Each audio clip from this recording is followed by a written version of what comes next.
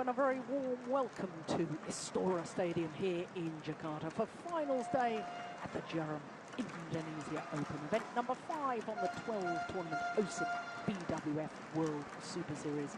Well, not only event number 5, and there's the whole list, but also the third premier event of the year, because of course 5 of those 12 tournaments have a higher premier status. Of course, the first Korea, then the All England, now Indonesia, Denmark will be the 4th premier, and China the 5th. And of course, at the end of the year, we have Super Series finals as well. The top 8 players or pairs in each of the 5 disciplines qualify for those finals. Well, talking of finals, as I say, it's finals day here at the Indonesia Open, and what a lineup we have. We start with a repeat of the World Championship final from last year. It is the world champions and the holders of the Indonesian title, Wang Xiaoli and Yu Yang, up against the All England champions, Tian Qing and Djarum Indonesia. Then men's doubles and the European champions, Bo and Mogensen, trying to become the first ever Danes to win the men's doubles title here in Denmark. They're up against the 2009 winners, Jung and Lee from Korea. Then women's singles, and Lee Sherei, who comes to this final on the back of winning her last 4 tournaments. Well, she's up against Simon Abel, who's making her 4th consecutive appearance at the Indonesia Open final. Of course, she was champion back in 2009 and 2010. That women's singles should be an absolute cracker. Then it's men's singles, and the beaten finalists, the home favourite Santoso of Indonesia, up against the number 8 seed Du Pengyu. And of course, Indonesia represented once again in the last of the 5 finals. They are the All England champions, beaten finalists here last year, Tampon and Liliana Maxim. They're up against the pair. They're in their second final in 2 weeks. Super Pokemon following up from reaching the final of that home event in Thailand a week ago, with a final here in Indonesia. Well, that's the lineup, and as I say, it is an absolutely terrific lineup. Now, looking at the smash speed so far, Zhu Chen yesterday in the semi-final of the mixed doubles, 294. That's just under 185 miles per hour. Johari leads the women's list, and my goodness, she was thumping them down in her women's doubles semi-final yesterday. But I wouldn't be at all surprised if the lady that's leading out the world champions, Wang Xiaoli, whether she breaks that smash record for the women in today's final, because Wang Xiaoli has got probably, in my opinion, the most powerful smash in the world badminton as far as the women's game is concerned. So their opponents, there they are. All England champions, Tian Qing and Djarum Indonesia, silver medalists in last year's World Championships, lost out to their opponents of today, of course, but beat them. Revenge in the All England final in March in Birmingham this year. All white. Well, the White? umpire for this match, Eddie Rifiento, You young sir? just conducting the Receiver? formalities, the toss of the coin. Tian Qing. Okay. Well, you think back 12 months, and of course China Yes. took 4 of the 5 titles here at the Indonesia Open. Won't be the case this time. They're only involved in 2 finals, but they're guaranteed to take the women's doubles, of course, because it's 2 Chinese pairs.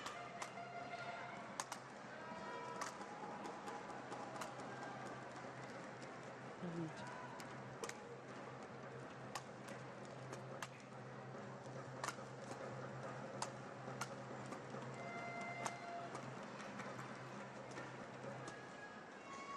so the All England champions in the black and white kit. Tian Qing, 25. There she is on the right, and her partner also the same age.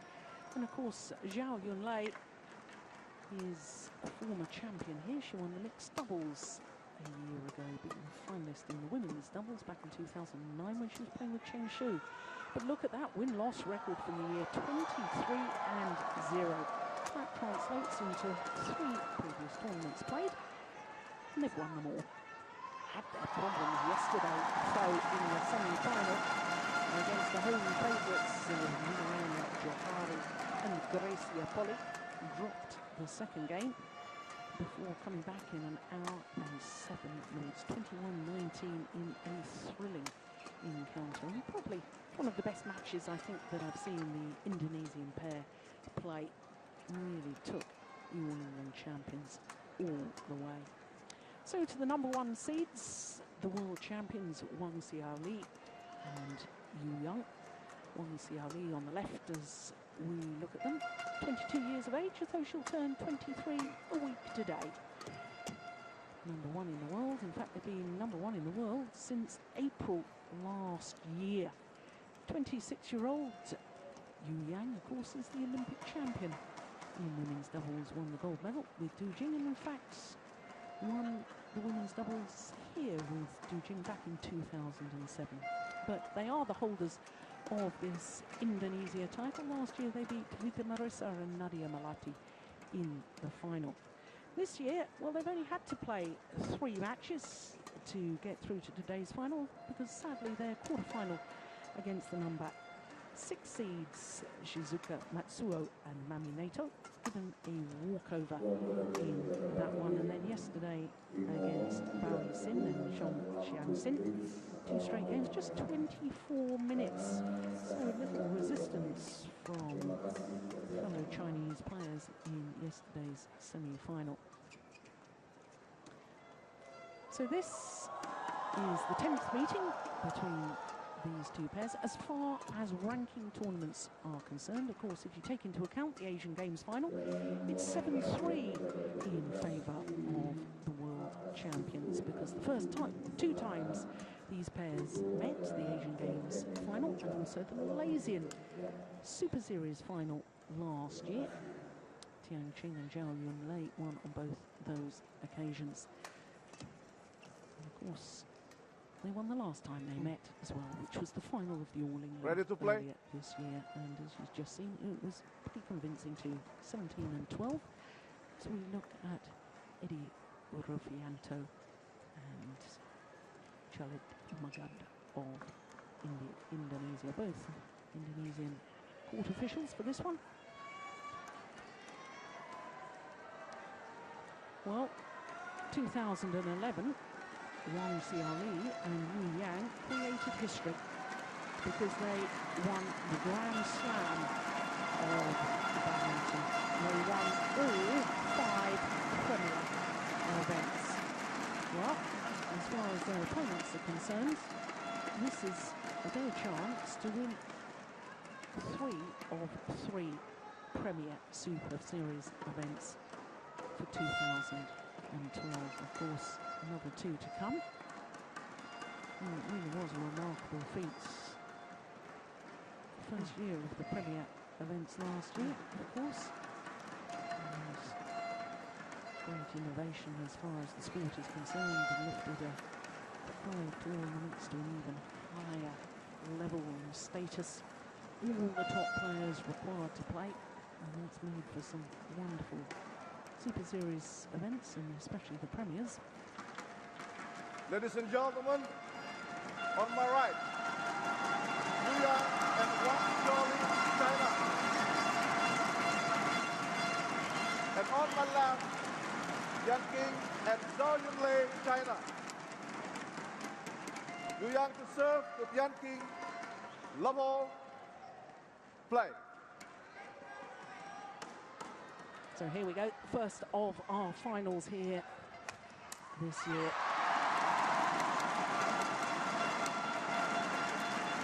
So this is over. 1 love. On the first rally.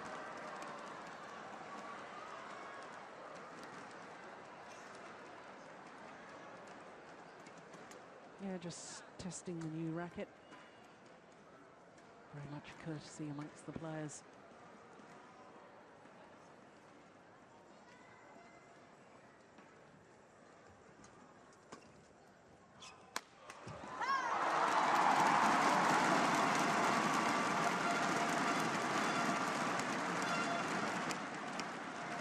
So it's over. Not quite a full stadium yet.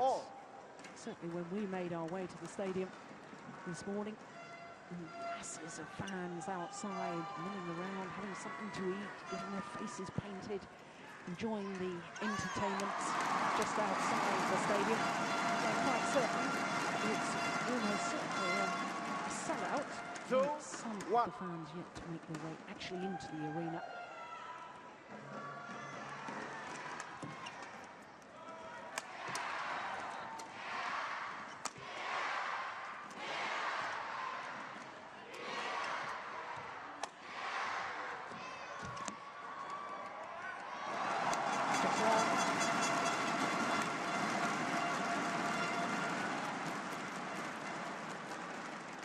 So it's over 2-all.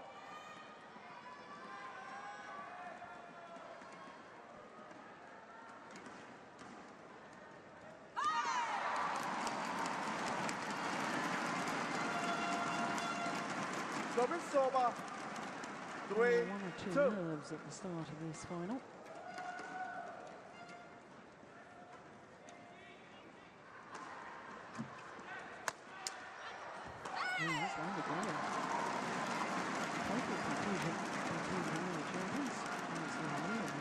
So it's over 3-all.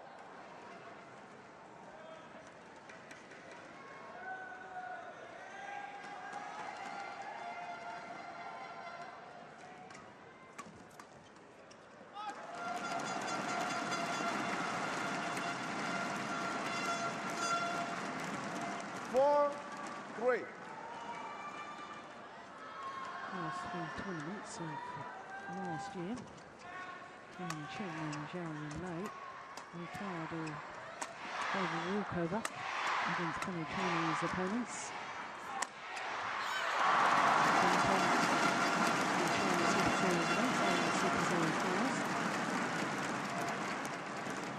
Finals.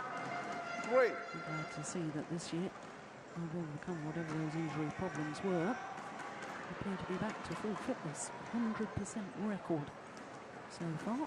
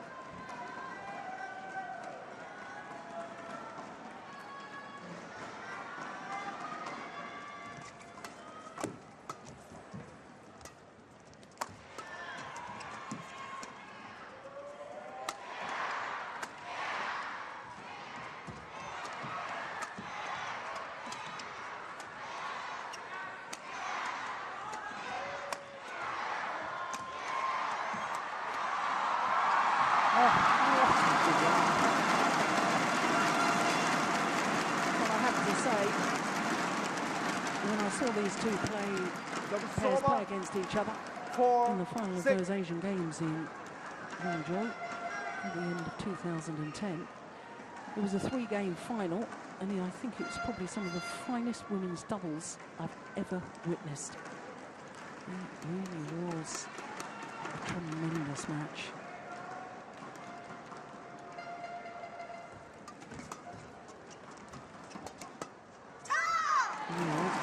I have to say, I think Yu Yang, she is 26-year-old from Liaoning province. She looks a little bit fitter than I've seen her in recent months. A little trimmer, a little quicker.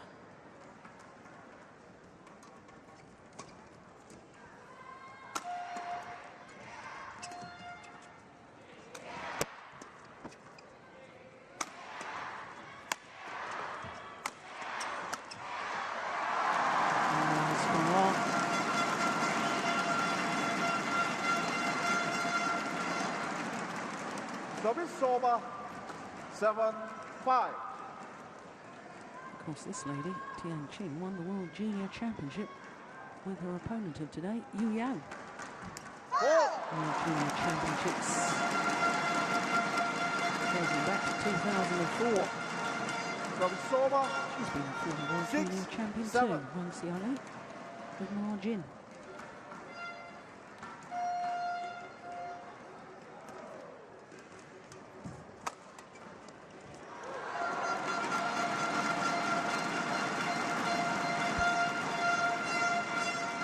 Service over. 8, 6.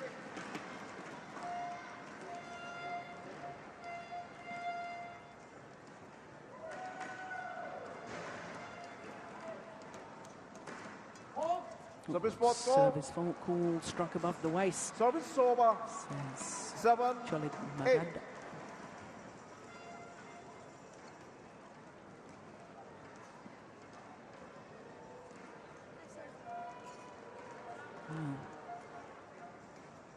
Some unwanted wildlife appeared on the court, just swishing it away.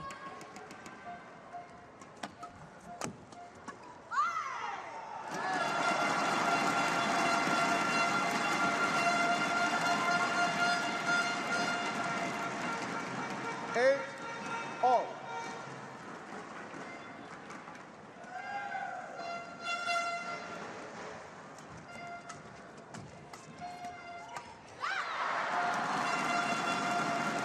Both players very reluctant to lift the shuttle, that's Service understandable. over. Both trying to 9, play it very flat 8. over the net. Not giving the other the opportunity to attack. Or should I say, not the opportunity to hit the big smash. Here we go, back.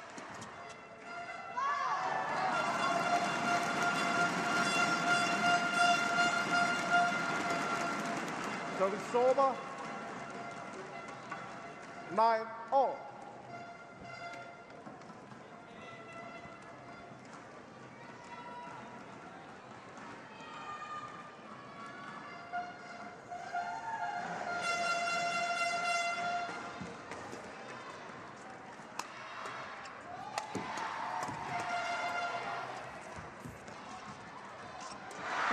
Goodness.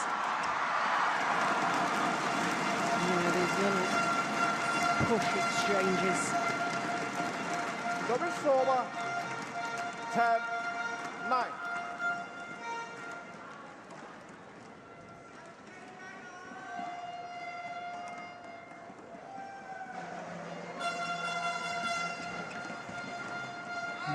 Pushed long. Can't say very long, and I'm surprised about that because we've been noticing that the shuttle Service has over. actually been slowing up 10, towards this all. near side of the court. And that, in all honesty, appeared to be the opposite way around.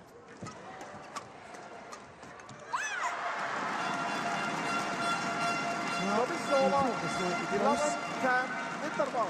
Just for 1 point in it at the mid-game interval. And of course there'll be no coaching staff involved because all 4 players from China. And the Chinese coaches just sitting back and enjoying this one.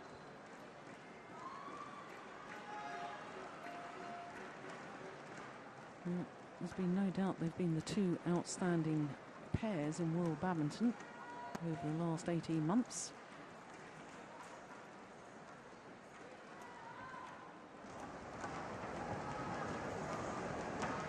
Very few major events where one of these 20 2 pairs seconds. hasn't actually won. 20 seconds. When, of course, either or both of them have competed in the tournament.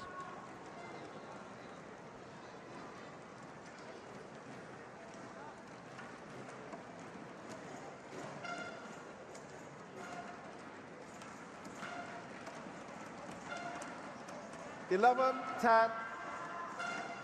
Play. 7 career titles for this pair.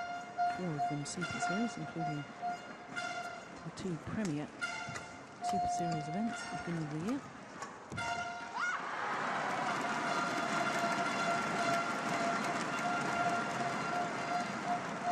Twelve, 10.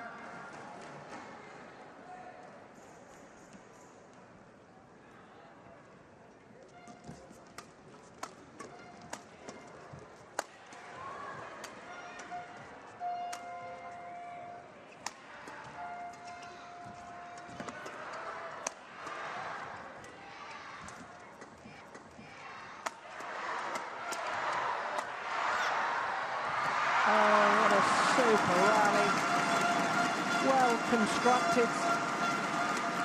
The change of pace do the damage. Service over, 11-12.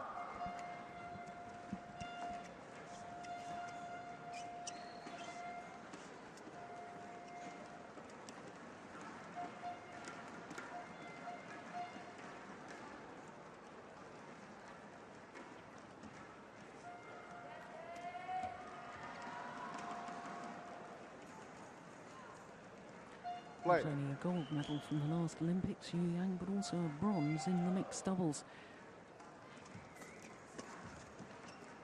Concentrating solely on women's doubles now, though.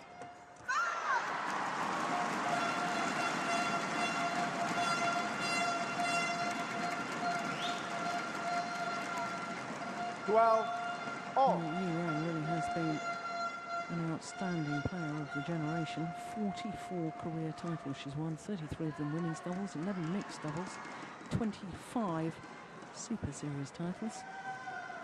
Here she is, she's only 26.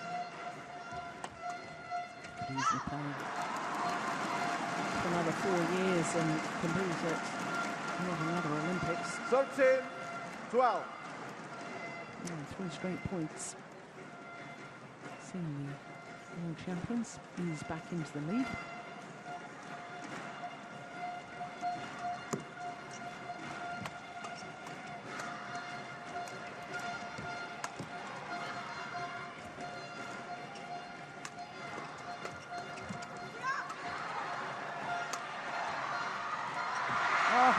Unbelievable. First of all, the defence from Wang Xiaoli skimmed over the nets. And Tian Ching responded with a perfect net shot. Look at that. Magnificent.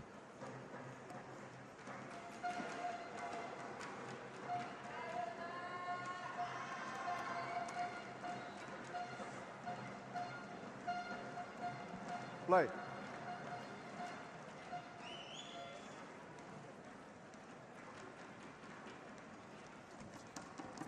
Oh, if that was going wide, she needn't have played it.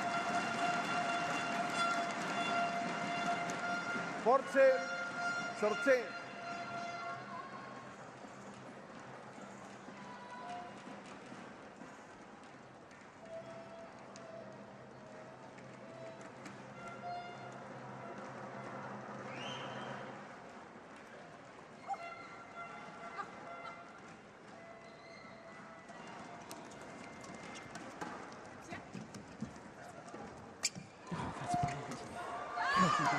This is such good women's double, technically and tactically.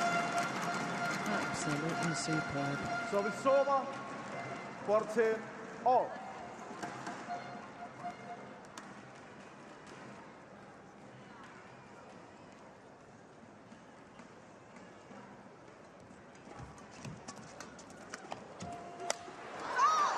Oh, she's missed it. Well, I was just about to sing her praises. 15-14.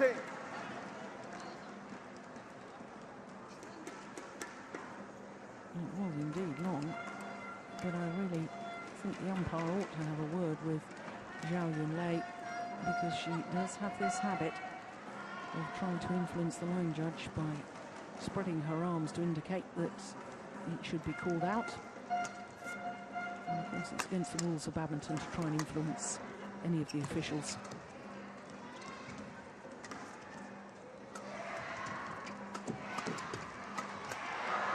Good defence.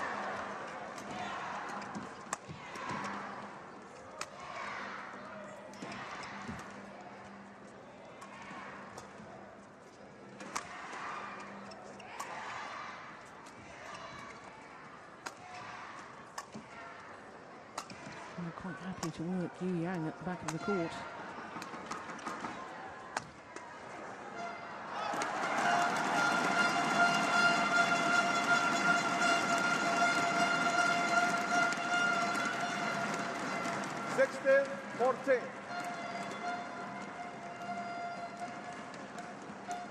I've noticed several occasions when these two pairs have played each other.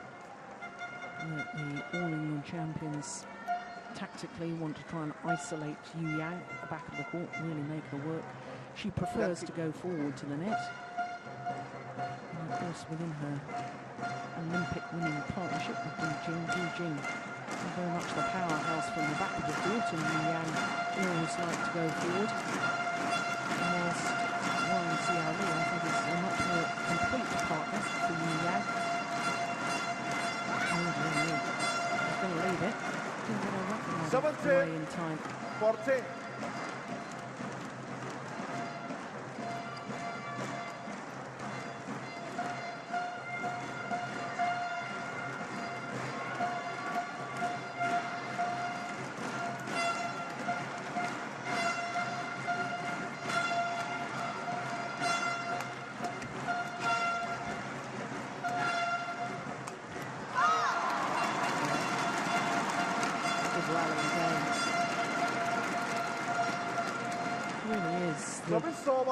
Tactics used in this, it's really 17. very, very reminiscent of men's doubles. Shorter rallies, a refusal to lift the shuttle, real commitment at the front of the court to try and make the kill on any half chance.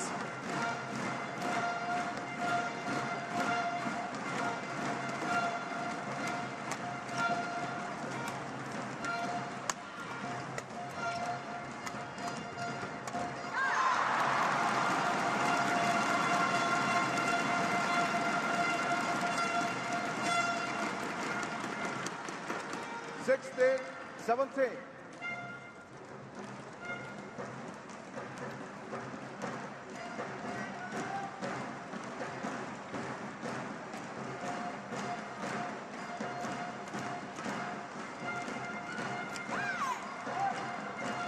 Trying to serve a little wider onto the tee, but 18, didn't give the shuttle 16. enough oomph, didn't push through enough. It's just deflected slightly by the net grid, but still woefully short.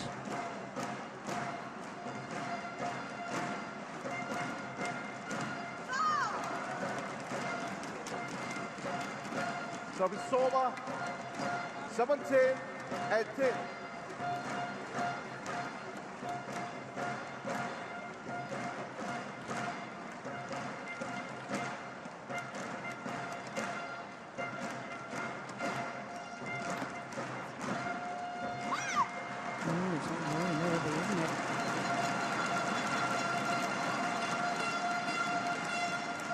Service over.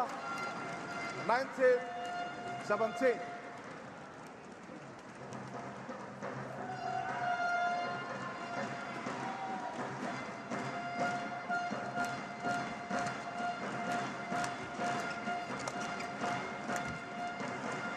Everyone's pushed long. And now, 20, game point opportunities. Game point, 17. The All England champions, the number 2 seeds, Kim Chong and Djarum Indonesia.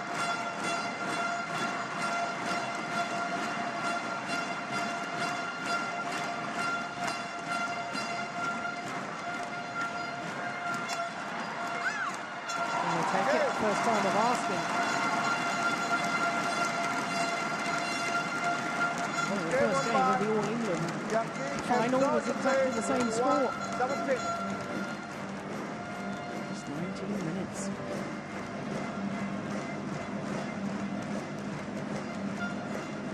I wonder if it will follow the same pattern as that All England final now.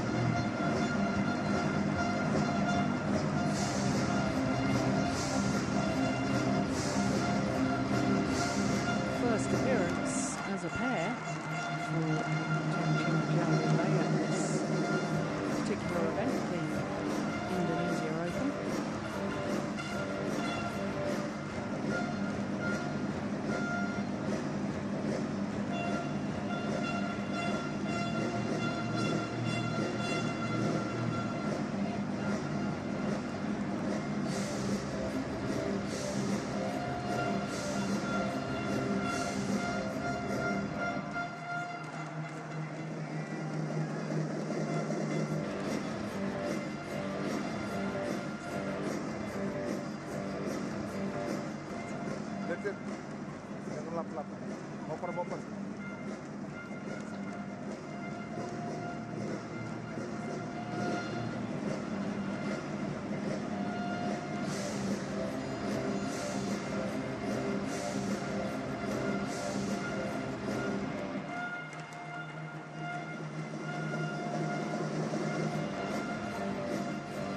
20 seconds. 20 seconds. Change.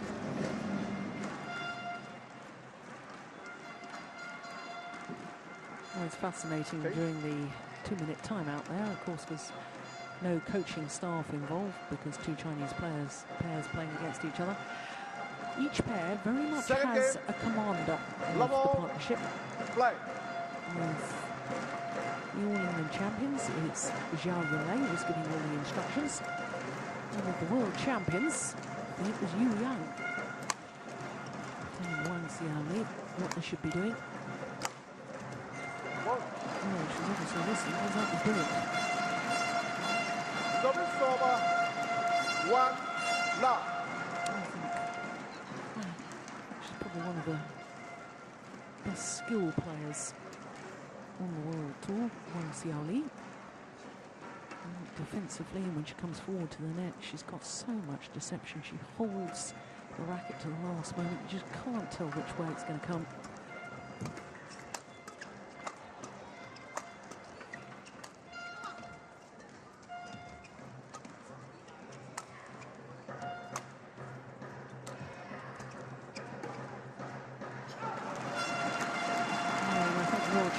A simple tactic will be, doesn't matter about trying to hit hard from that far side of the court, just keep the shuttle going in a downward direction, and then there's a real possibility that opponents will lift long of the back line.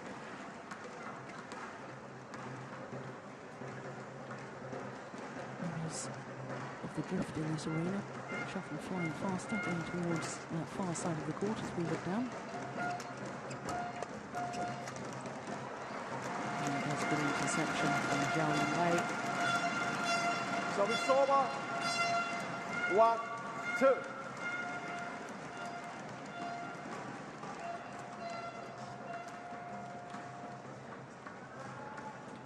We're not seeing it at the moment, but I can tell you, Yu Yang still giving lots and lots of instruction to her partner.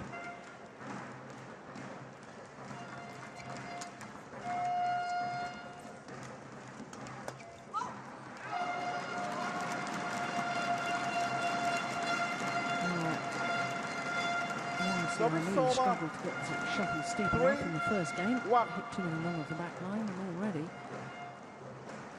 the opponents are having the same problems now there, this new side of the court.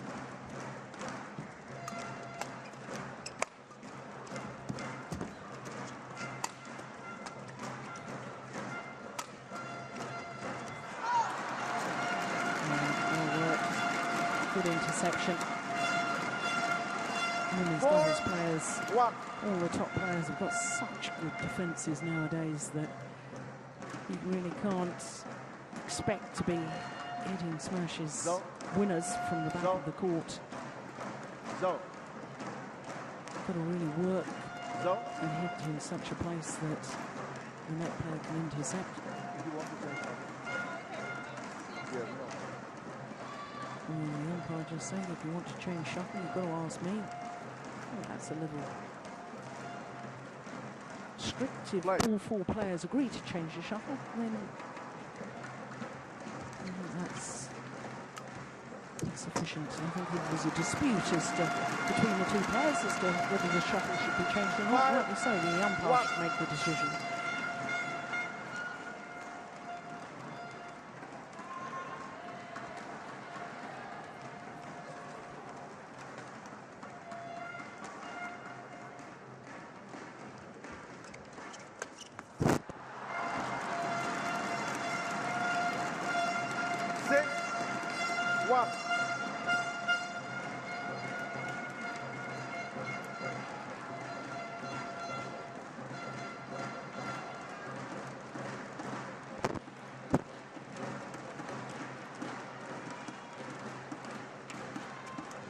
That's so good.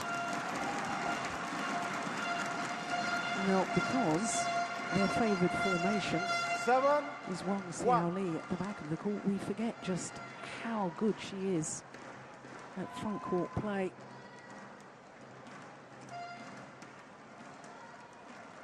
Good serve.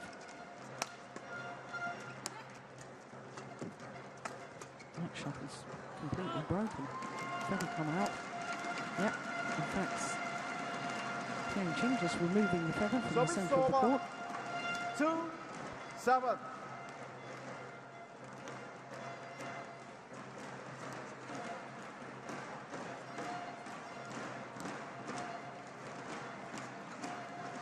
Yu Yang.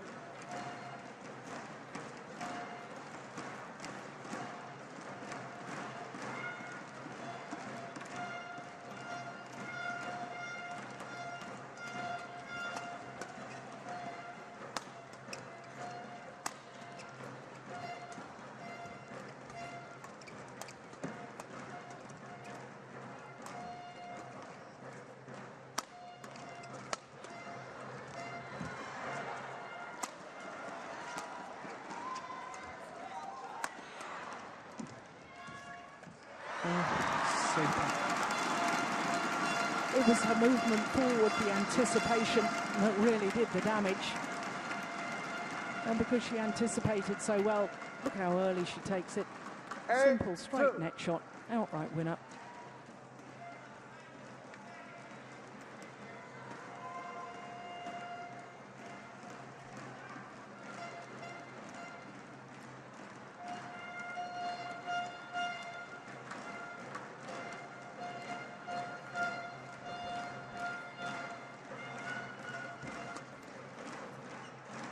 Oh, he's landed well in. That's a clear demonstration of the drift and how the shuttle holds up this end. 2.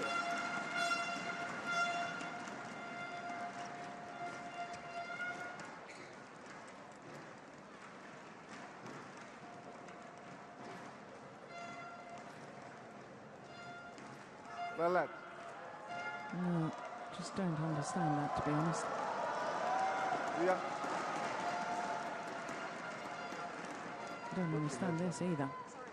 Well, again, sadly, we're not seeing it, but yeah, the umpire having a word with Yu Yang. She was ready to serve, indeed did serve, but Tian Qing, having appeared to be ready, suddenly decided she wasn't ready. Very odd.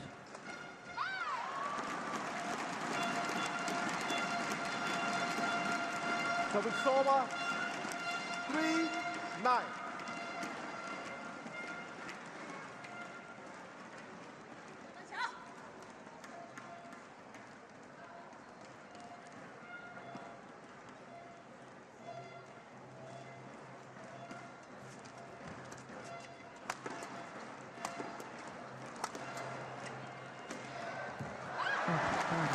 Magnificent shot. What an angle. There was me saying a moment ago, you can't expect to hit winners from the back of the court in women's doubles. And somehow found an angle it didn't seem possible. That is extraordinary. Wonderful.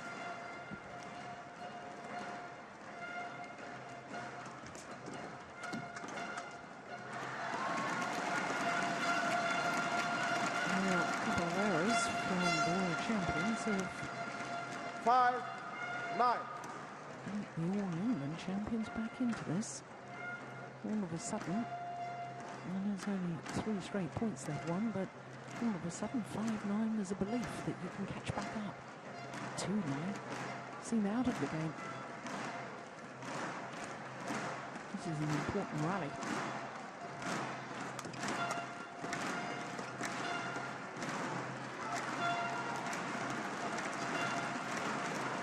Service over. 10-5.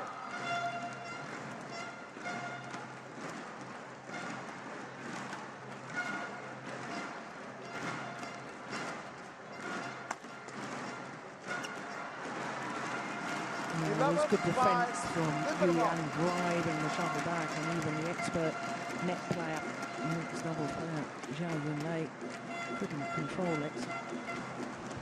So a 6-point advantage at the mid-game interval for the world champions.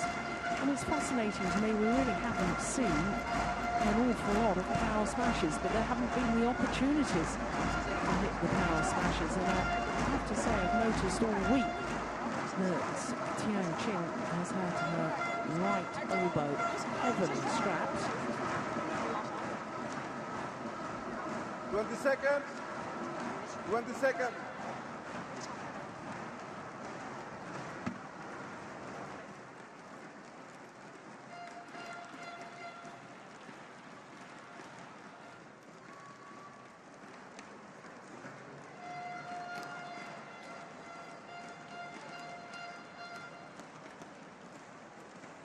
Eleven, 5. Play. So 11-5 in the second. Having lost the first, of course, to the All England champions.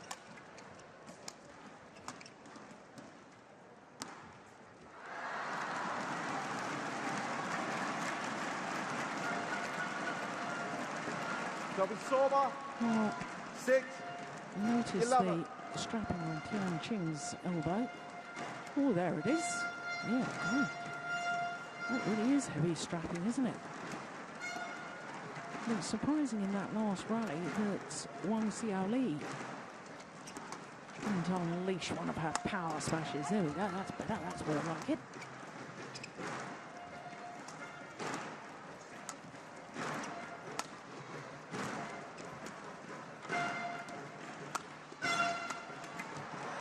Good aggression.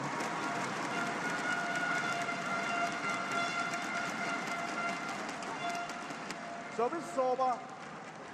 12, 6.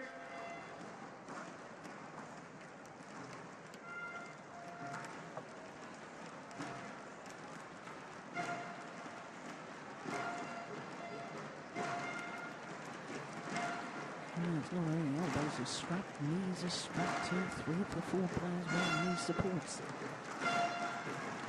Really push that wide. 13, 6.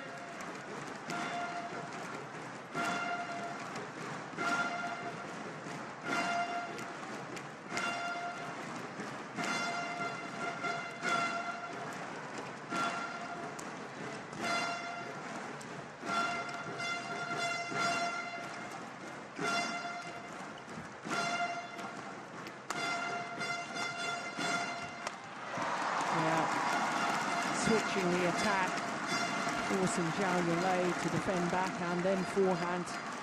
Got the weak 14, reply and therefore the opportunity for Wang Xiaoli to storm forward and finish off the rally.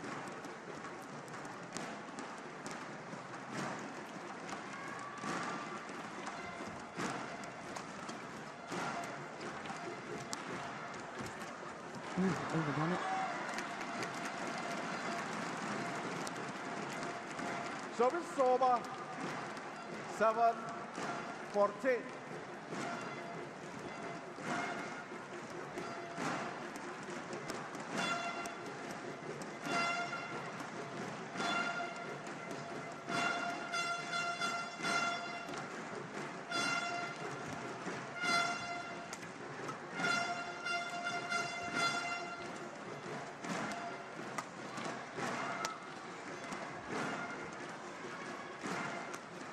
Oh, good angle. And forces the lift, and with the drift, just goes long with that back line once again. Service over. 15, 7.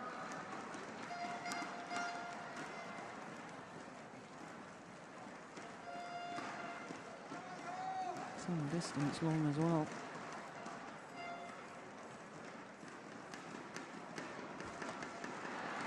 Good serve, well, now with a 9-point advantage. 16, Very much looks as if 7. we'll be treated to a third and deciding game. I have to tell you that the world champions go on to win matches even after they drop the opening game 50% of the time. Oh, funny the game. Would you believe it? That's twice she's created that angle. Service over. Plays it 8, so crisply 16. too.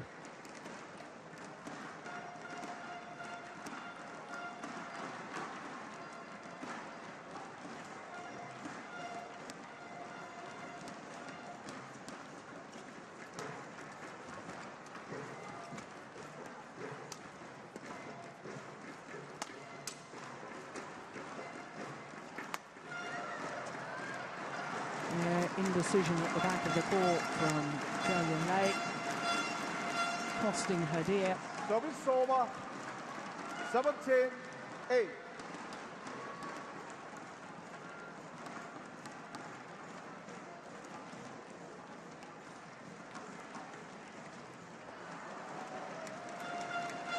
They've lost their way now in the second game. 18-8. Chen Qing and Zhao Yunlei. It's too much of a deficit, I think, to catch back up, but perhaps just now saving their energy for the third and decisive game. 19-8.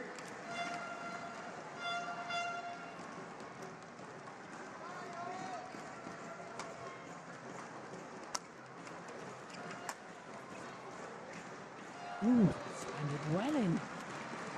Service over. 9-19. Both players obviously struggling with the drift, although it's been the same all week. Service spot goal. Service fault called, stroke Service above the over. waist. 20. Game point 9. 11 game point opportunities to level this final.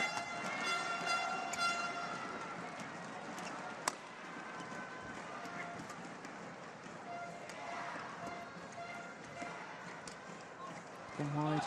Game. 21-9, the second game. And it is one Second game game apiece. won by Wang Xiaoli and Yu Yang. 21-9. 1 Kim all.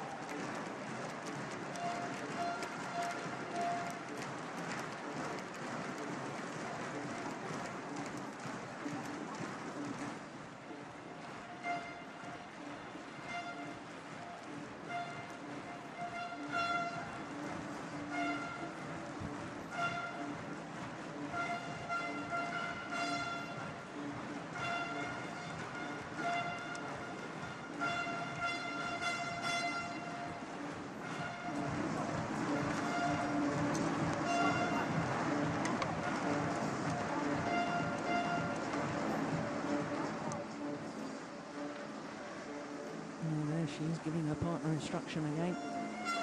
Changing late.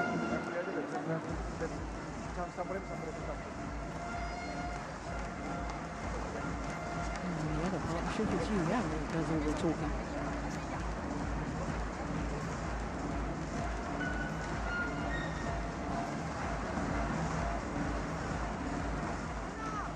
Well, both Zhao Yunlei's knees heavily strapped. And it tends to be the norm with her nowadays. Her knees have taken a battering, and possibly the fact that she plays two events has helped contribute to the wear and tear. Of course, she was defending champion in the mixed doubles along with Zhang Nan. They lost in the quarter-final stage. Master Sukit Prapakamora Saraleith and Tongkam, who are now in today's final. It's like the walking wounded, isn't it?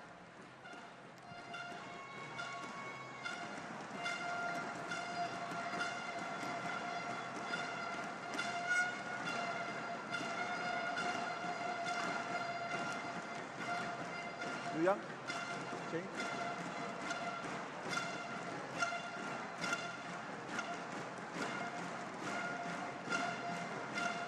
Final game. Love all. Play.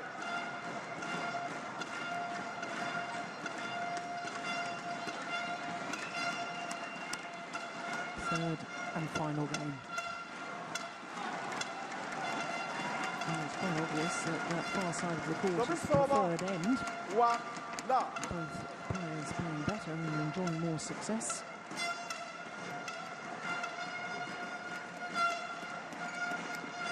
So as far as Djarum Indonesia and Zhao Yunlei are concerned, they would be desperate to have the lead at the mid-game interval, and as far as the world champions are concerned, and defending champions here, 1 all.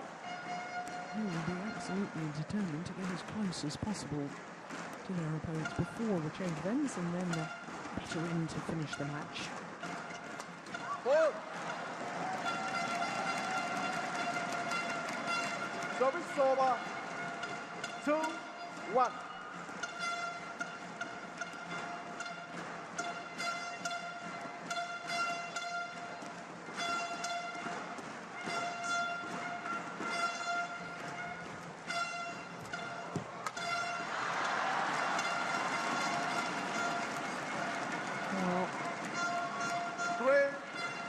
That was a missed opportunity as far as Wang Xiaoli was concerned, because Zhao Yunlei was way out of position off the court. In fact, I was slightly concerned about her movement there, the way she pulled up. Perhaps those bandaged knees are giving her a little bit of trouble.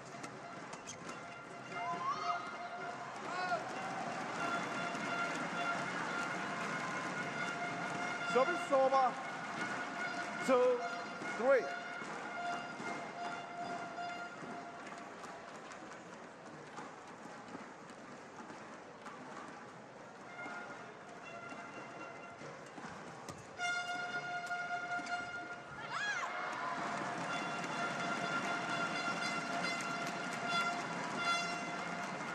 Service over. 4-2. Looked like a sloppy error to me from Liu Yang.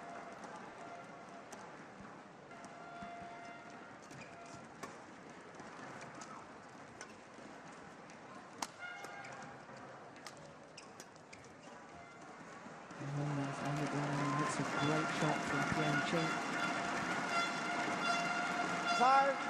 5-2.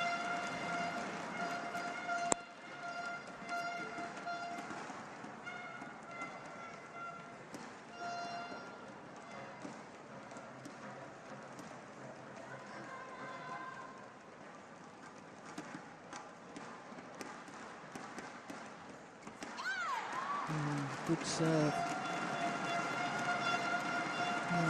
Wang Xiaoli looking down at that front service line long and hard, as if to say to herself, should I have played that? Would it have landed in, or would it have been short?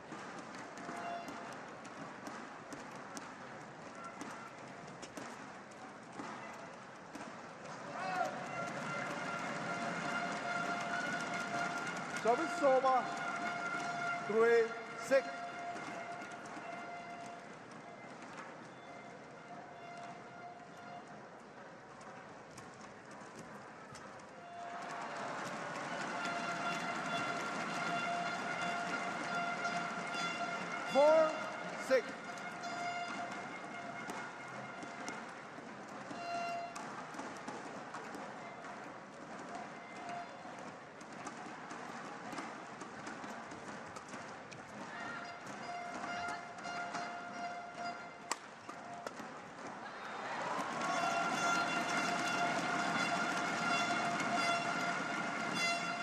Service over. 7-4.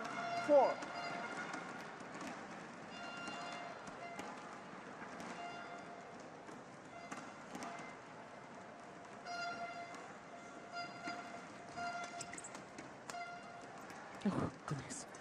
Good defense. Yeah, turned it around. Pure instinctive play. Great reactions. Service over. 5-7.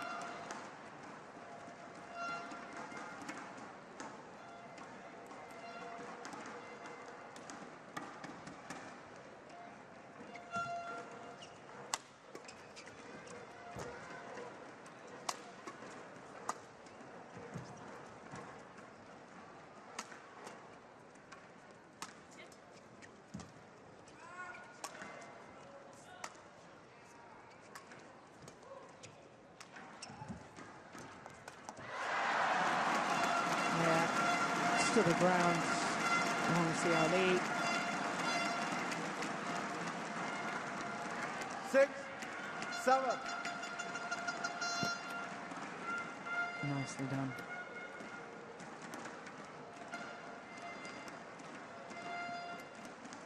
He's actually won a Super Series mixed doubles title, has Wang Xiaoli. I don't think I've really seen her play mixed doubles since she won the China Masters back in 2009 with Tao Xiaoming. Oh, that's nicely taken. From back level. 7 all.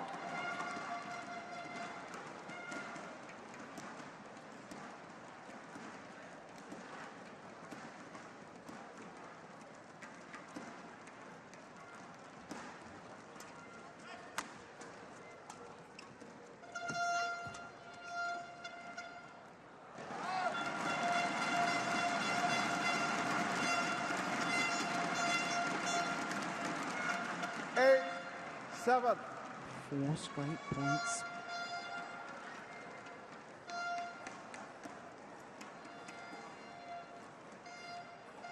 Put a totally different complexion on this deciding game.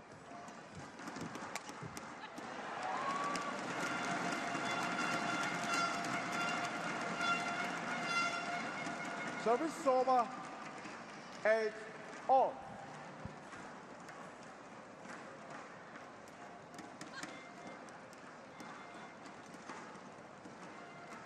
Play.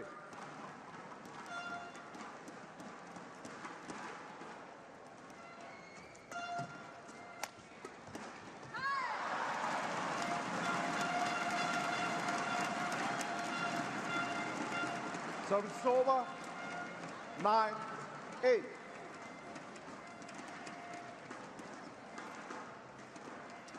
Just beginning to get a little frustrated. Jurgen late.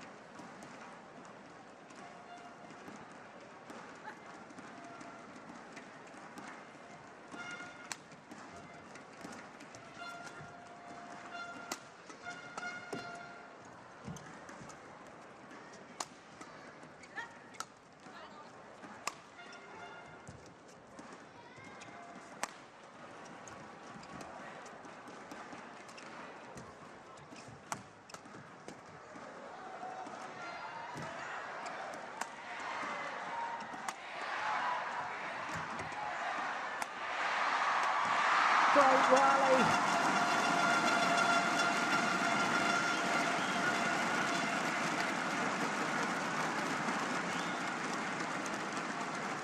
Service over.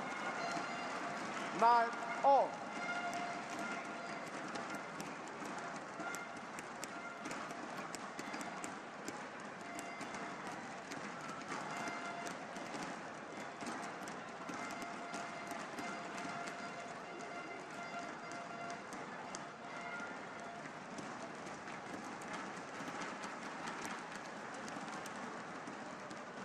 Play.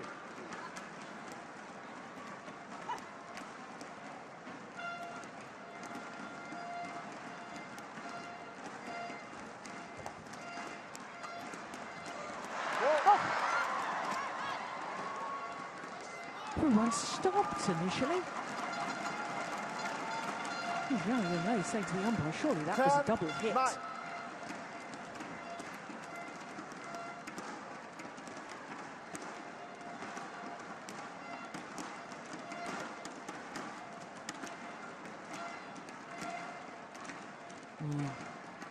Difficult to tell. It was certainly fairly extraordinary. They carried on as if nothing had happened.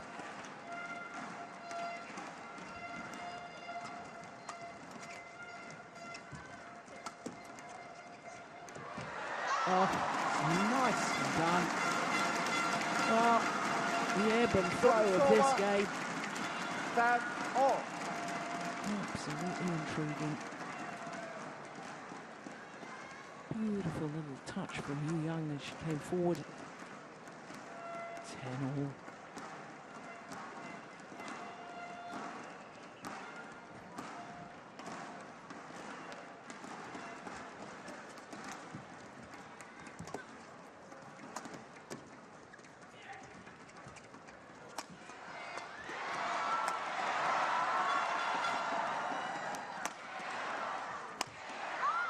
It's wide and long, and it means that the defending champions have the narrowest of possible advantages as the players change ends in this deciding game. 50 minutes this final has been in progress.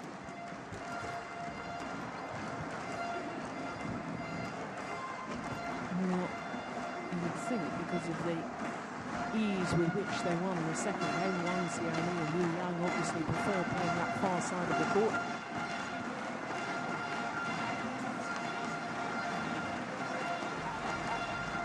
But you never know. It's the beauty of sport, isn't it? 20 seconds. 20 seconds. Here's the final point before the change of ends.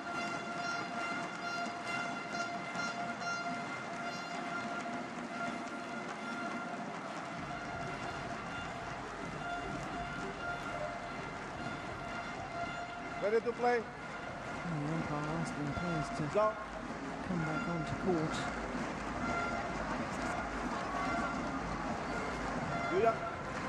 Well, you would have thought that Tian Chen and Zhao Yunlei, far too experienced to allow that little incident where they thought their opponents had both touched the shuttle.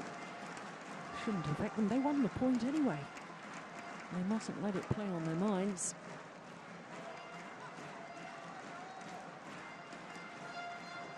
Eleven, 10. Play.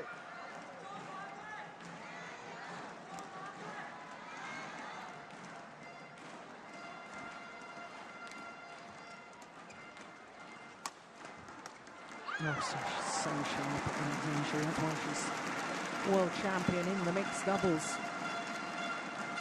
Service over. 11 all.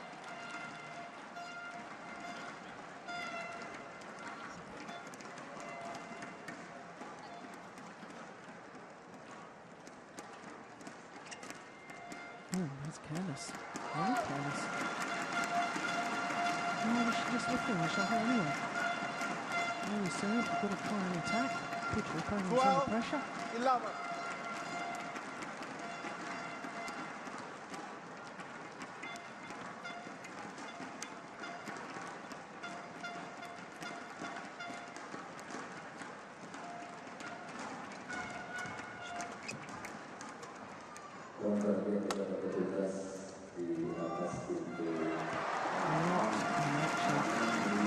Perfection.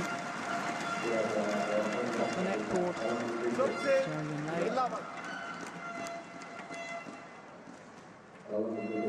3 straight points now. To the All England champions.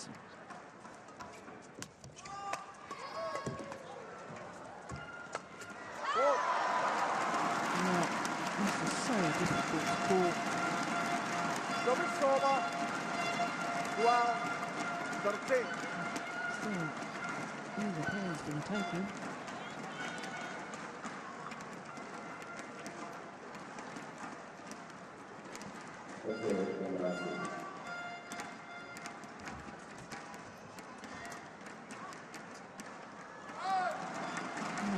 She suddenly started to lift.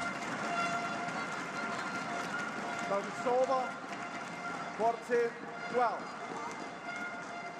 They lifted at all in the second game, which they won very convincingly.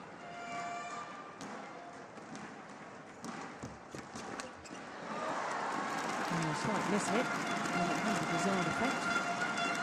Service over. 13, 14.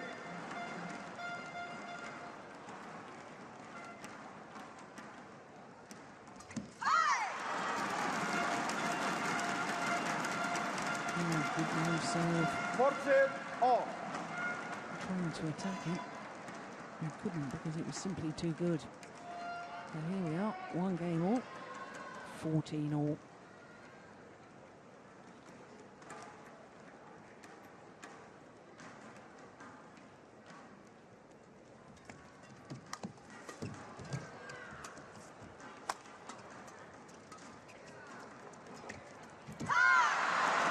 She went for it again, but once again, the shot from Yu Yang was just too good. 14.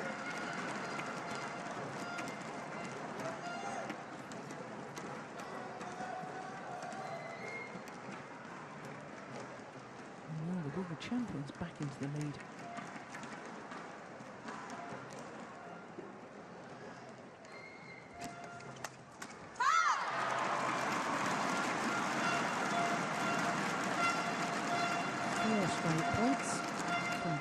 14 down. 16-14. 16-14 up.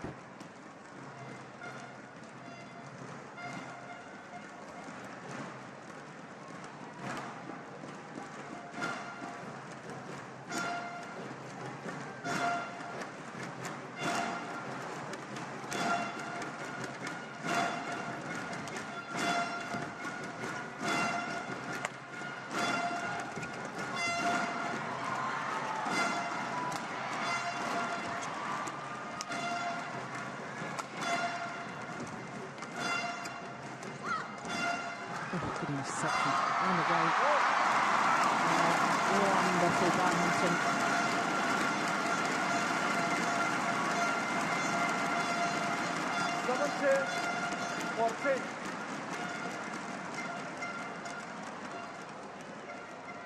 Five straight points now.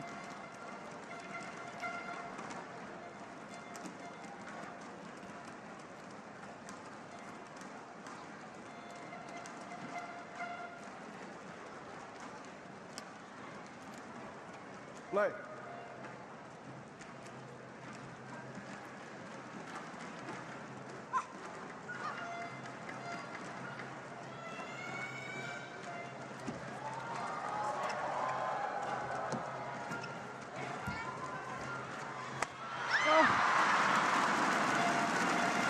Missed opportunity for one Xiao Li. Service over. 15-17.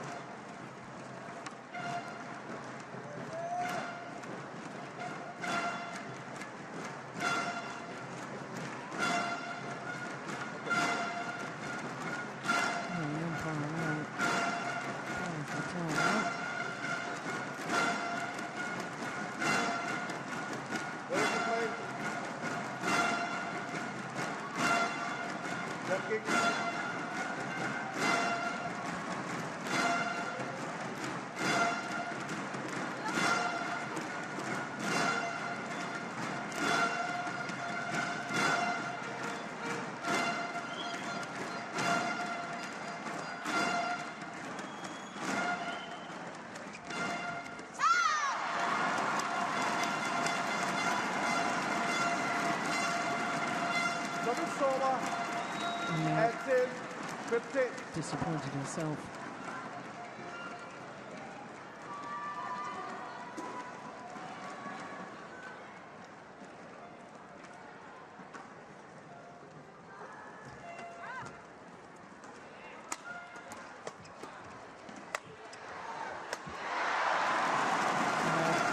That was an important rally for Tian Cheng and Zhao Yunlei to actually win. 16-18.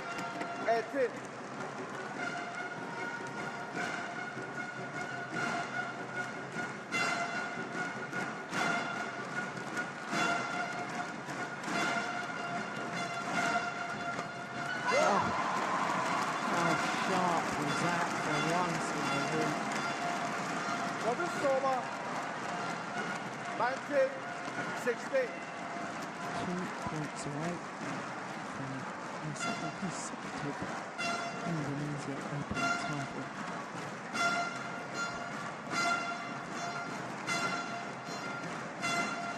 Exactly an hour this match has been in progress.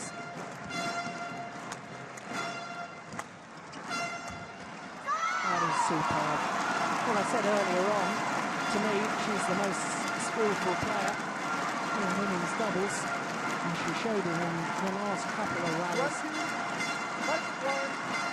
4 match point opportunities to retain their title.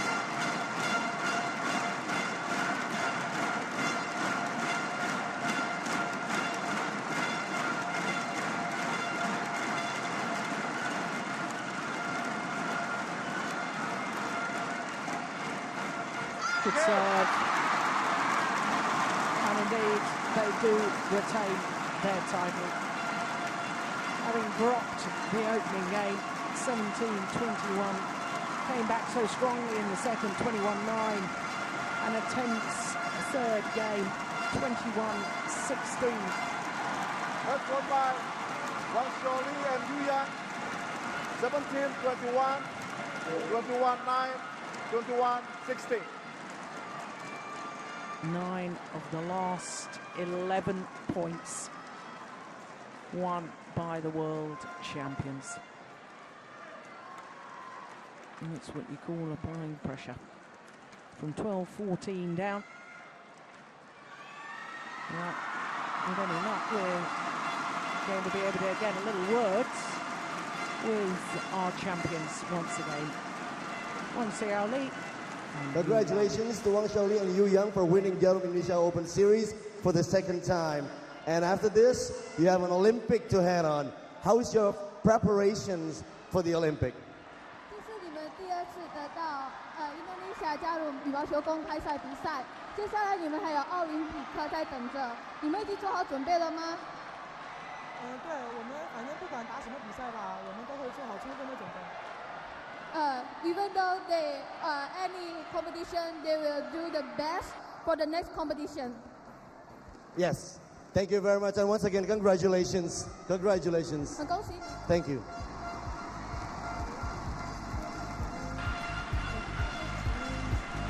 Well, my Mandarin isn't too good, but I suspect that their answer was that very happy to win their second consecutive Indonesia Open title, and that preparations for the London Olympics are all going to plan.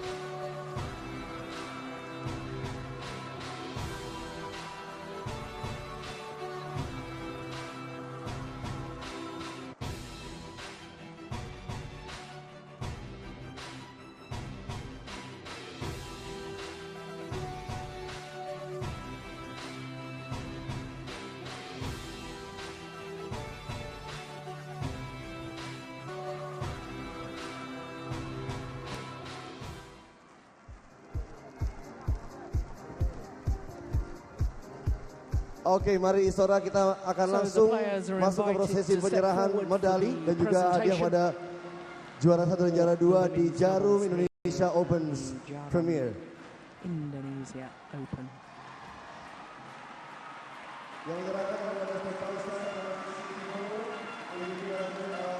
The beaten finalists, New England champions. Well, they won't win the Grand Slam this year and emulates the champions here who won all 5 premiers last year, because Tian Qing and Zhao Yunlei, having won the first 2, have now succumbed to the world champions here in the 3rd premier event of the year.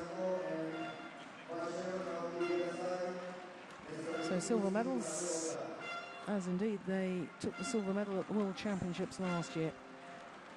But this, their first appearance as a pair at the Indonesia Open, and no doubt they'll have happy memories having reached the final. Paisan Pol, the Vice President of BWF, Badminton World Federation, presents the medals.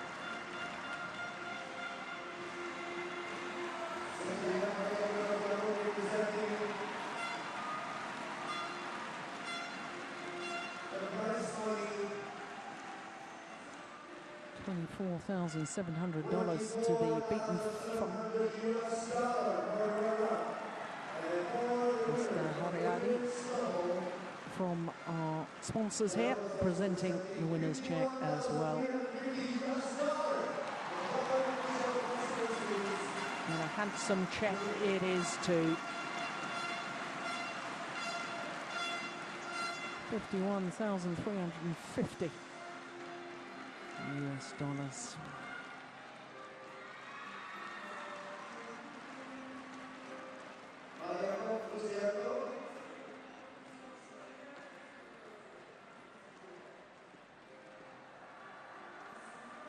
So our dignitaries from the sponsors, from PBSI, the Indonesian Badminton Federation, and of course the title sponsors from the entire Super Series, OSIM, will also be involved in the presentation party.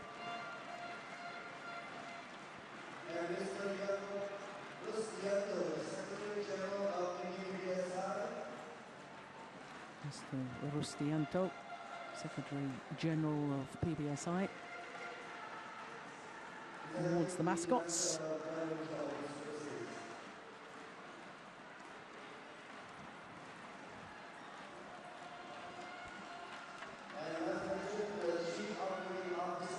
And Mr. Aswadi, Chief Operating Officer of OSIM Indonesia.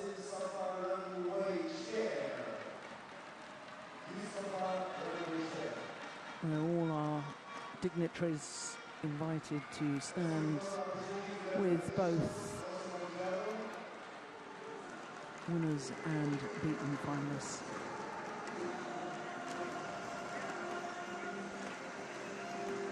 A 13th Super Series title for Wang Xiaoli and Yu Yang, but their first title of 2012.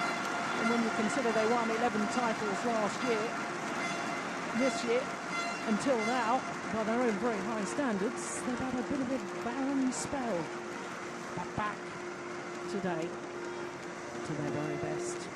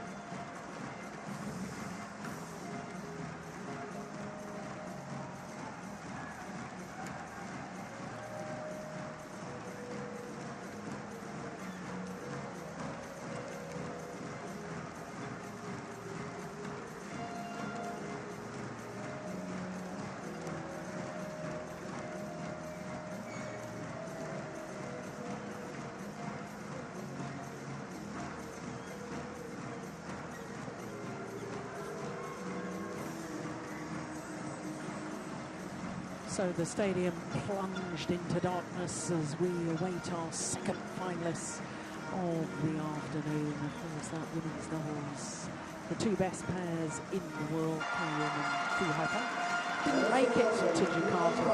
Following the men's doubles, we'll have women's singles after that, men's singles, and then mixed doubles. The last two finals of the day involving Indonesian players, and I can assure you, the level of noise here inside the Istora Stadium will go up a couple of decibels when the Indonesian players make their way onto court.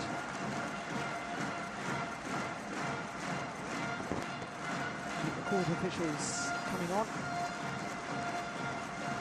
And we've got locker room attendants, as we do at Wimbledon, to carry the players' bags. Wimbledon tennis, of course, the players never asked to carry their bags on court. It was carried on by the head of the here come the European champions, the number 3 seeds, Matthias Boe and Carsten Mogensen.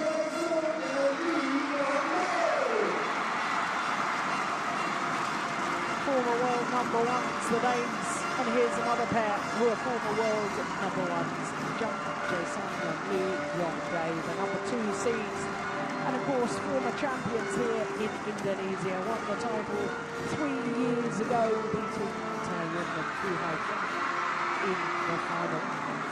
So the big question is whether the Danes can break the duck as far as Danish success in men's doubles here at the Indonesian Open is concerned. Never has a Danish pair won this Indonesian title. Of course, Denmark have won several titles here, but not men's doubles. The last Dane to win a title here was Camilla Martin in the women's singles, going back to the year 2000. Prior to that, previous year, women's doubles, and several mixed doubles winners as well, but never the men's doubles.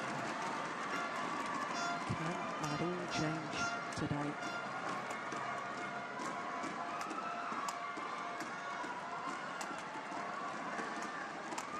Well, if you've been with us earlier on in the week, you will have seen both these pairs in action, and both look to be in very good form, especially the Danes. Certainly their quarter-final encounter against Chai Biao and Guo Jingdong absolutely stormed through that. Their win-loss record for the year, only 3 individual tournaments, which of course means that they must have won them, because they've only got 2 losses, and the one that they won was the European Championships. Played together for a long, long time, haven't they? 8 years together now.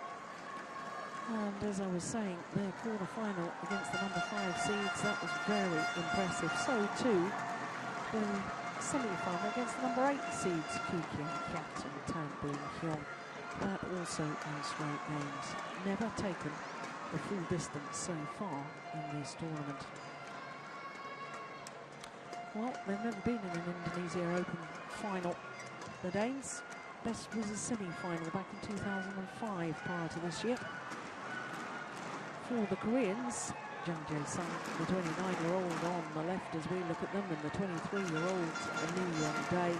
Lee Yong-dae, of course, is the current Olympic mixed doubles champion. And they too this year have only got 2 losses, having won 16. They've played 3 tournaments also, but they've won 2 of them. You remember, of course, the win-loss record includes team competition as well, but goodness me, haven't they had a much tougher journey through to today's final. And both their Indonesian opponents in the second round, and again yesterday in the semi-final, when in the semi-final they had to play against the current Olympic champions, Marcus Guido and Hendra Setiawan, dropped the opening game yesterday, but were very, very strong in the second and third games.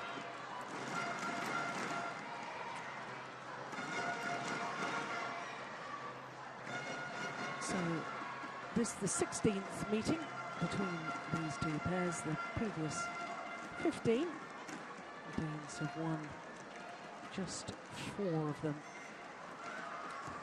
Now, the last encounter was the All-England semi-final earlier this year, and it was 2 straight games before Jung and Lee went on to win the final of that All-England Championships against Taiyun and Fu Haifan.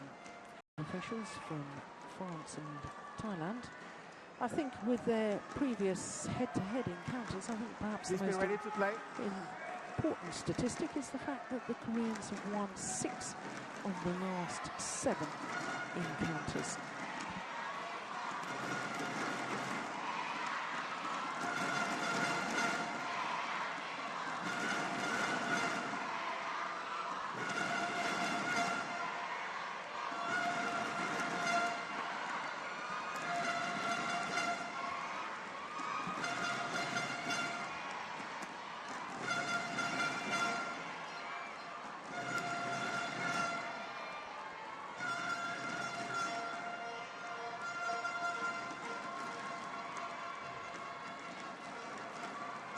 This Korean pair have already won 3 premier events. Their opponents have only won 2. Only won 2. There's not many pairs in World Badminton, as the Premier only started last year, 2011, 5 Premier events per year. So this is only the 8th opportunity. There's only been 7 previous Premiers.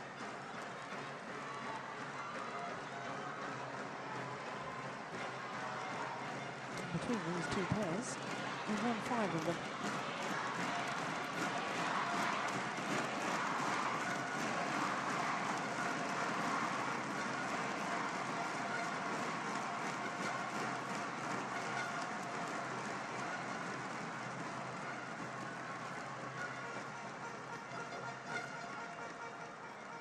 Ladies and gentlemen, this is on my right, Yoon Ye-sun and Lee Yeon-dae from Korea.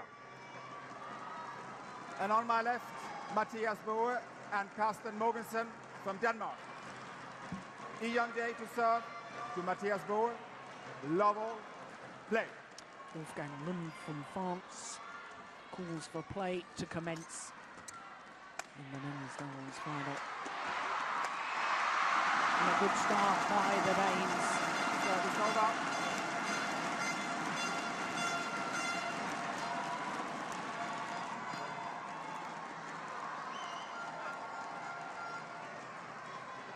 One, love.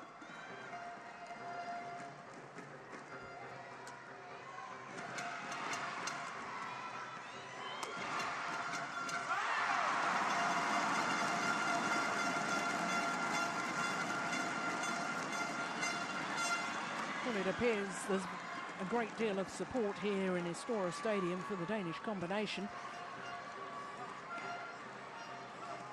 2, love.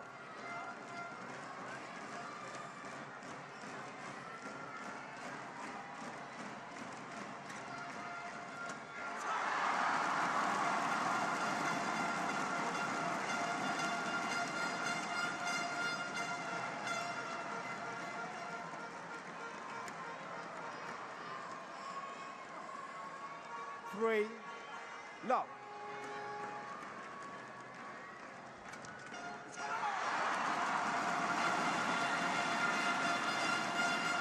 Well, we saw they were sharp yesterday, and indeed the day before in the quarter and semi-finals, but my goodness, 4, dream start love. as far as the Danes are concerned in today's final.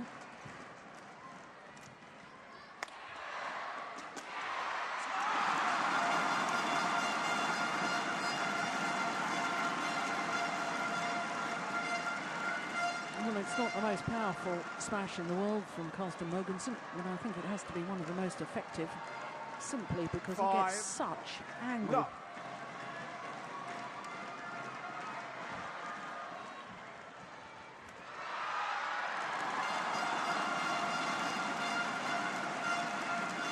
A little wry smile from their side.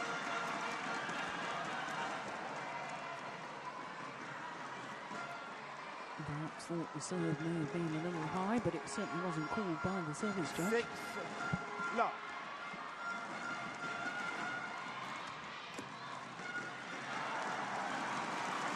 Service over.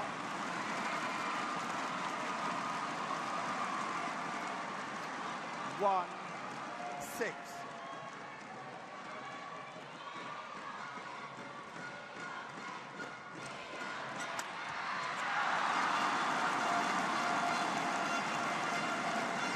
Service over. Well, the Danes have just absolutely pounced on 7, everything. 1.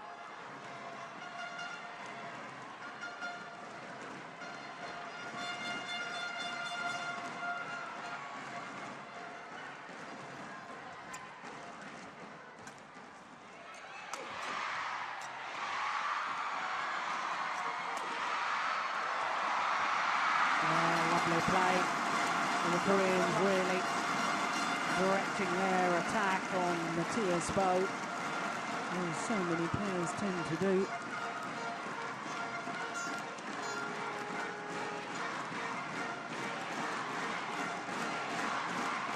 fact, on one occasion, because he wasn't ready for the normal defence, had to play one between the legs. 2-7.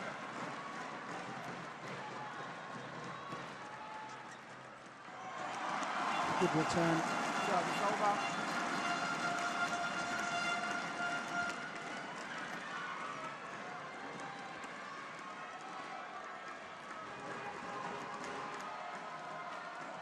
Eight, 2.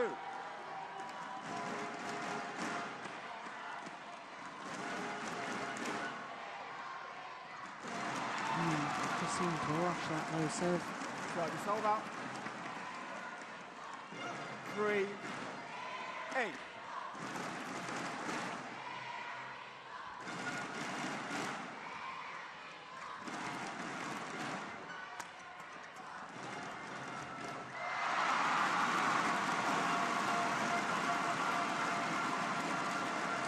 Years of age, Matthias Boat, and he'll turn 32 next month. 4-8.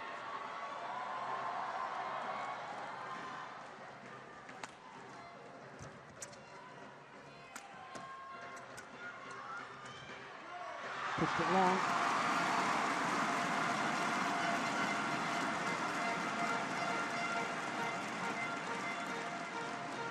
5-8.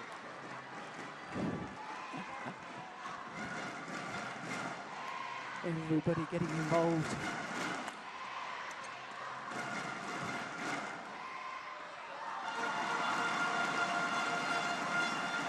Service over.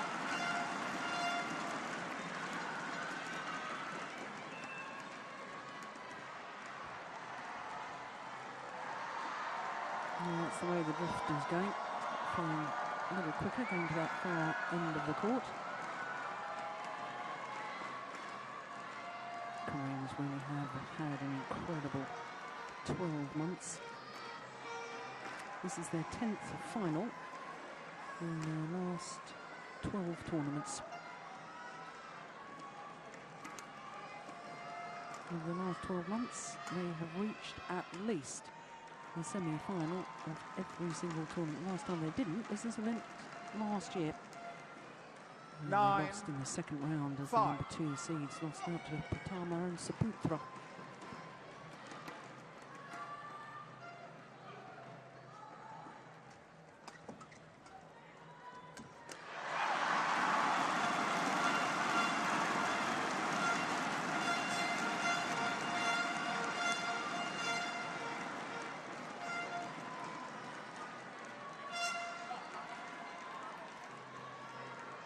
Ten, 5.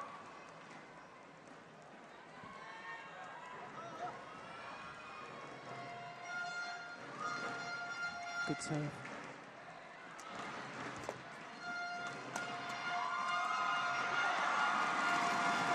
Service over.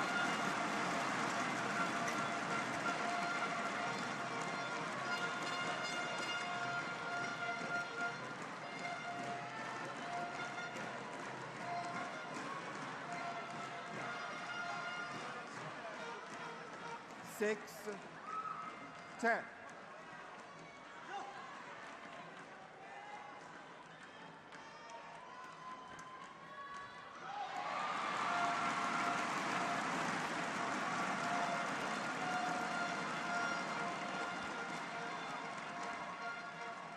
Seven, 10. Clawing their way back. The Danes will go to the mid-game interval with a 4-point advantage. All happening in double quick time, just 7 minutes.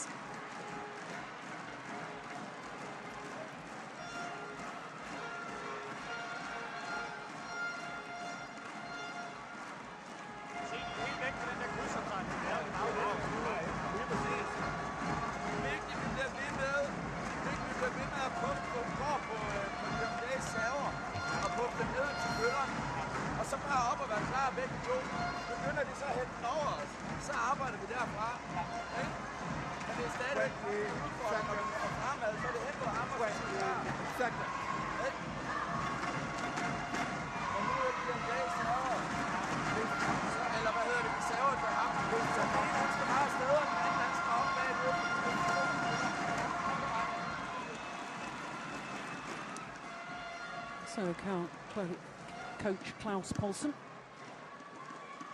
just imparting his advice. And I didn't catch all of it, and he's actually sitting next to head coach Lars Uar, but Klaus Poulsen came onto court and he was saying, look, you don't have to play anything hard, you've just got to block it to the net, make sure you're at the net first, force the lift. And so many of the lifts are going long of the back line, it's so difficult to control it.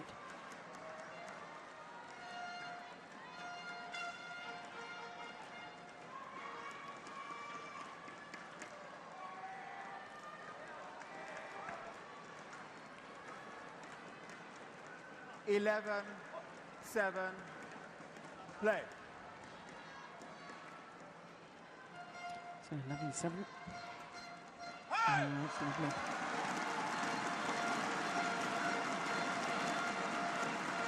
Yeah, well that's what Klaus Poulsen was saying. 12. Just guide it down. 7. Doesn't have to be powerful, just guide it into the open spaces.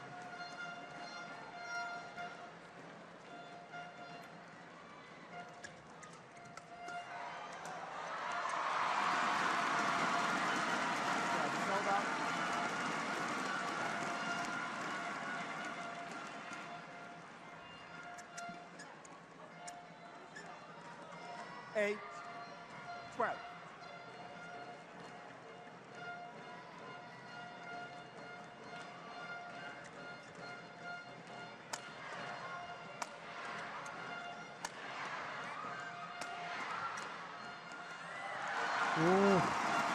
Rounded in. I think part of the thing was Matthias Bo wanted to make his way 9, forward to the net. He wasn't really wanting 12. to stay at the back of the court, and when the shuttle was lifted back over his head, he was caught in two minds.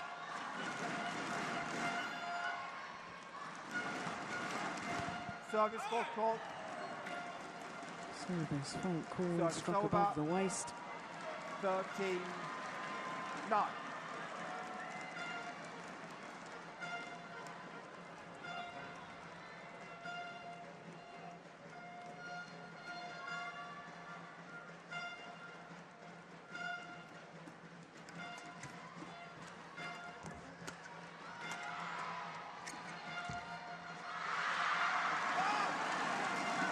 Well.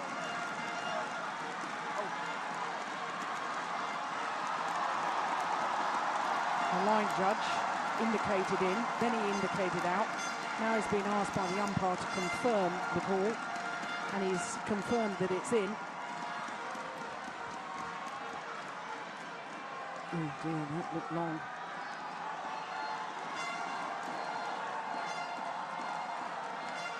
Can't really tell from that angle. But the Koreans absolutely incensed by 14, that. 9.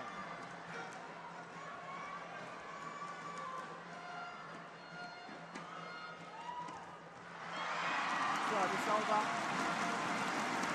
Well, it's always interesting to me to see how athletes react to what they believe has been a little 10, injustice. 14. Whether they use their anger and aggression and channel it in the right direction, make it work to their advantage, or whether it upsets them.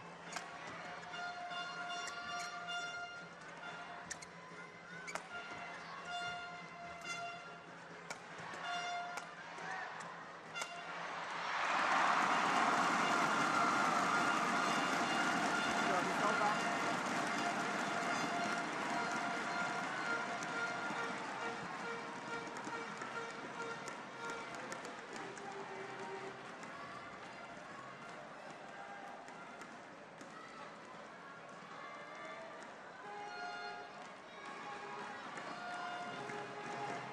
Fifteen, 10.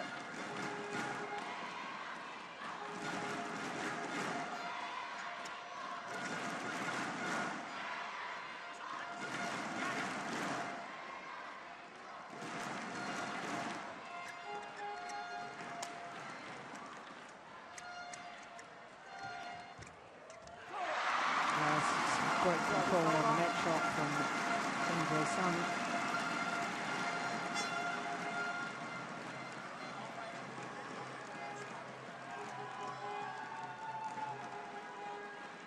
11-15.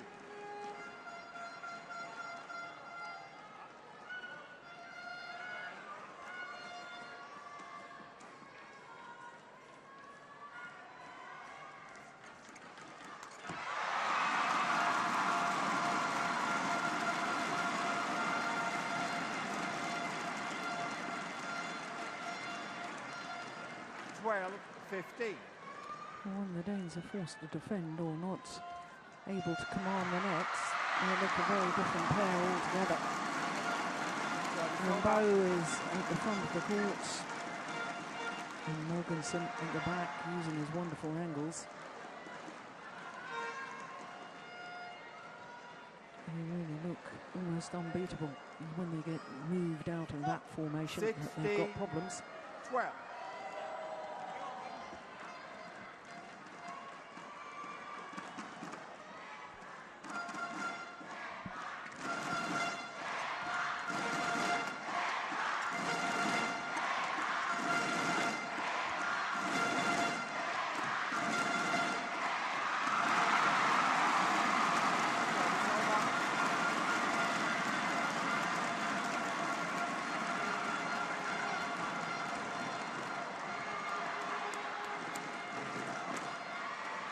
This is certainly the Koreans' favoured formation. But there really is a weakness in this defence, isn't there? You know, he plays the backhand defence, then he was committed to the forehand side. Therefore, no chance of defending the second one. And it's been pushed wide.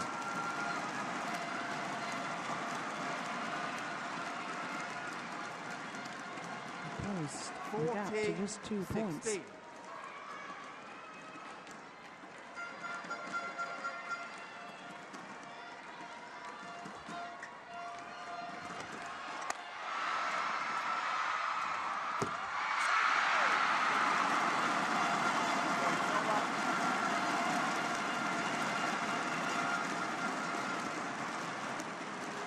Idea from Jung-Jae-sun coming forward. Oh, Chris has sat on the top of the tape from absolute age.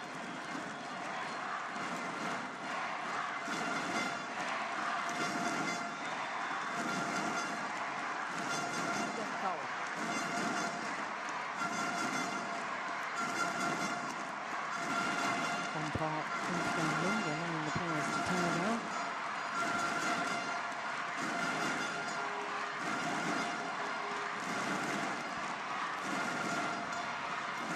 We've had wonderful crowds here all week at the Estoril Stadium in Jakarta. Passionate fans, vocal fans.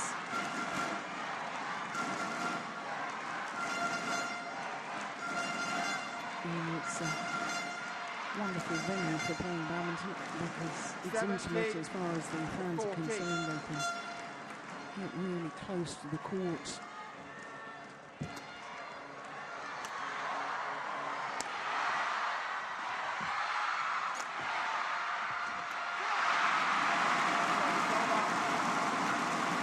Good defence by the Koreans.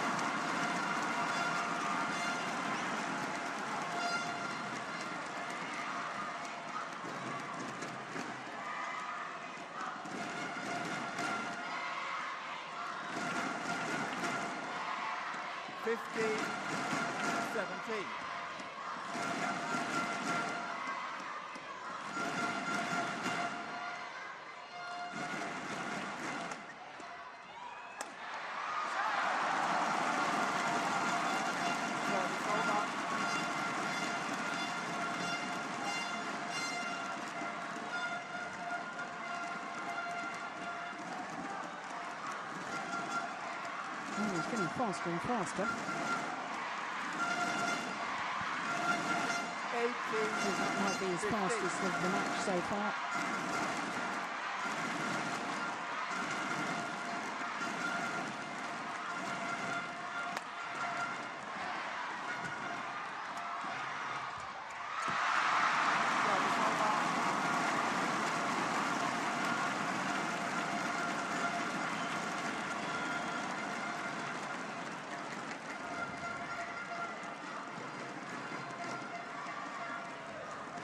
16-18.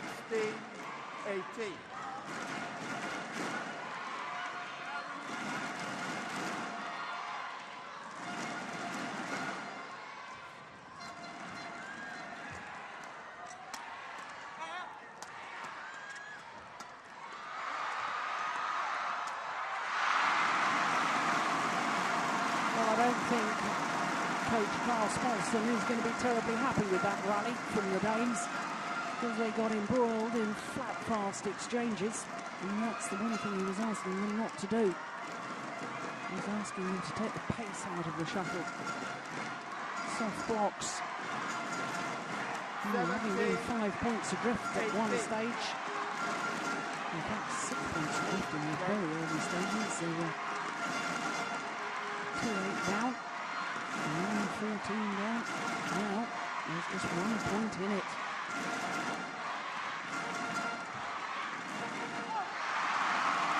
On the back level.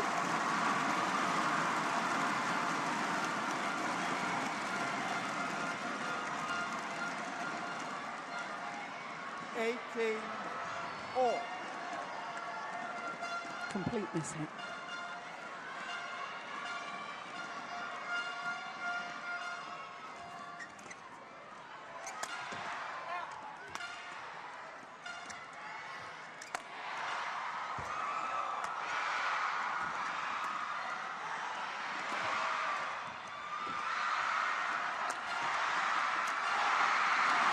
Good rally.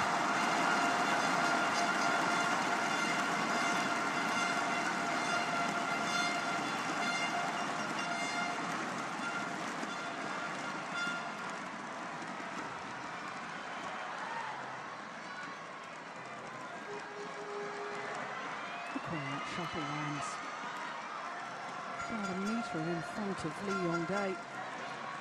Such was the steepness.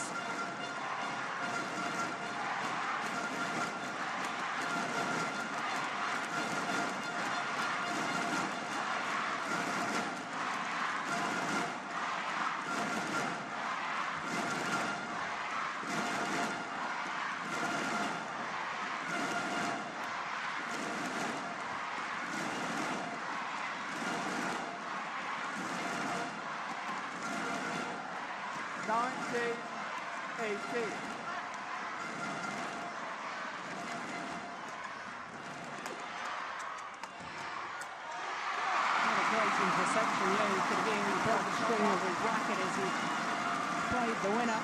Jones and Son.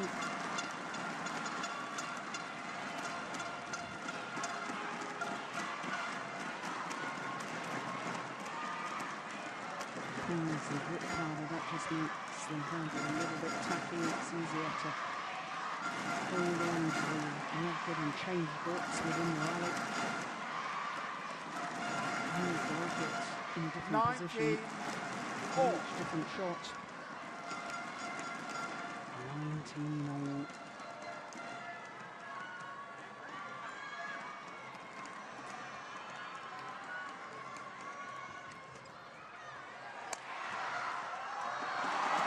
Good angle.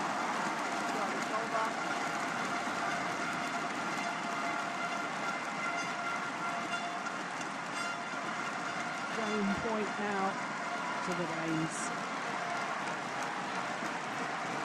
20, game point 19.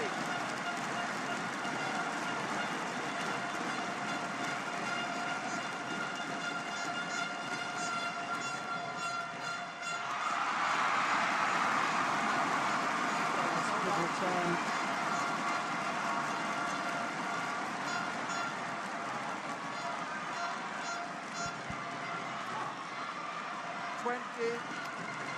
Extra points required and has a clear 2-point winning margin.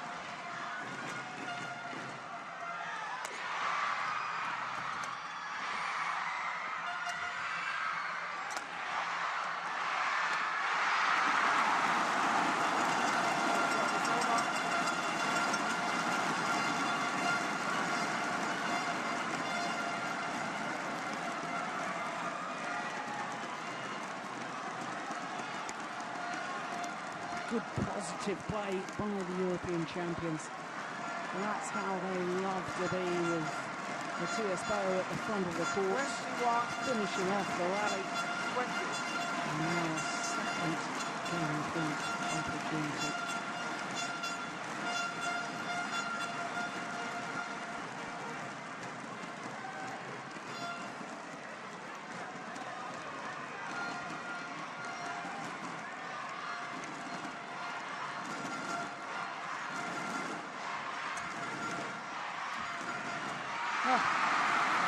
And a second time, it's brilliantly saved.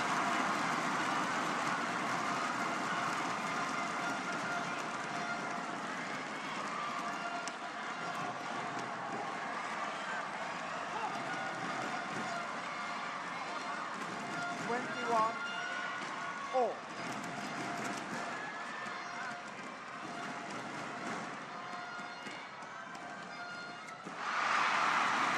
The error on the return of serve from Carsten Mogensen. And now, having survived 2 game points, 22-21. the number 2 seeds from Korea have a game point themselves.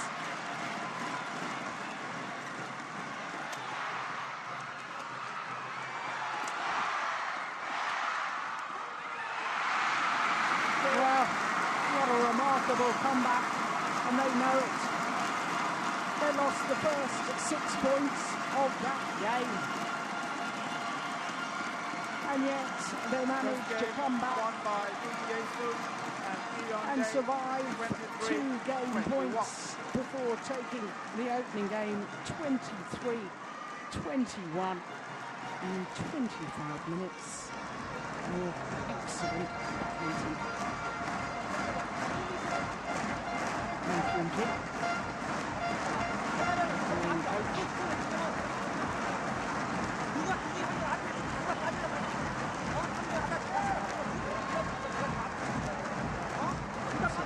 Since I've seen him as animated as that. And only at the time he played mixed doubles with me.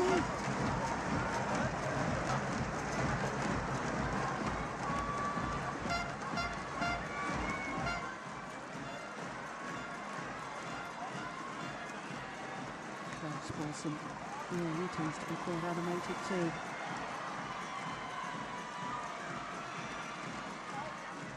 From the gym, filled in for my partner, of course, one year at the Korean Open, when we were just both young up-and-coming players. My partner was ill, and therefore he took his place in the draw. We played at one tournament. I think we got to the quarter-final of the Korean Open, actually.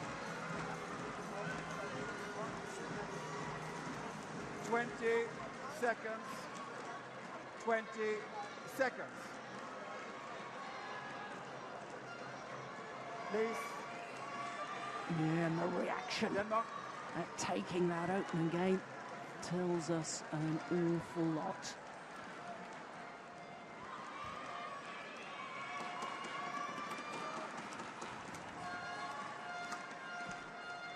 Well, this has been a very exciting tournament as far as men's doubles is concerned. In the semi-final stage, 4 different nationalities represented in 4 pairs.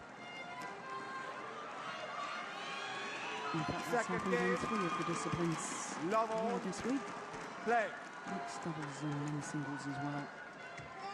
Service I was going to say good serve. Called a fault by the service judge, struck above the waist.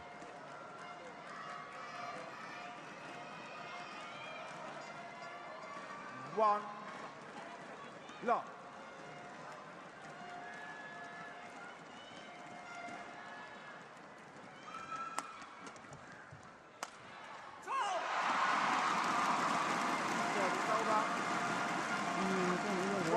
Certainly at the age of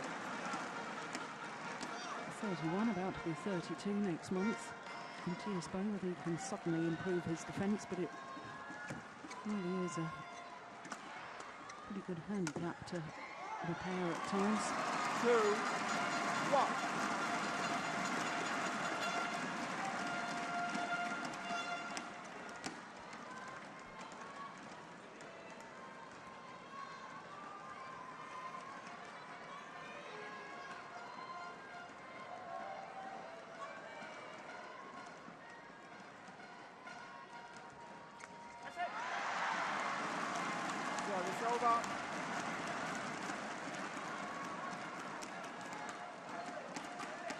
2 all.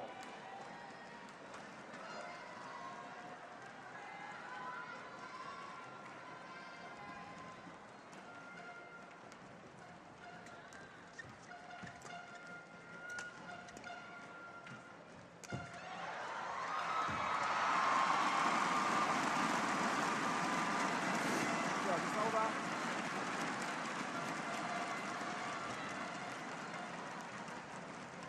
3 2.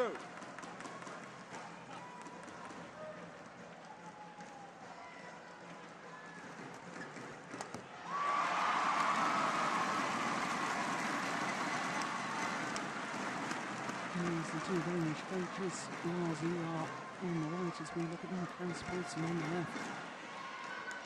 Beginning to look a little bit 4 concerned. 2.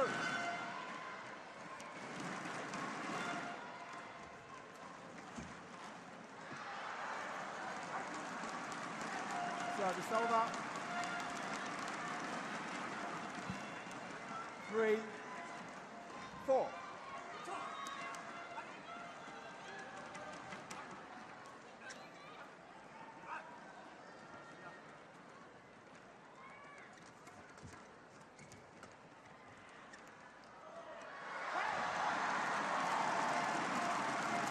Yes, perfect length once again.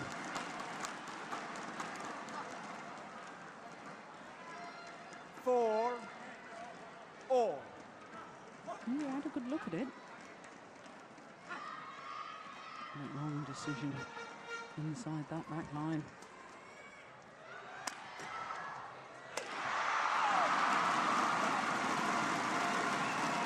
Service over.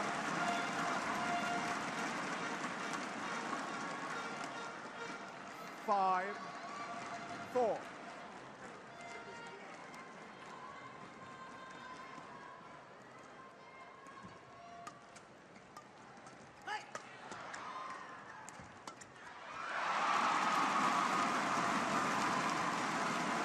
Yeah, the Koreans beginning to isolate and pressurise Matthias Bo.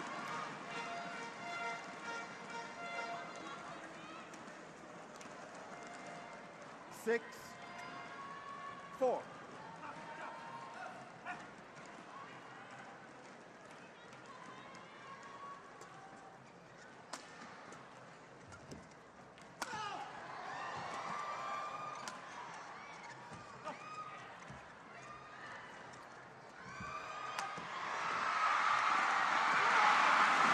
Brilliant. What defence from Jung Jin-sung. It wasn't just the fact he got it back, he played such an accurate shot, skimmed over the net. And I think Matthias Bo was so surprised with the quality of the return that he made the error.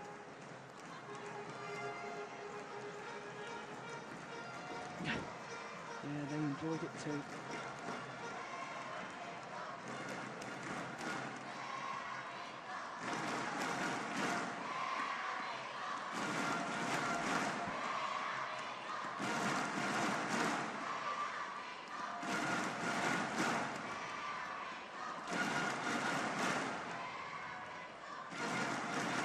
Seven 4.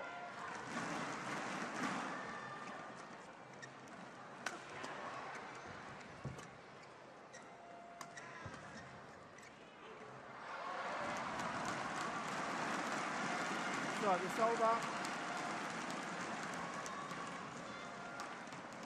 5 7.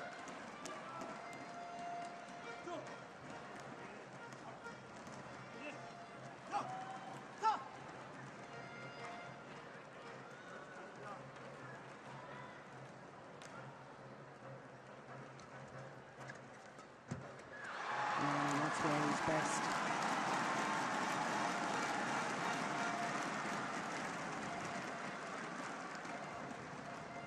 Six 7.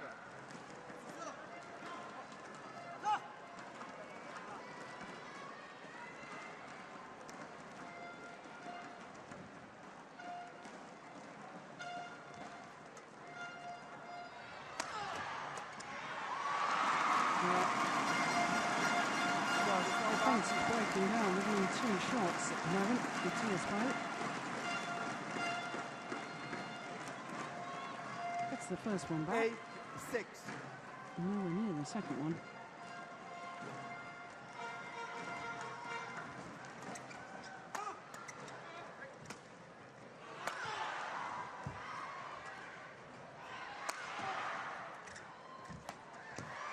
Fault. Fault has been called. Wolfgang Lund says Matthias Bo touched the net as he came forward. He touched the net with a racket. Well, he's saying touch the net with his racket, says umpire Wolfgang Lund.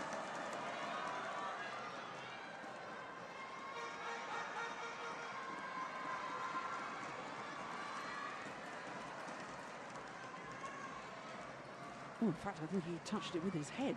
He definitely touched the net. That's a very, very good spot by the umpire. Yeah, touched it with his head. Good piece of umpiring.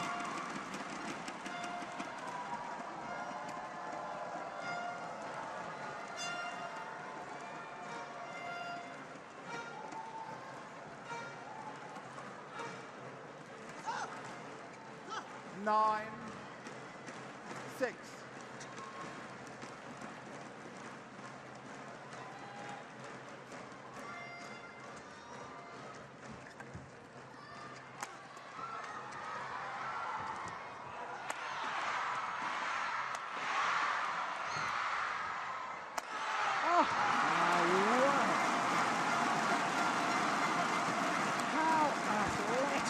Was that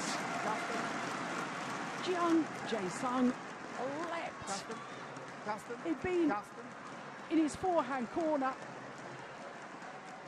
and then leaps to play the smash across court. 288. Warning for misconduct. Well, he's got a warning for misconduct. There's Carsten Mogensen.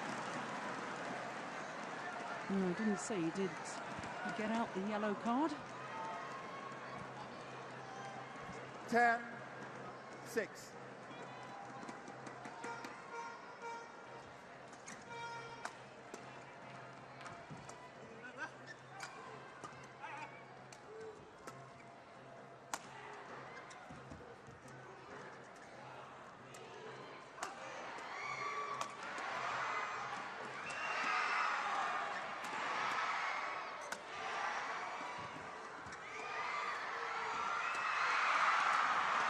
Incredible.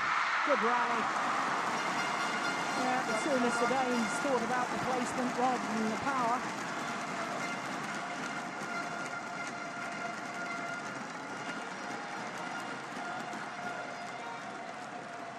Well, under pressure for so long.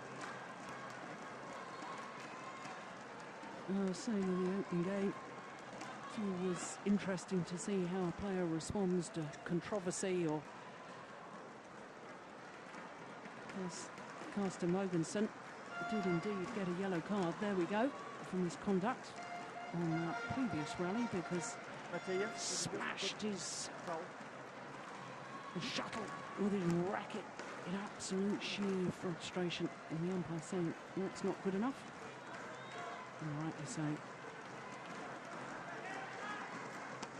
7-10, play.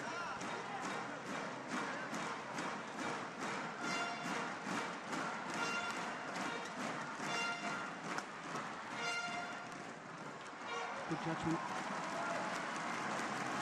8-10. Oh, no, actually, just have helped Carsten Mogensen, that yellow card, just calming him down.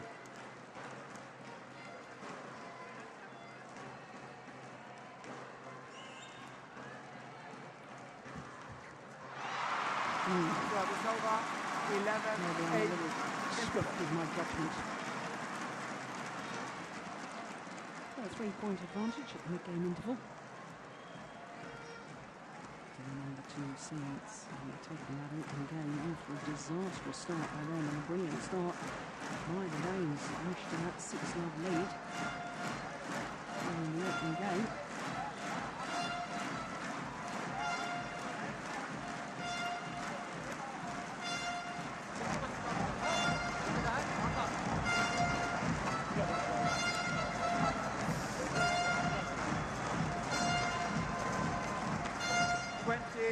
Seconds, 20 seconds. Please. Ready? Denmark. Coach. Please, coach. Coach. Well, the umpire is getting Please, coach. a little annoyed that Klaus Paulsen has just ignored him. He asked the coach to leave some few moments ago.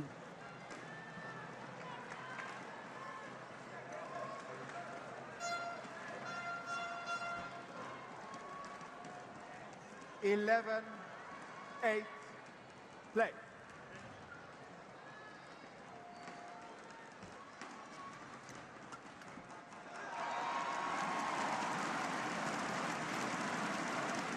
Absolutely imperative. 12, The Danes 8. don't allow their opponents to get too far in front.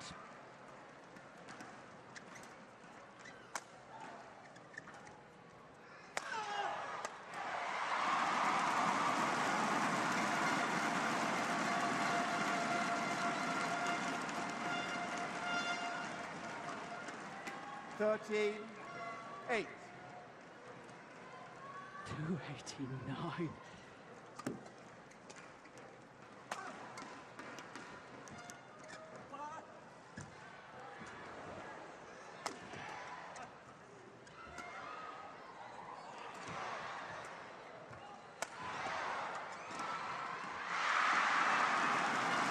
Service over.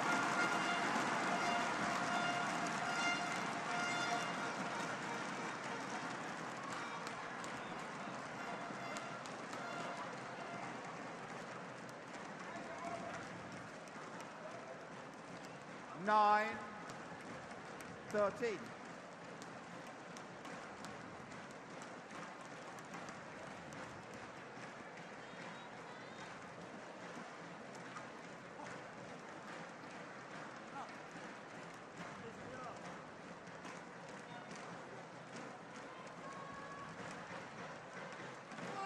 Service fault called. Service fault called.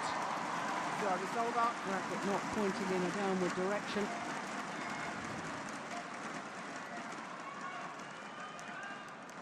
Fourteen, 9. The service judge has been very sharp on all these players.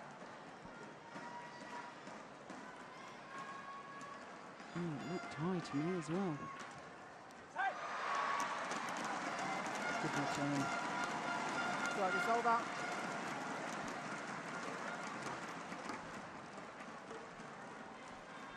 Ten, 14.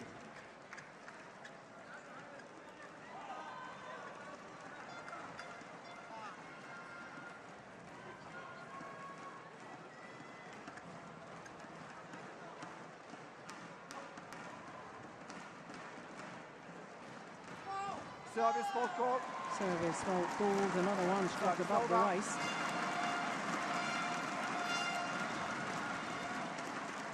Well, Matthias Bo wants to go and have a word with the service judge. Matthias.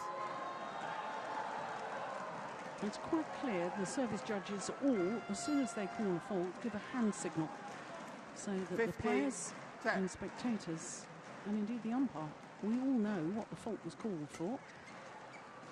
Should be no reason why the players need to have it confirmed again.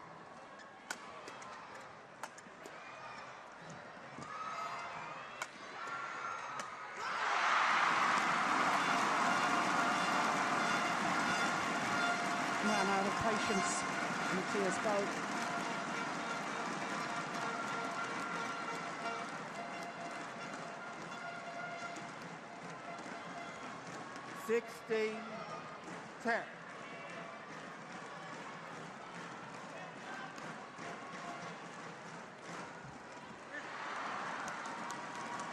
Service over.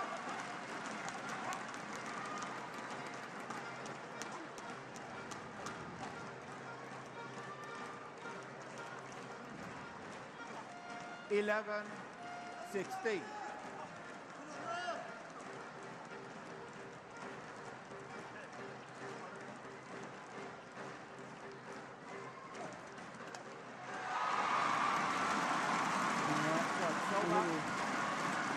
Celebration jig at the end of that, and not just from the mascot.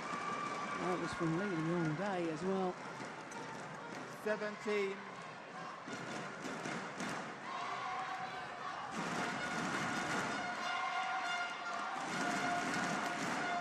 Harris has calmed down to his partner.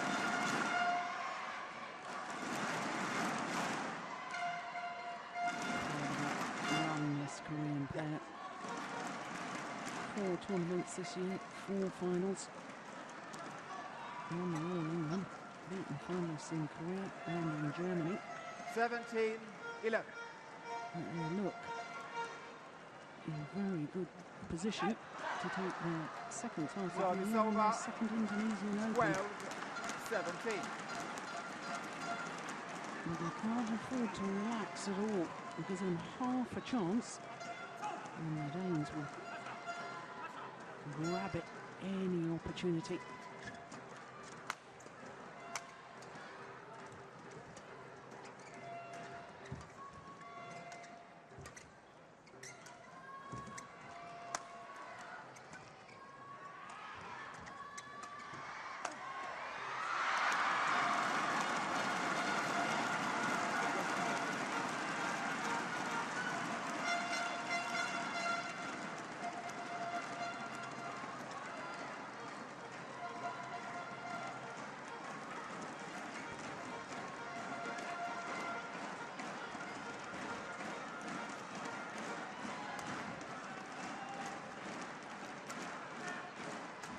Trying out his new racket.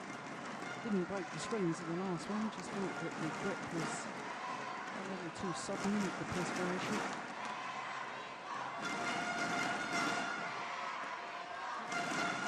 Thirteen, 17.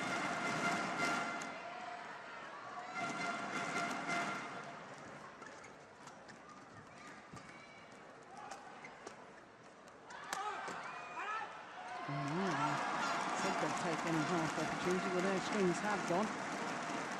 Winston Robinson shows his racket to the umpire.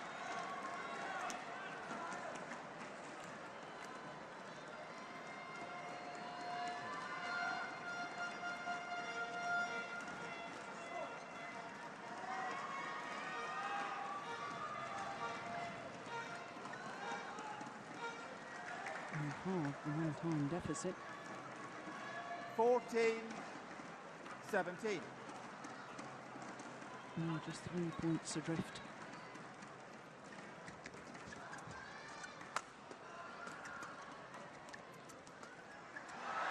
And that 2 points adrift.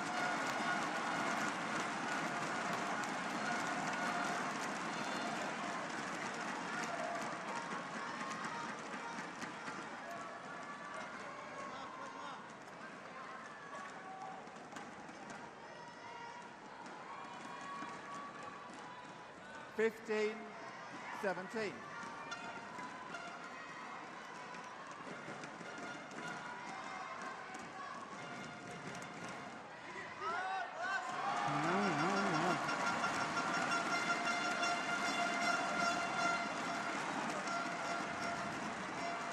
Well, I talked about that little celebration jig by Lee Yong Day in the 17-11. And I wondered if he was celebrating a little too 17. early.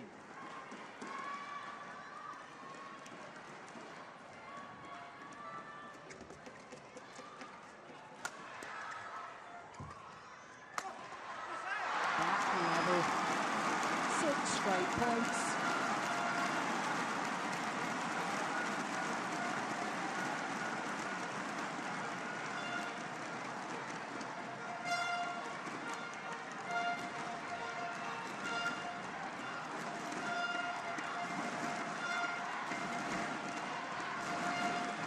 17 all.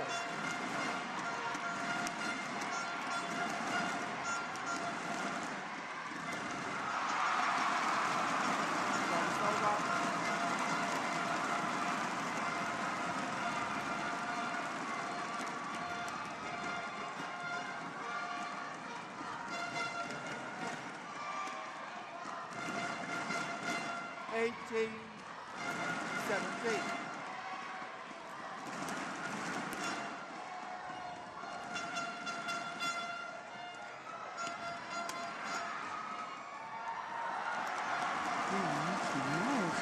Service over.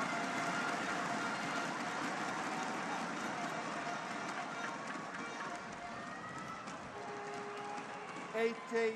Oh, they really did look to be cruising, didn't they? It's 17-11.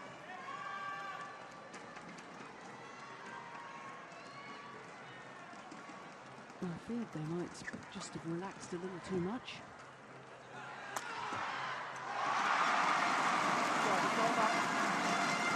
Relax the sort of intensity that took them to the advantage in the first place. Good attacking play and power of Andre signed at the back of the court. 19, 18.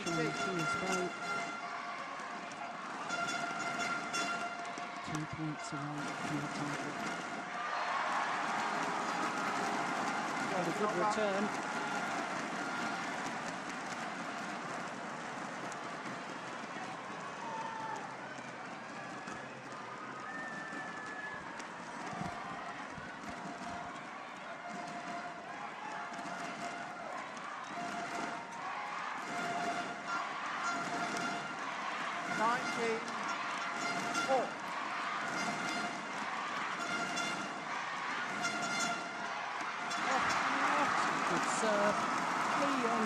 Thought about leaving it, decided he really needed to play it by then, and he made the error. So now, again points for the Danes to level this at 1 game apiece. 20, game point, 19.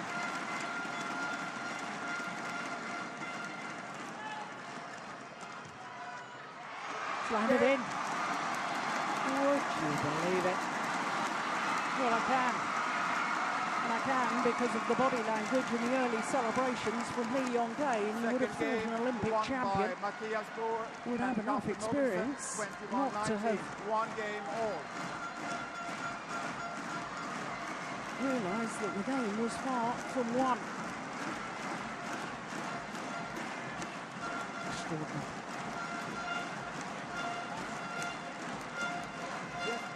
Back. Clearly in. Yes, of course, black, yeah, okay.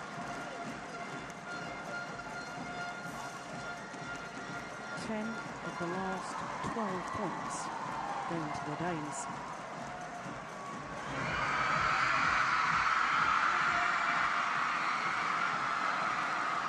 Now, the removal of his shirt has caused a bit of a stir by some of the female fans here.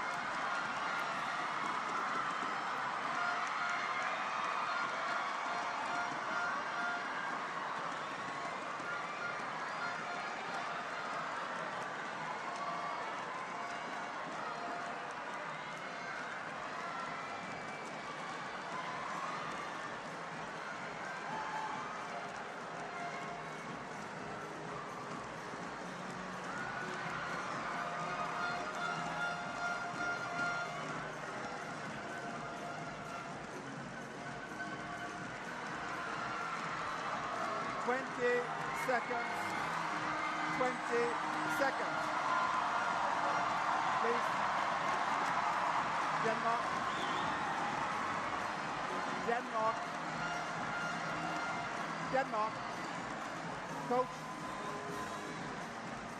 Please, coach. Denmark.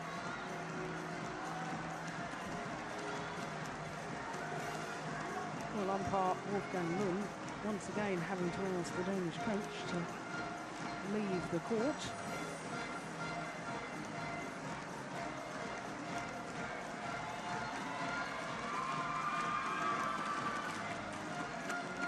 Mogensen, can you put in the t-shirt?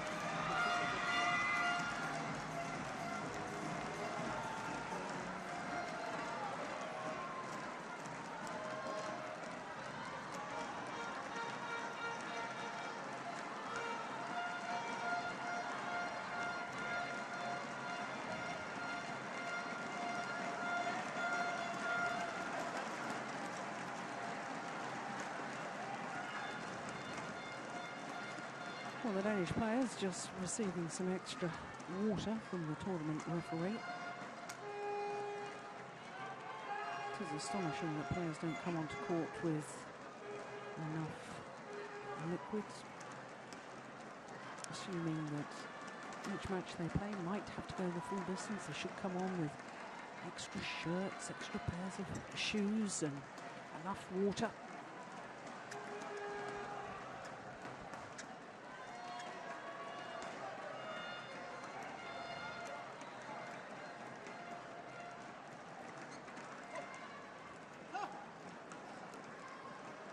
Final game, a love all, play.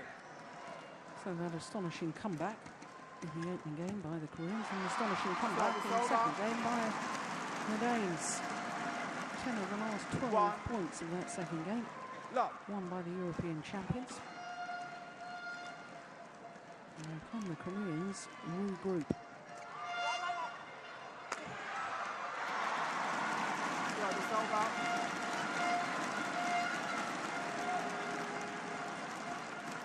One, all.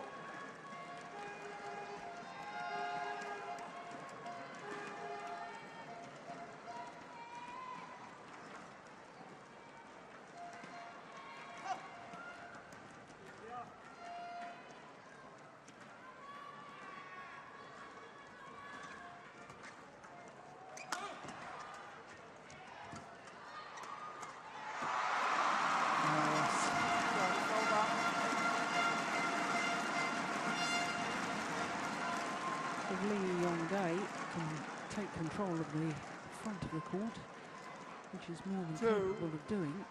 One. And I see the Koreans winning this. If, however, Matthias Bo can stand his ground, then the Danes, I think, will win. 3-1.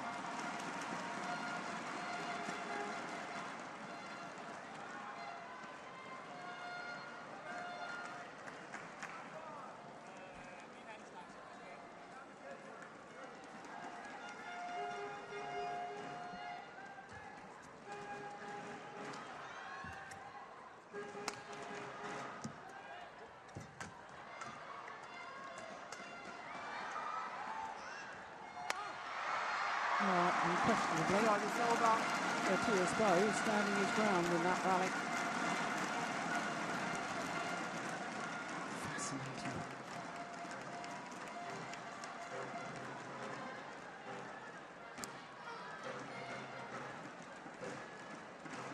Two, three.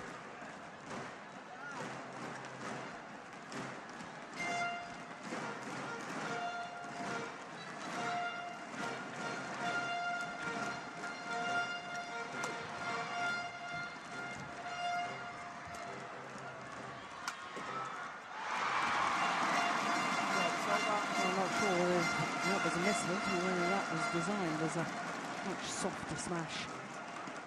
Either way, it was very effective. 4-2.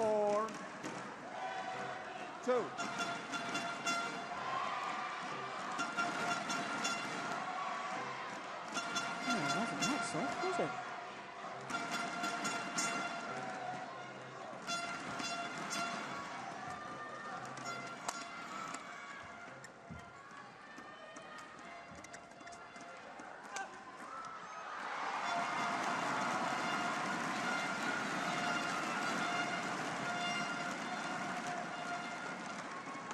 Five, two.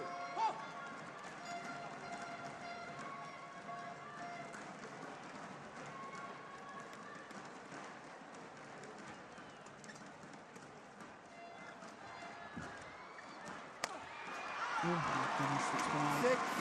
6-2. So desperate to try and finish off the rally, Carsten Mogensen.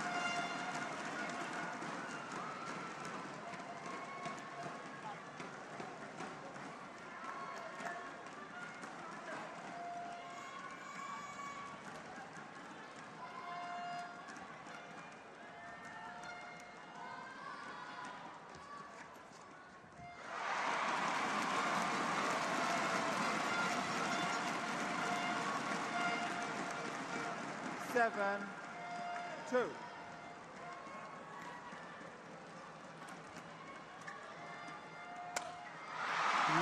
That's 3. Well, poor errors really by the Danes. Well, 3 points.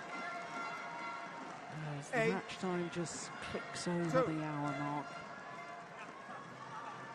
Oh, they're beginning to feel the pace, the Danes.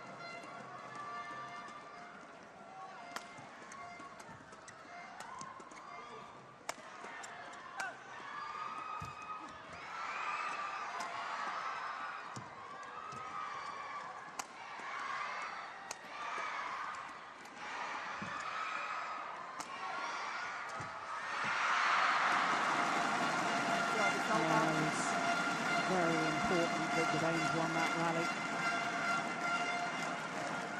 It would be 5 straight points to the Koreans.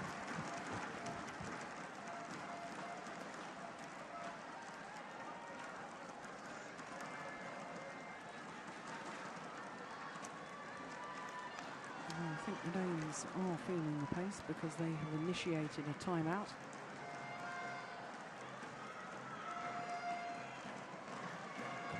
Also taking the opportunity.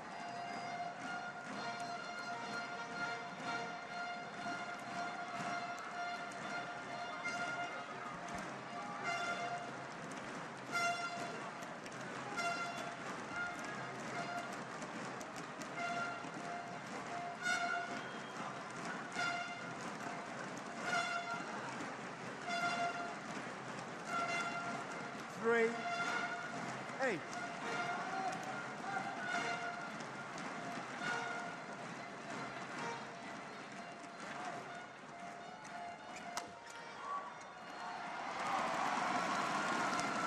Yeah, throwing in the flick again, which means he immediately has to defend and makes the error. Don't understand 9, that tactic at all. 3.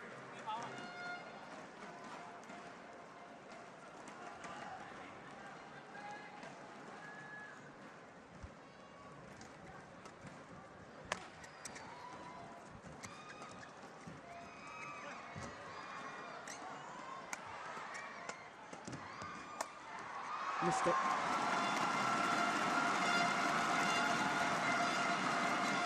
Danes have lost their discipline.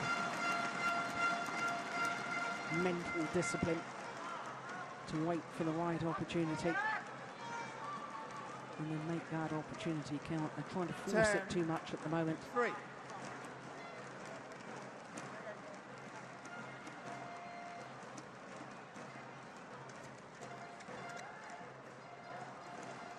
Service over.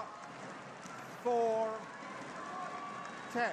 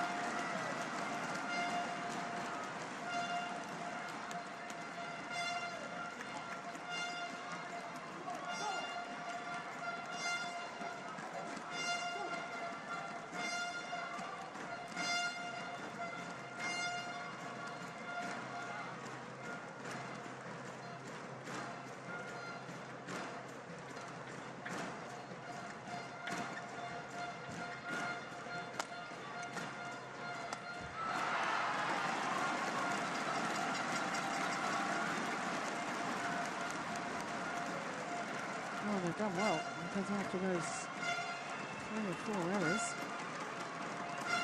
now they've regained the focus. Forcing the Koreans back on the defence. 6-10.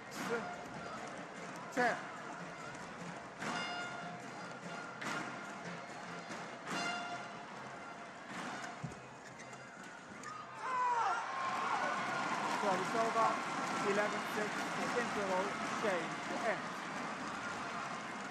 Well, there's 5 points in it, but when you think that the Koreans came back from a 6-point deficit in the opening game and the Danes came back from a 6-point deficit in the second, 5-point difference between the two pairs most definitely is not decisive.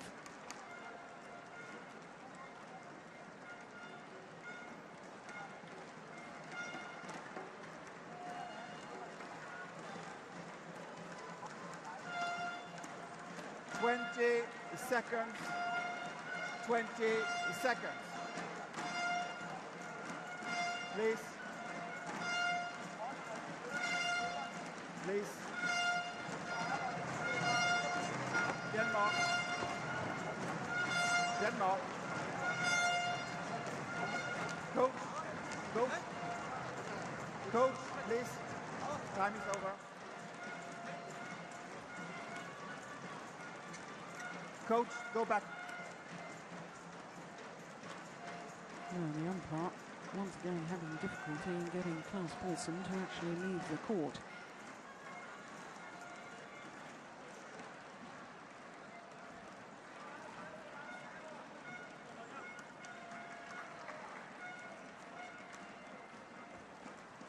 Eleven, 6, play.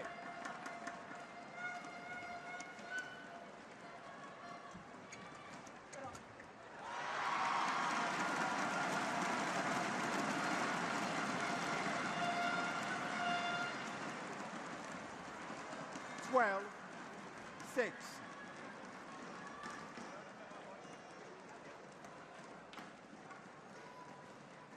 Good serve.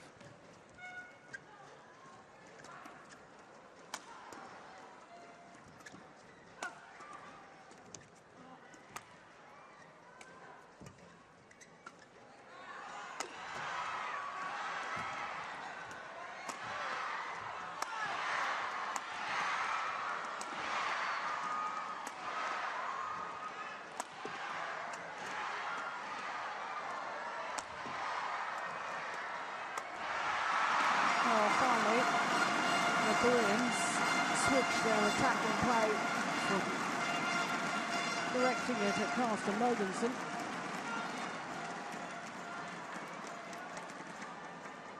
And finally, they broke down the Danes' defence.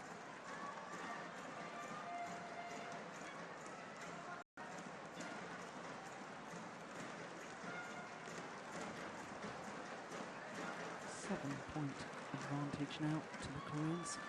13-6.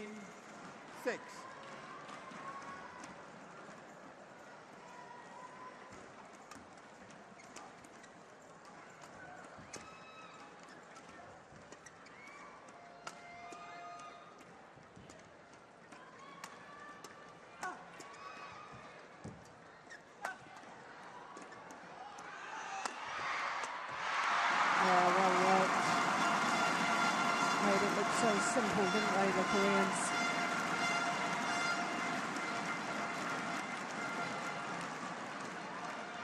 Yeah, the smash straight at Matthias Bo. Know that the only thing he can do on defence is hit that one straight, and Jung Jae-sun ready and waiting for the interception at the net.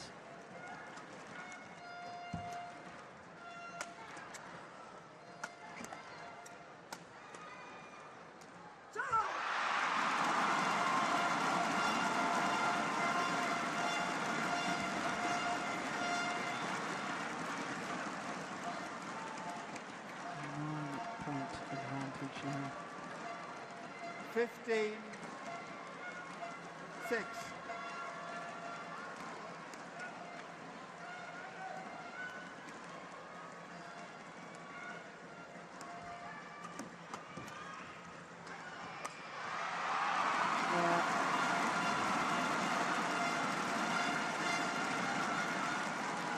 A more subdued celebration on that occasion from Lee Yong-dae. 16, Clenched fist. 6.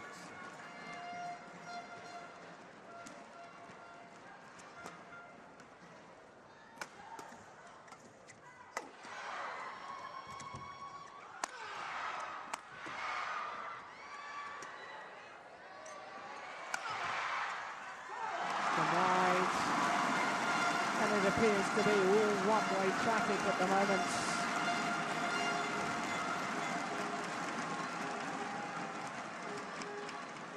Their fourth tournament of the year. The Koreans, their fourth final of the year, and now just 4 points away from their second title. 17, 6.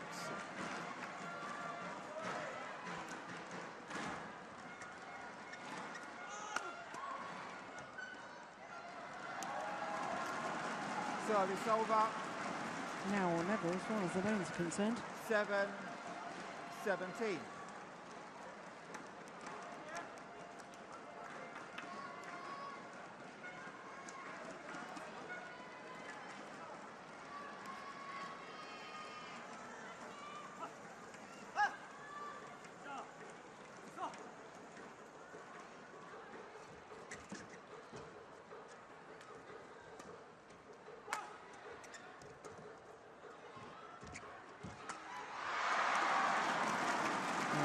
Nicely taken.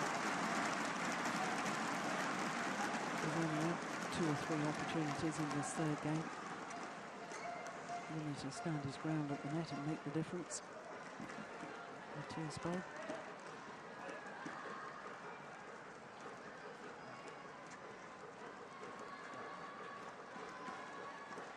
The court is going to need to be mopped of the perspiration.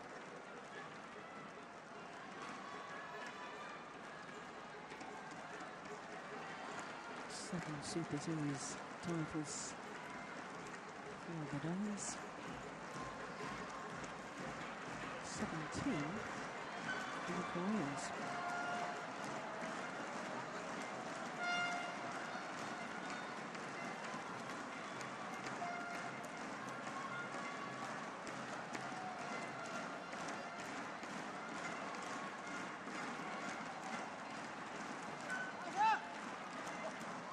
Eight, 17.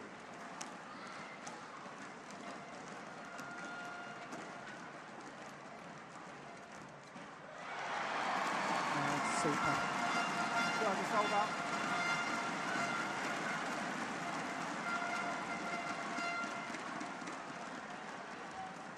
18-8.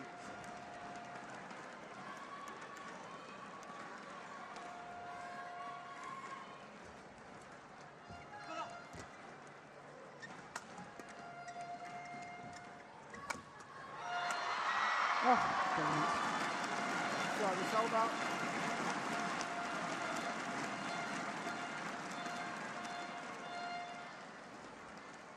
Did well to get it back, but what vision from Carsten Mogensen. Knew where the gap was.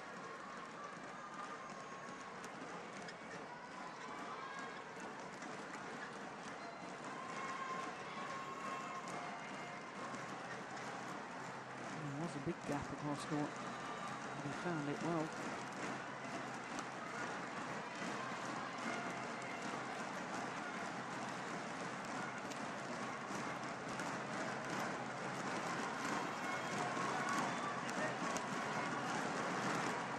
Nine, 18.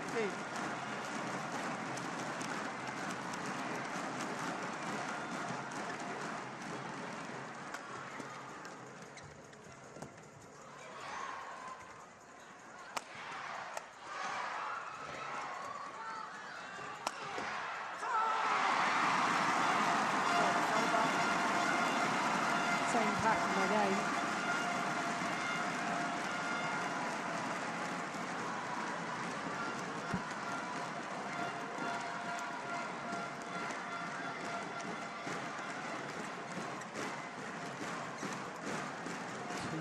Nineteen, 9. And regaining their title here at the Indonesia Open. just 1 point away.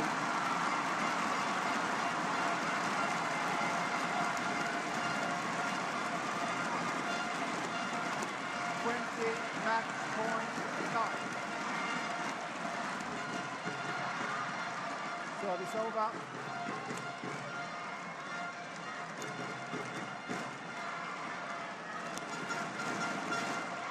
Ten, 20.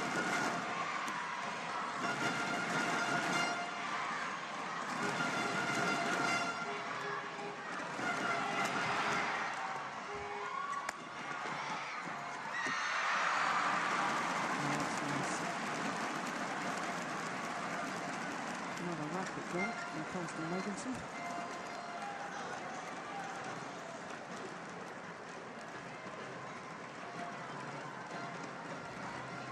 11, 20. 2 match points coming on. And still another 9 opportunities for Djarum Lee.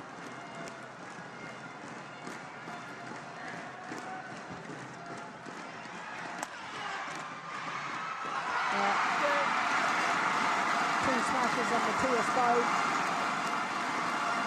and the defence is broken down.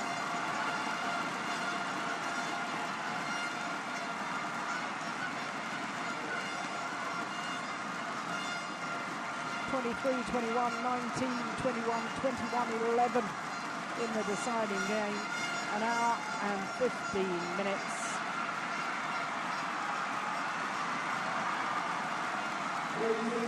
That's won by Jason Leonde, 23-21, 19-21, 21-11. The umpire confirms the score. Well, you have to ask how the Koreans contrived to lose that second game when they were leading 17-11, but somehow they did. They regained their composure. I think all of the ladies here want in to the know, third. Lee, especially you, are you a member of Suju in your spare time? Their second Indonesia Open title.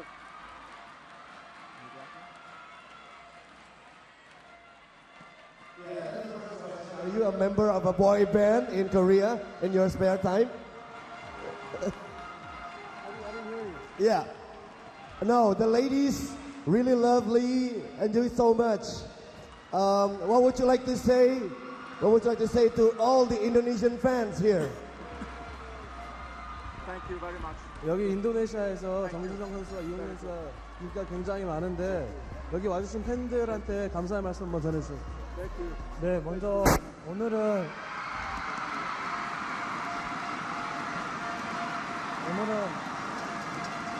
제 홍구장인 것 같이 뛰었던 것 같고요. 항상 인도네시아 올 때마다 항상 응원해줘서 항상 고맙게 생각하고요. 다음 년에도 오면 항상 응원해주셨으면 감사하겠습니다. We thank you Indonesia, and whenever we come to Indonesia, we always make it happen, and we really love you guys giving us the support, and would like to come here again next year and do the same thing. 네, 이렇게 저희 매해년마다 올 때마다 이렇게 많은 관중들이 우리나라를 많이 환호해주고 하다 보니까 그래서 그런지 저희 나라에서 게임 뛰는 것처럼 굉장히 편안했던 것 같아요. 그래서 결승전에서도 이렇게 끝까지 포기하지 않고 게임을 했던 게 오늘 승리할 수 있었던 것 같습니다. Thank you, and thank you for being us, make it as a home, and it was really great for us, and thank you for having us here in Indonesia. Thank you. Okay, that'll be it. Thank you so much. Okay. 아유, 제외. 아빠? Well, for Jung Jae-sung and Lee Yong-dae regain the title that they first won in 2009. Second Indonesian Open title, and I suspect it might well be the last as far as Jung Jae-sung is concerned. He said he's going to retire after the London Olympics.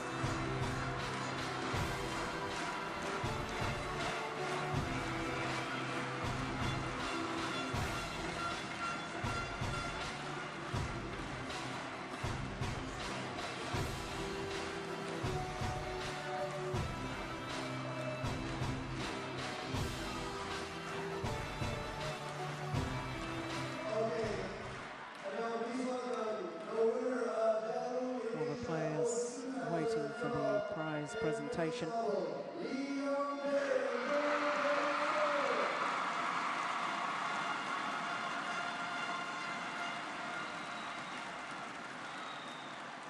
Carsten Mogensen and Matthias Bo, and Denmark's wait for a first ever men's doubles title here in Indonesia. Must wait for at least another year.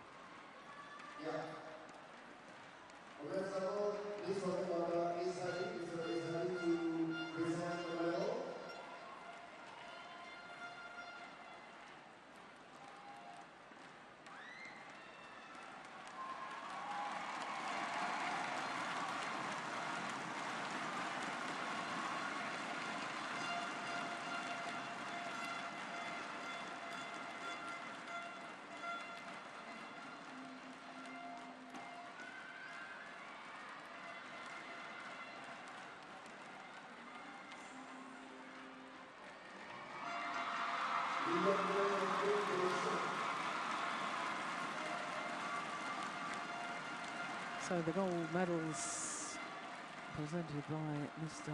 Isari from Tron 7, our host broadcasters.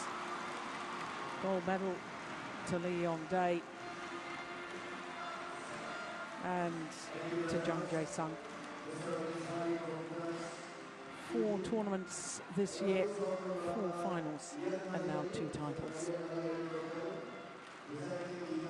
Their 18th Super Series title that they've won throughout their careers, and their 4th Premier Super Series title.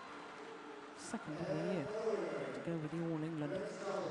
And very handsome checks presented.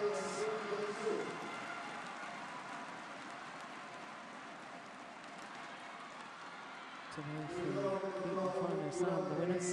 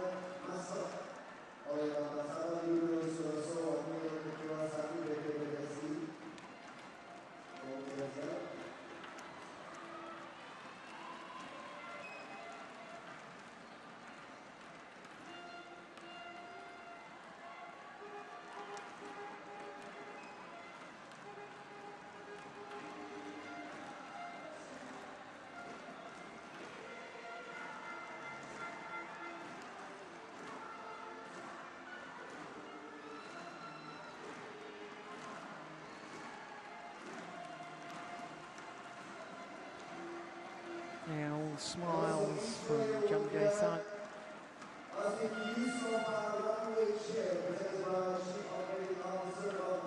Ideal preparation and confidence booster prior to the Olympic Games.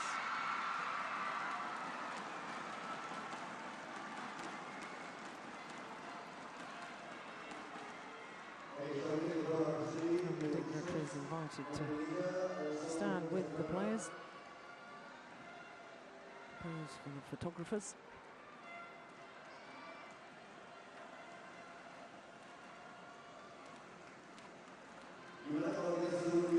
Well, we're very nearly 3 hours into finals day, and that's only 2 finals completed.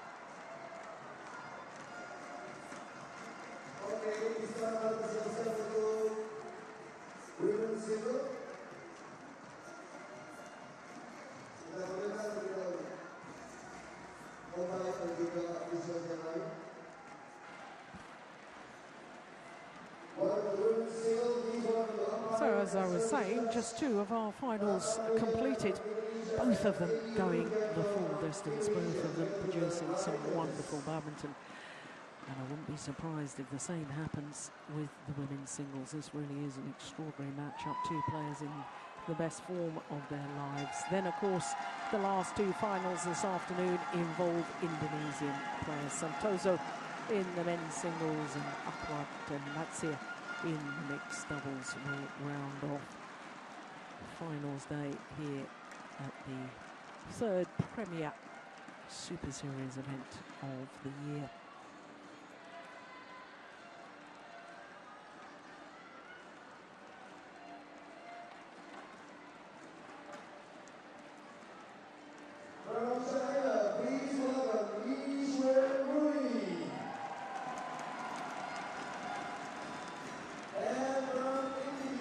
Number 4 seed Lee Sherderay against the number 5 seed Simon Awol.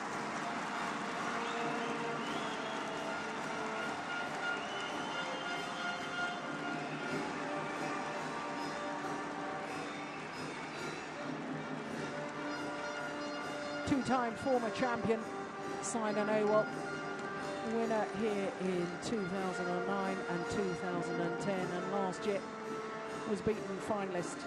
So this year, making her 4th consecutive Indonesia Open final. That really is quite a remarkable record. Her opponents equally impressive in that this is her 5th consecutive final this year. She's won the last 4 tournaments, all started at the German Grand Prix, won that a week later, won the All England, and she won the Asian Championships in Qingdao, and a week later won the India Super Series. So 4 titles in 4 tournaments played. This the 5th consecutive final. And although she's the number 4 seed, since the seeding was done, she's moved up to number 3 in the world ranking. Only her 2nd appearance here in Indonesia. Last year, she lost in the 2nd round to teammate Liu Sin in 3 games, but she's had to work hard here in this tournament. First round match against the gold medalist from the Southeast Asian Games, and in the 2nd round 3 games against Puntit Dorana Prasatsuk. And then in the quarterfinal against the number 1 German, the number 8 seed Juliana Schenk, lost the 2nd game there. And then in the semi-final yesterday against the number 1 seed, world champion Wang Yuhan, and incidentally the defending champion. Went through in 2 really rather easy games. Only lasted 40 minutes. Been on court for a total of 2 hours 49 minutes, whereas this lady has been on court for 4 hours 20 minutes.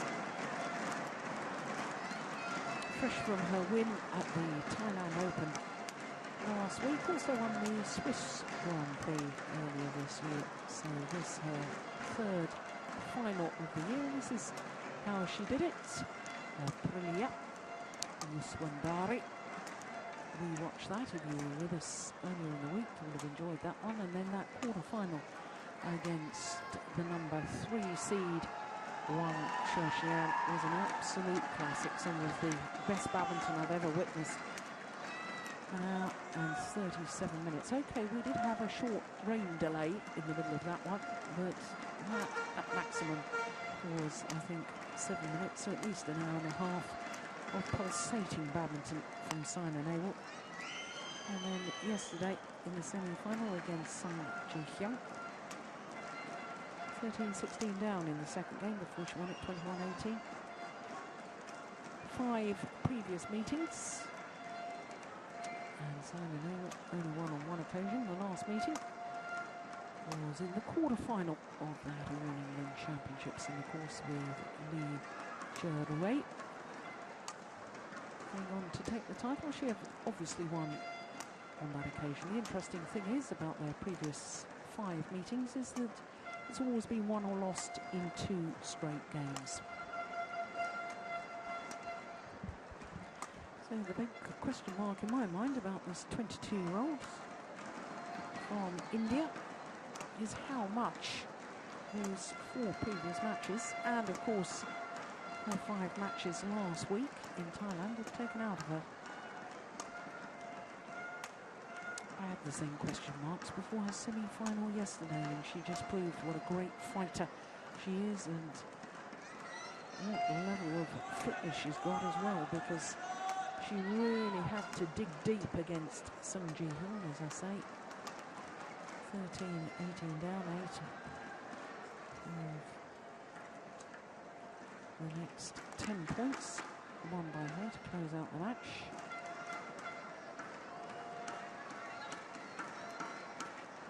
Well, Lee Shuorui was the 4th ranked Chinese player on the ranking list that decided the Olympic qualifiers, but the 3 players above her were all from China as well.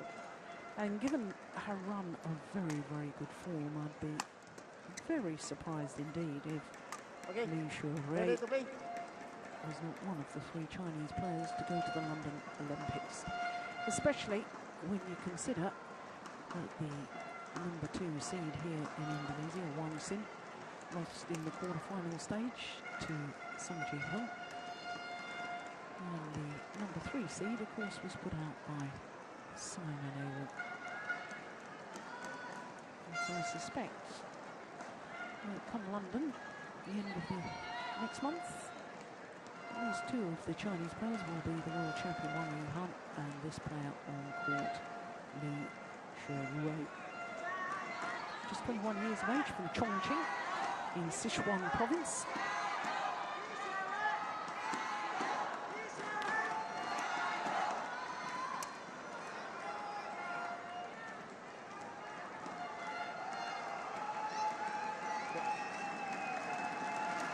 Ladies and gentlemen, on my right, Lee Shuorui, China, and on my left, Saina Nehwal, India. Lee Shuorui to serve, love all, play.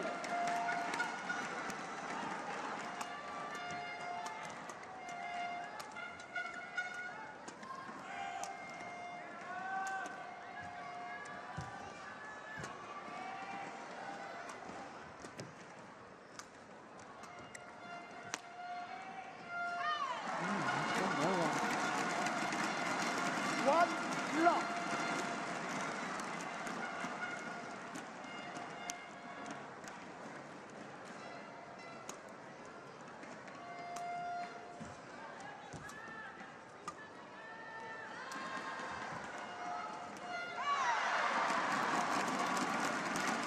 Two love.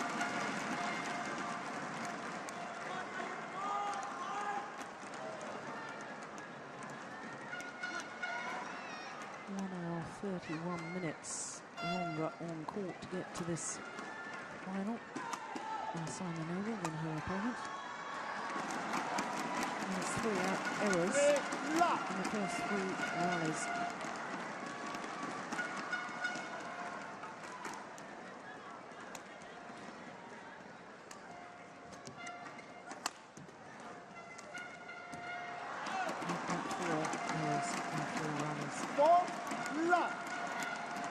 Well, she's a great fighter, is Simon Owen. No doubt she will give it everything. She's not playing next week in the Singapore Superseries event, so she knows that after this is her final match before her Olympic campaign.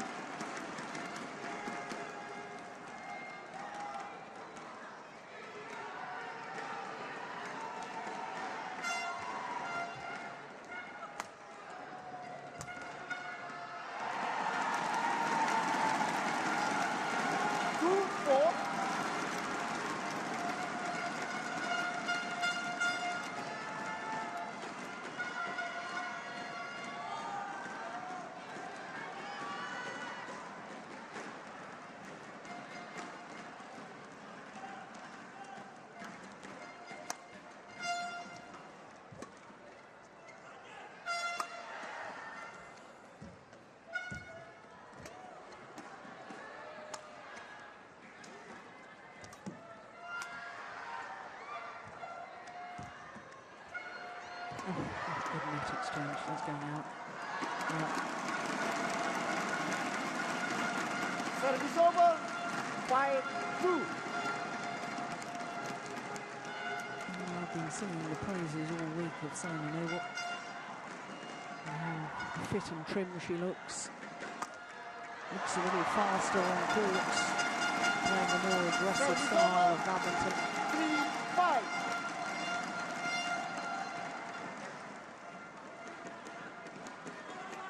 I think also her net play has been outstanding. Certainly was against Wang Shuxian. As I said earlier, I think the intensity and the quality of that quarter-final encounter, one of the best matches I've ever witnessed.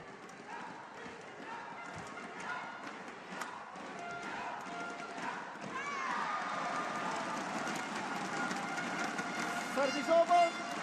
6-3.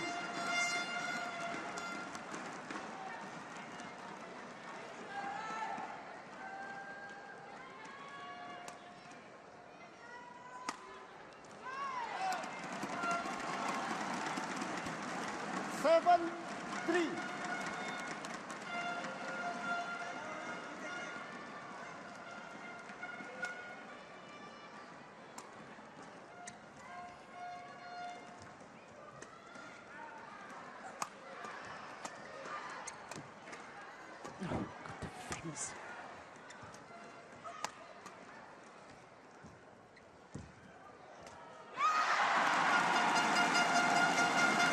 There's a defensive shot early on in that rally from Lee Cherbury, where she crouched down so quickly to drive the shuttle back.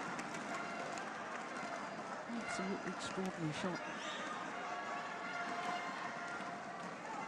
There's no doubt in the determination, is there, from Simon Ogle.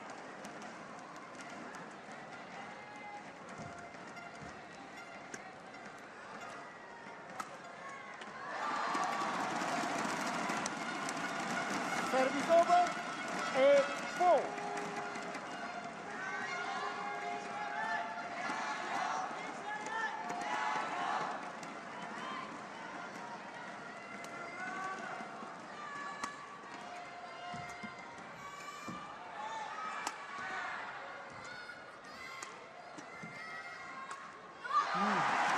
Goodness me. Down the middle of the net with that one. Service over. Why 5-8. she changed her mind about playing the shot in the first place? Seemed to take it awfully late.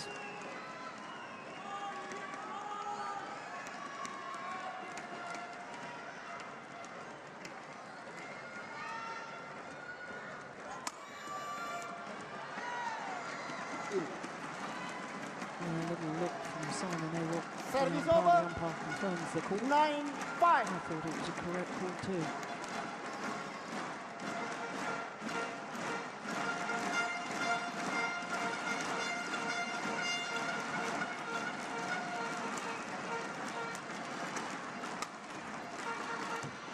What?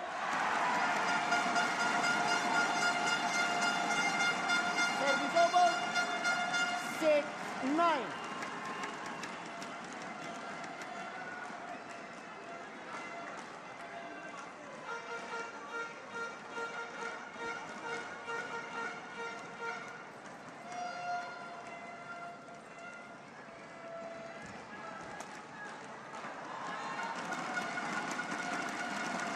Service over. 10-6.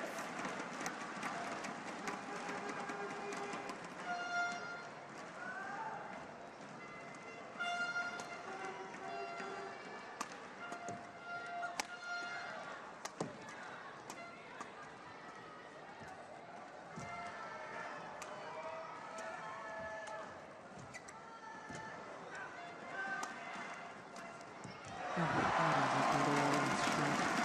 11-6.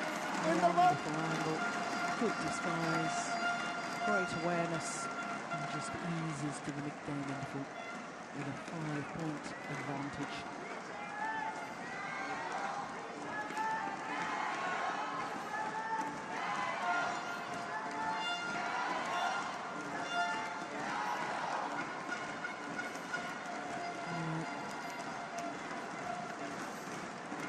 court shot.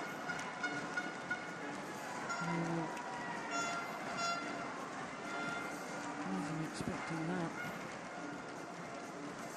20 seconds. 20 seconds. Thank you. Good. First ever Indian woman in the semi-final of an All England. Achieved that in 2010. First Indian woman to reach a quarterfinal of the Olympic Games. Achieved that in Beijing. And this woman, at the 11, end of 6, last year, I thought play. she was really threatening a big breakthrough because she reached at least the semi-final of her last 5 tournaments last year, and my goodness, hasn't she fulfilled that potential and made the big breakthrough. This is her 5th consecutive final. They won her 4 previous tournaments. She's already played 6 tournaments this year. In fact, lost in the quarterfinal of Korea and Malaysia. But since then, hasn't been beaten.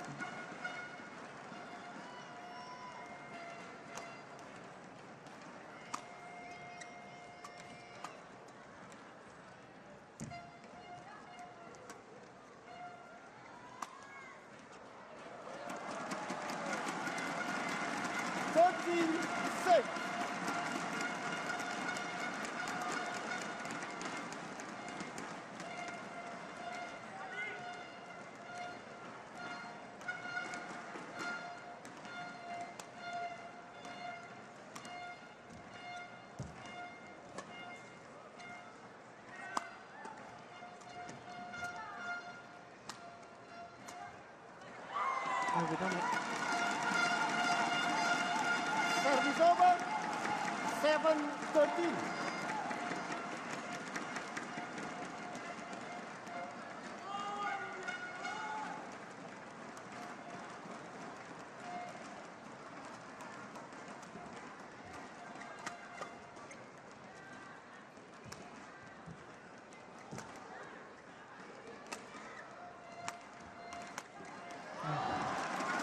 Well, she's moving so Service over. 14-7. Gliding around the court, getting behind the shuttle. There's Naval there, taking it late, and therefore late back to her base position.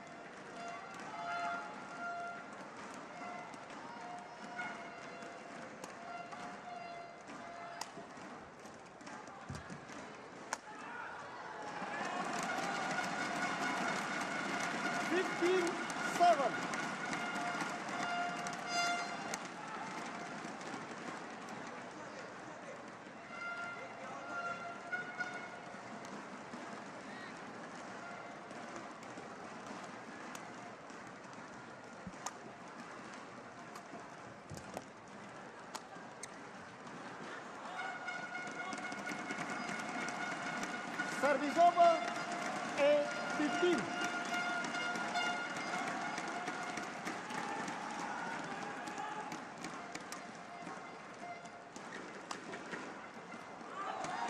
It's gone wide. 9-15. Say that. Okay. Number 4 seed wanted the shuttle change. Simon Naval said no. Umpire agreed with the sign up.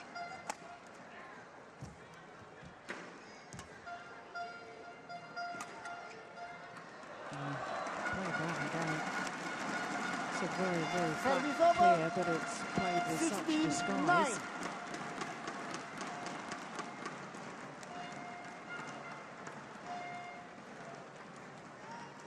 It's the sideline that was in question.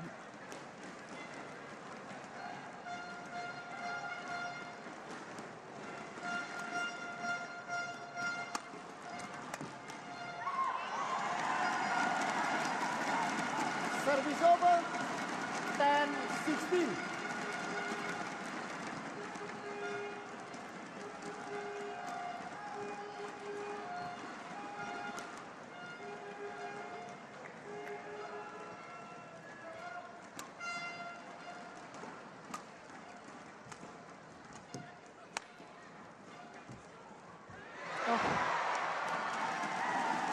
Oh, the shuttle sat on the top of the tape before creeping over.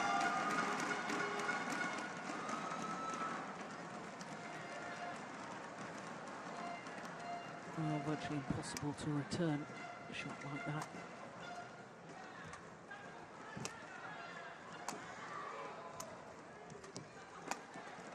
There's that crouch defence again.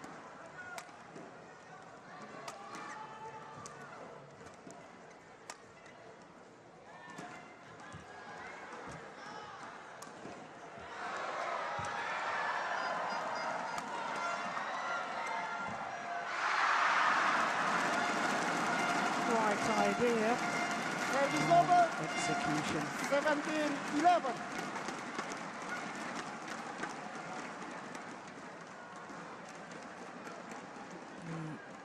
Djarum was backing off from the net. She was expecting the lift. Had that net shot gone over, probably would have been an outright winner.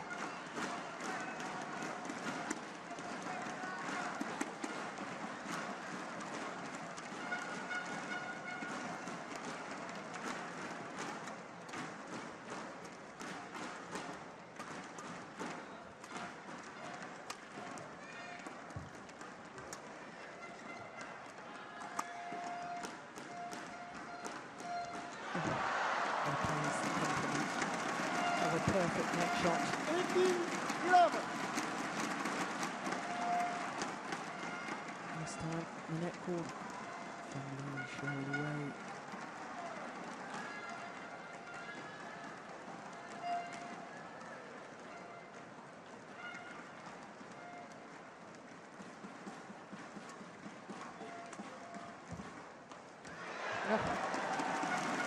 Three runs, three net cords. Service over. 12-18.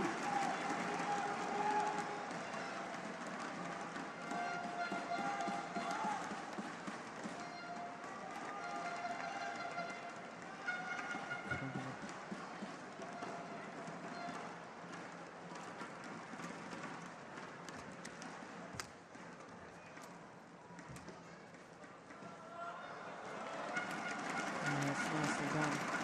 Service over. 19-12. The opening game now.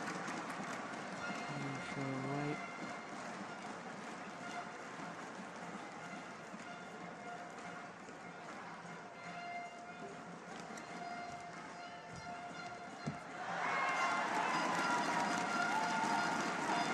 Service over. 13-19.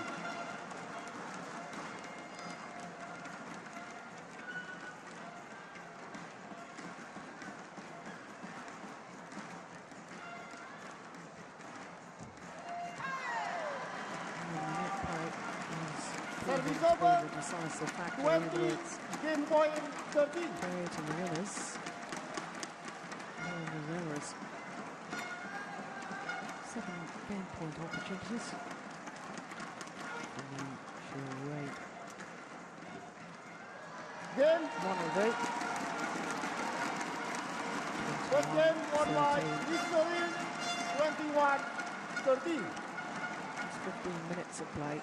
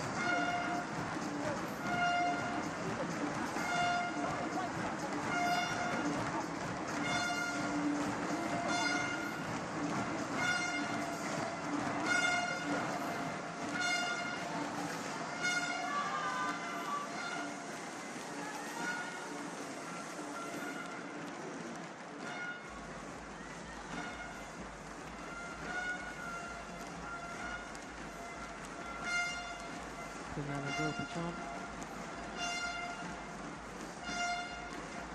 Head coach to the Indian players, and what a good week. India have had semi-finalists. 20 In seconds. the men's 20 singles in the seconds. form of Thank you. Good. Kashyap Pali. And now here in the final, Simon Newell in the women's singles.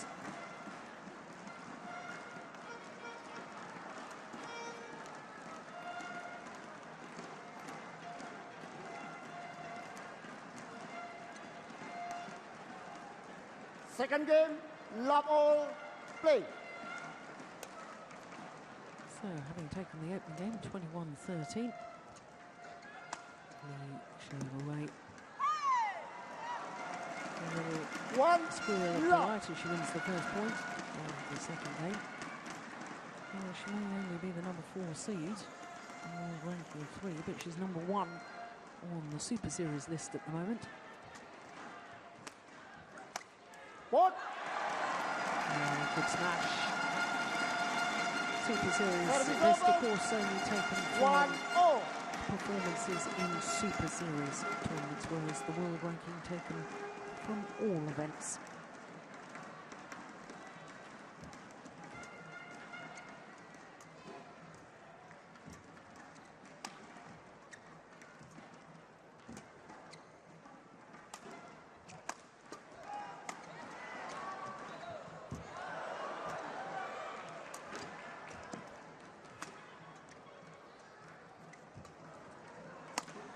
What? Service over. 2-1.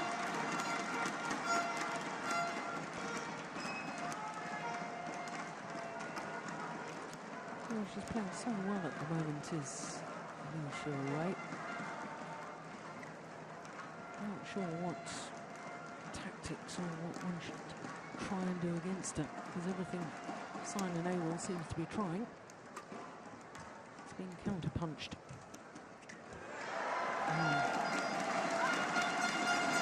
Service over. 2-0. Oh, she made the error, but Simon Newell can't rely on winning her points from errors of her opponents. Got to be thinking how she's going to win the rallies.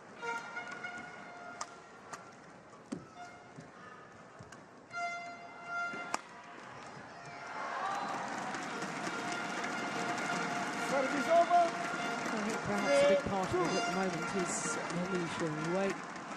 He is getting to the net first and putting in the tight spinning net shot. And then commanding the net always in singles has a dramatic effect.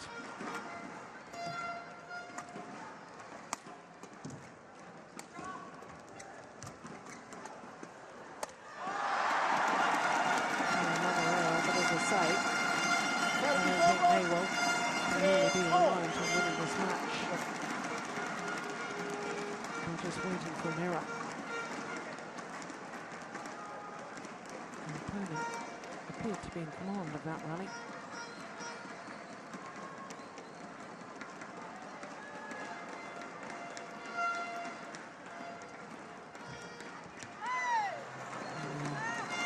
Newell desperately trying to play the tight spinning net shot herself. 4-3.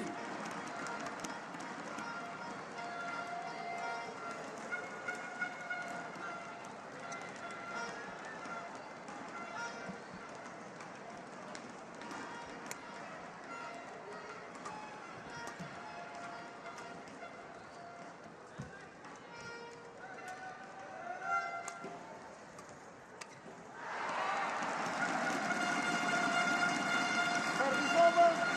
4-0.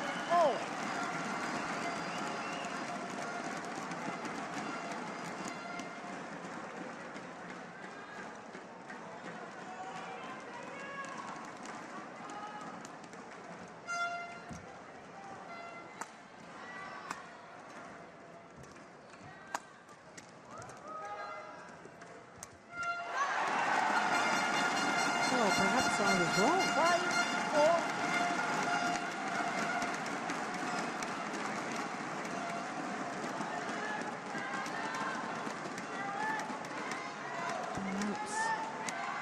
she'll rate.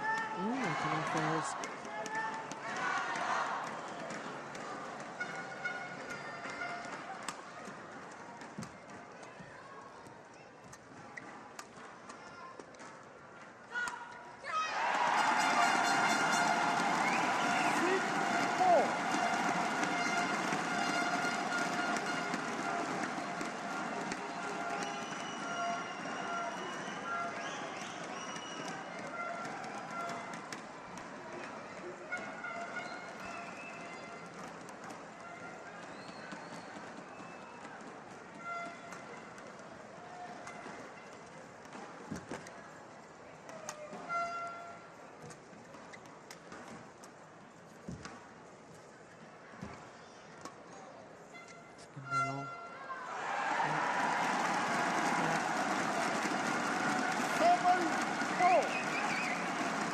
Better control at the net from Simon Awell. Now winning 4 straight points.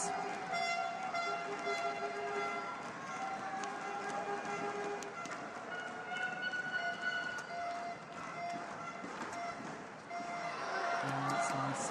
Very nice. Service over. 5-7.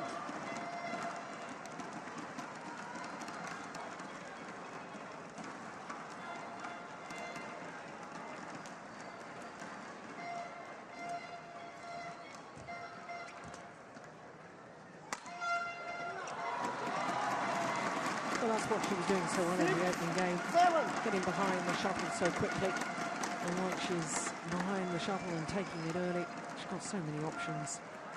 Smashing straight on that occasion. She could have played cross-court, she could have played the punch clear, which she's used to great effect in the opening game.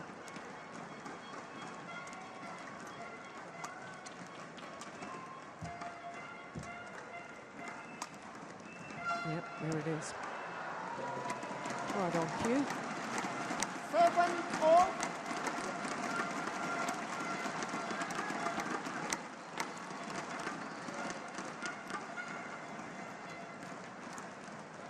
Totally deceiving.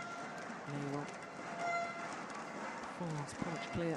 You look as if you're going to play a smash, but put it to the back of the court instead. And we're all level.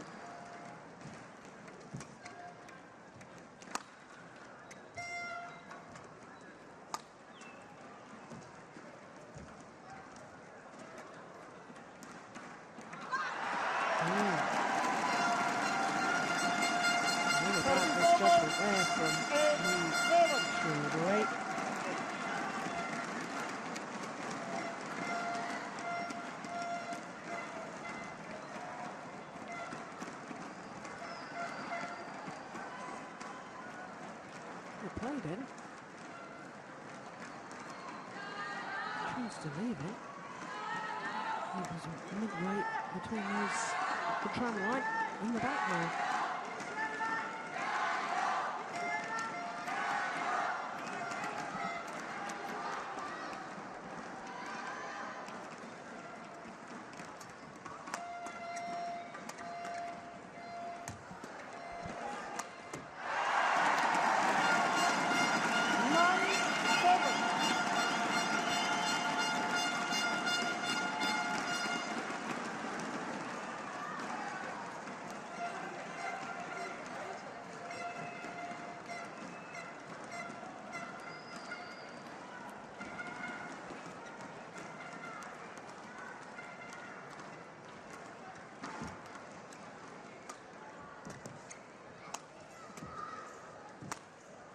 Oh, that's wrong. That's gone way wide.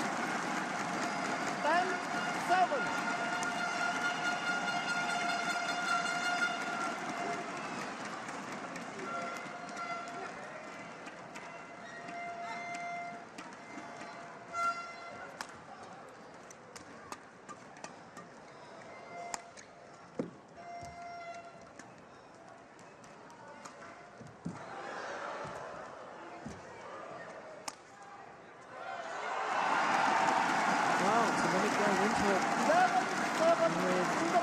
With 4 points advantage, and Simon Awell has indeed comes around. And it was all helped by that run of 4 unforced errors from Djarum.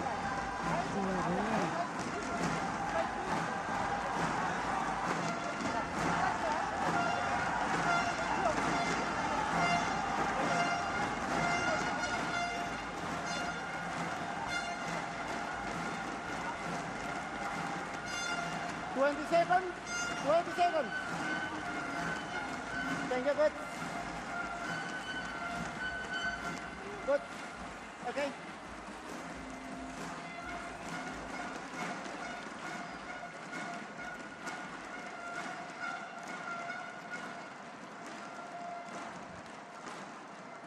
Mr. Ray, play.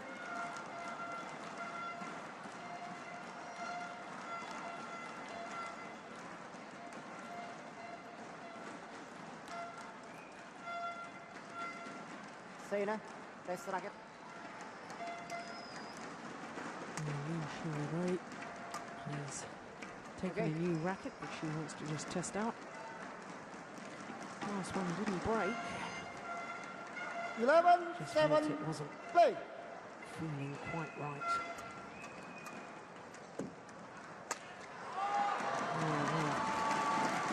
Much faster. Service over. Riley there. 8, Taking 11. really playing it flat. I wonder if that's what the coach has instructed. I'll give Simon Awell time.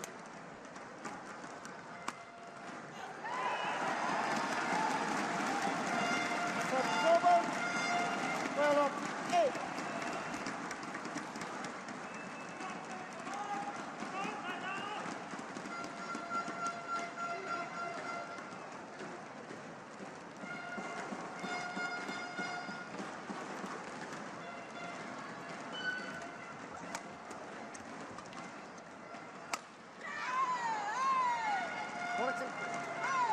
Correction out. Well, the umpire making a correction and saying that the shuttle was out. Not quite sure how he had clear sight of that. 38. Hopefully we can see it again.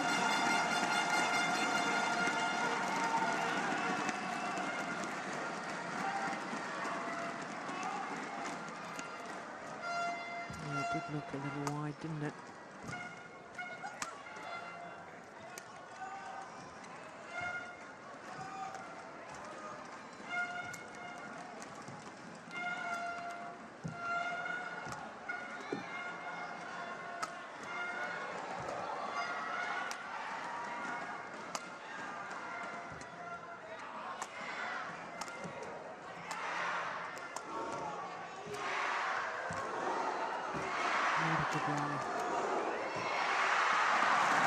Now the crowd getting involved and cheering whenever Simon Awell was about to hit the shuttle.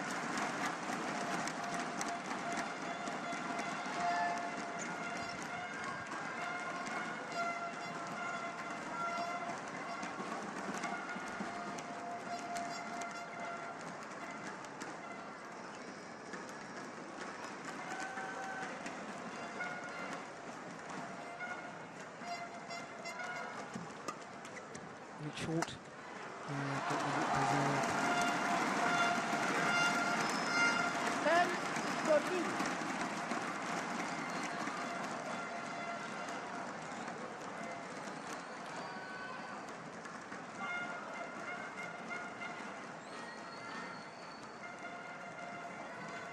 Of course, it was at this event that Simon Awell won her first ever Super Series title. Back in 2009. 11, 13. And then a total of 4 Super Series titles now.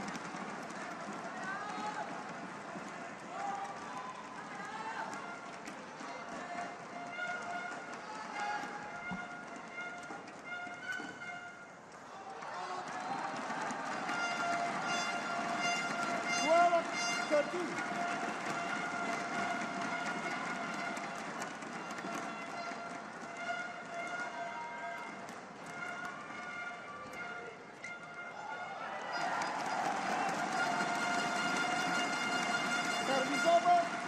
14, 12.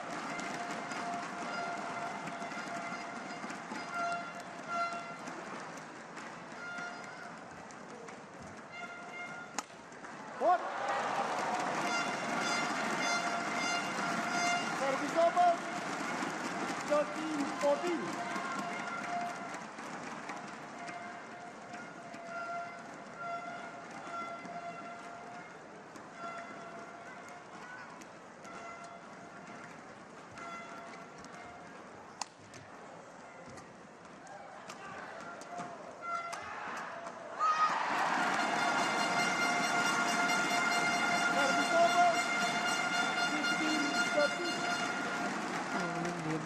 Celebrate.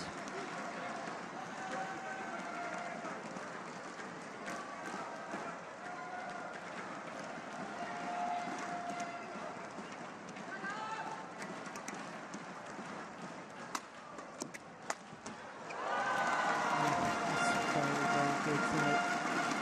The 21-year-old. 14-15.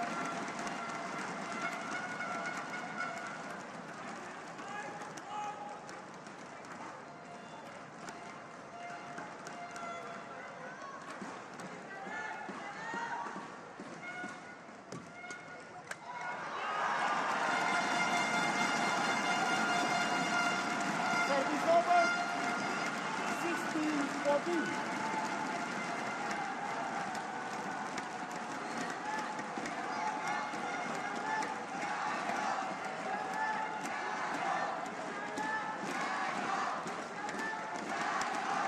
Okay, play.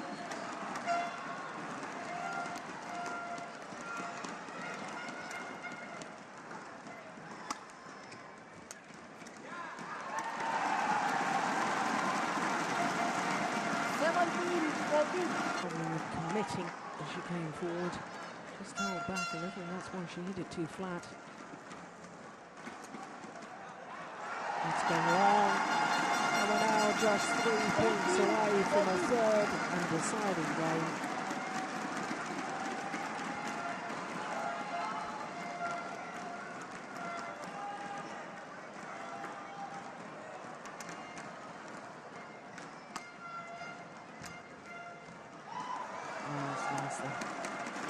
They just hit down too long to readjust on the next point. A very perfect length. Very good indeed.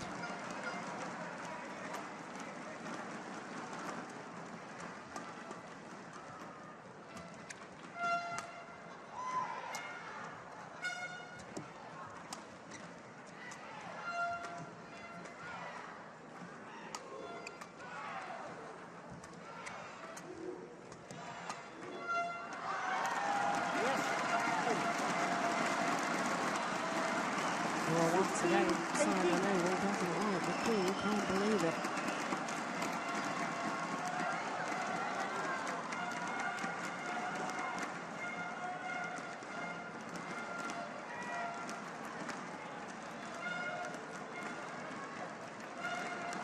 Well, it was desperately close, whichever way it was.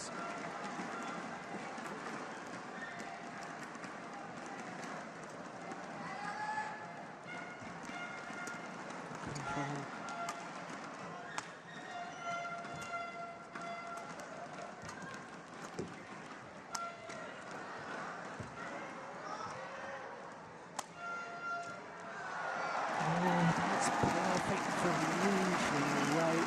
17-18.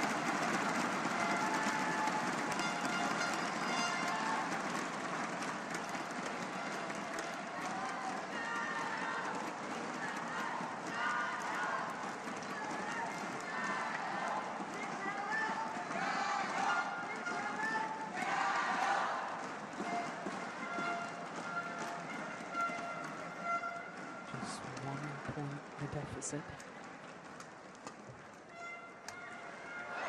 Now back level. 18-all.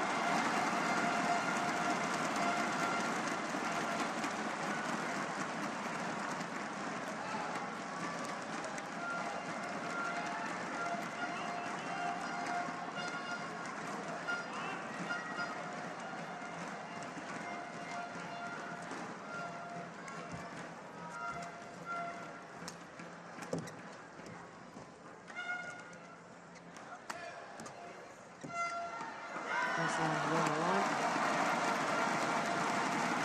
19-18. One and 5 straight points just eases back into the lead.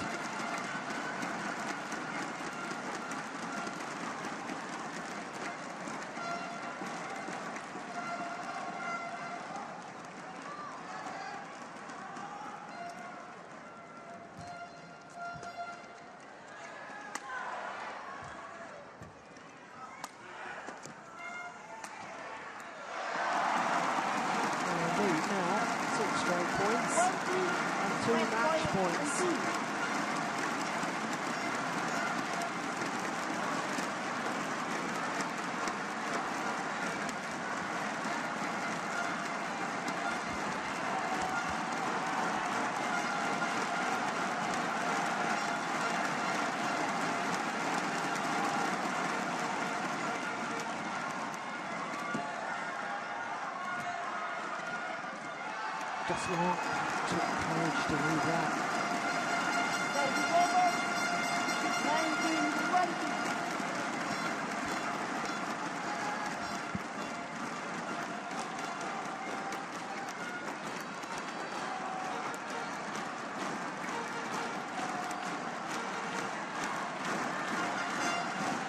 Still a match point opportunity to leave away. Makes an error on the return of serve. It's back level.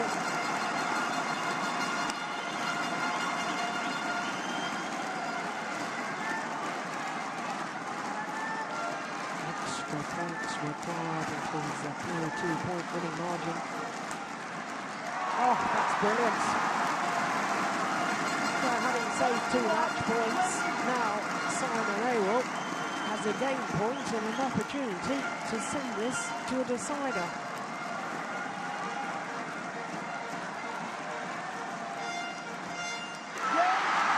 Would you believe it?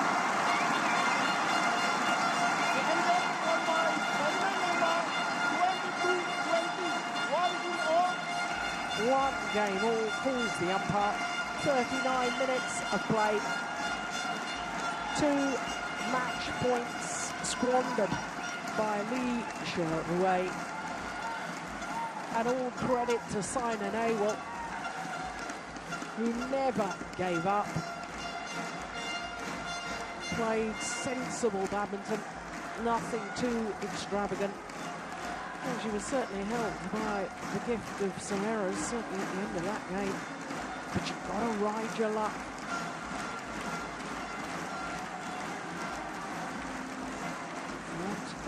What a 2 weeks Simon Awell is having. In the Thailand Grand Prix Gold events last Sunday, this Sunday, in a right royal battle with Lee Sherway.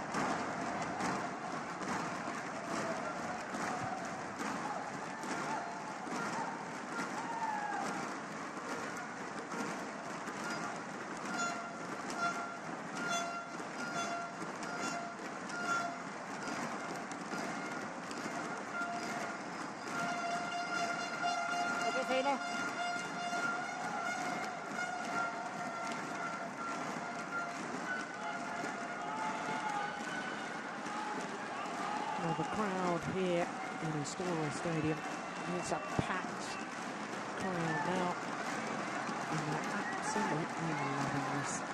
Final game, level play. A few minutes ago, I didn't think we'll be having a third and deciding game. One block.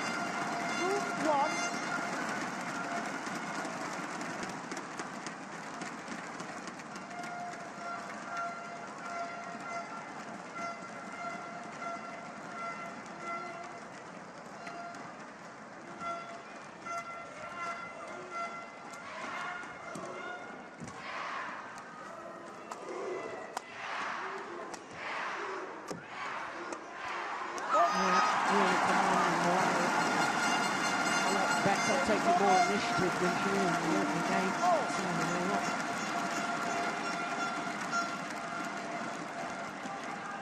It's clever play. Good use of the body smash.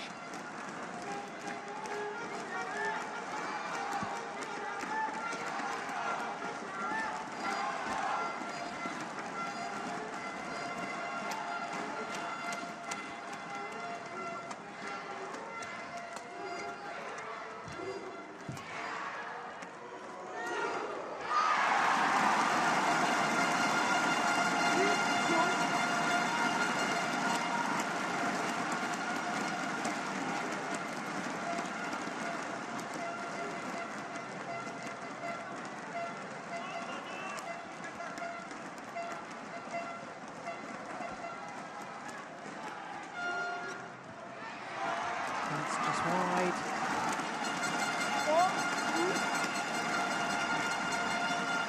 And you can see there's just a little bit of doubt has crept into the mind of Wei.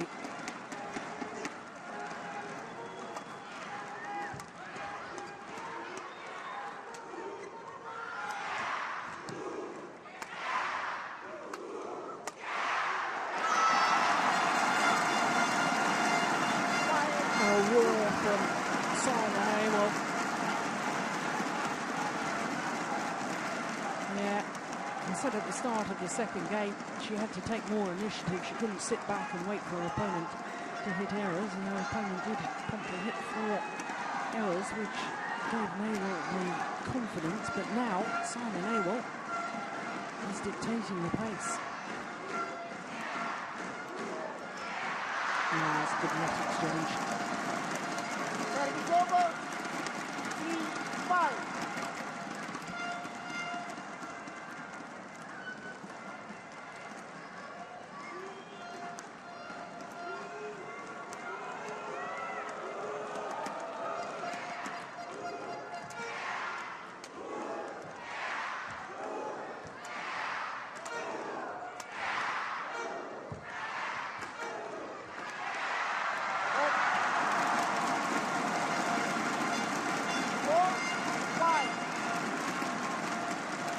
I think the outcome of this could very much depend on who gets the better of the net play.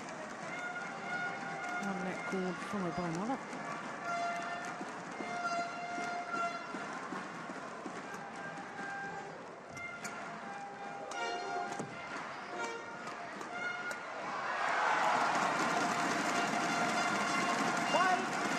Level once again.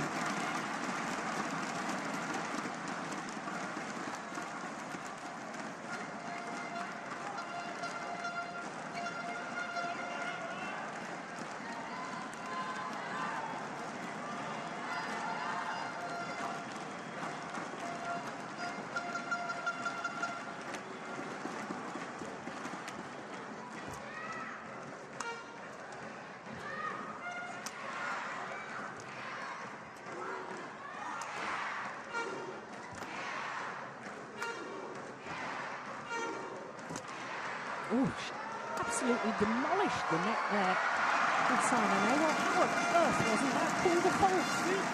5.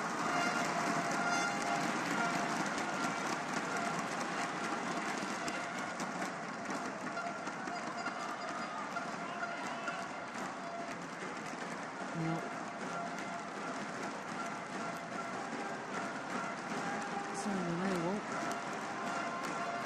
not played in the end. 7-5.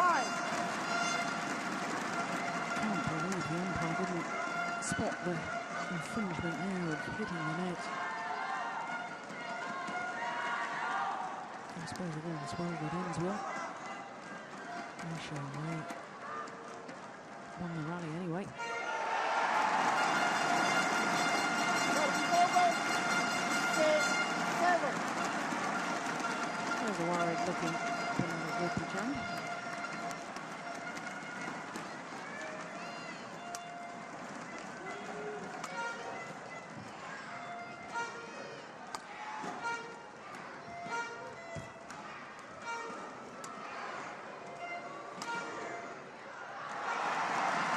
long.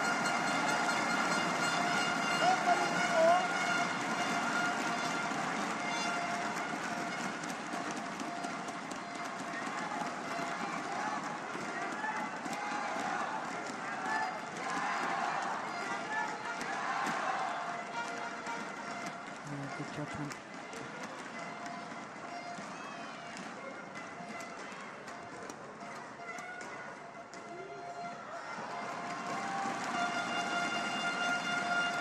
Service over.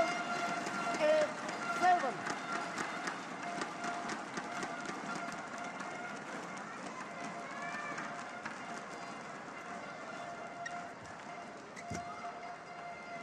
Very good lift.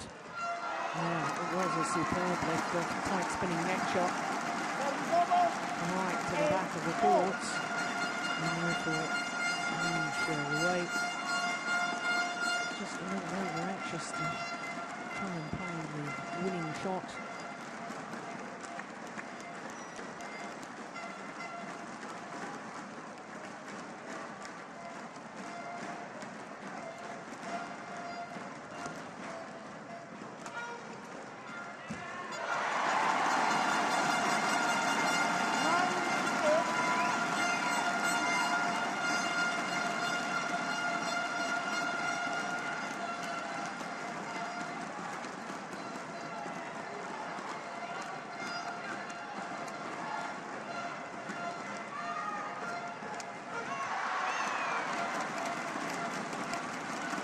Service over.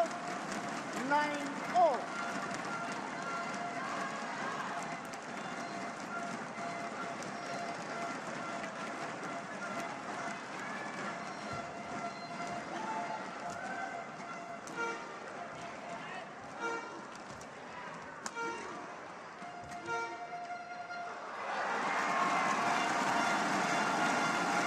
Service over.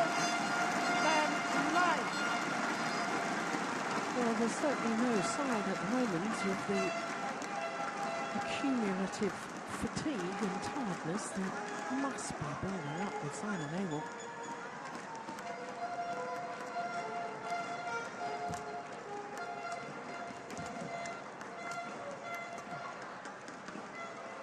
That's just wrong. Service Well, over. he is going to have the advantage as Djarum wins. This next point will decide it.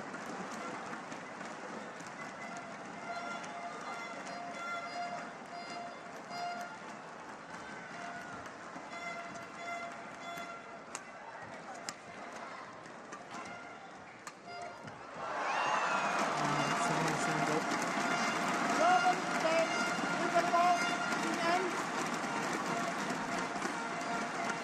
Well, it could not be closer.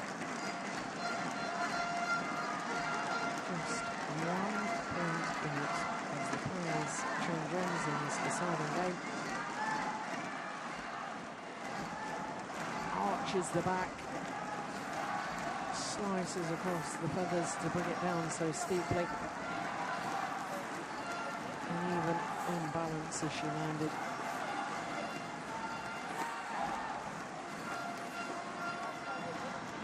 20 seconds. 20 seconds. Okay, good. Thank you.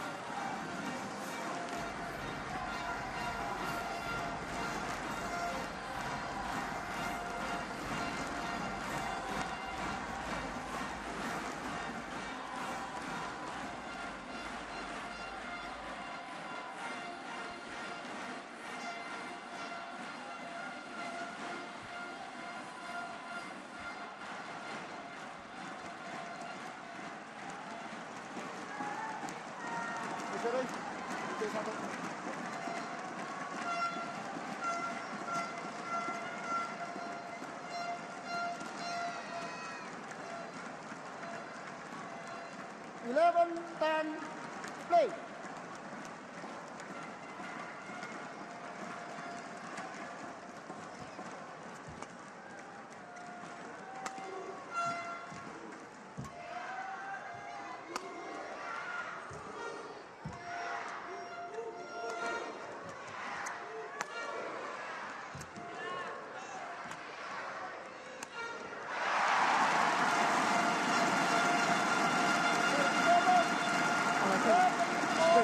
in her racket as she tried to play that final shot. That's why she made the error.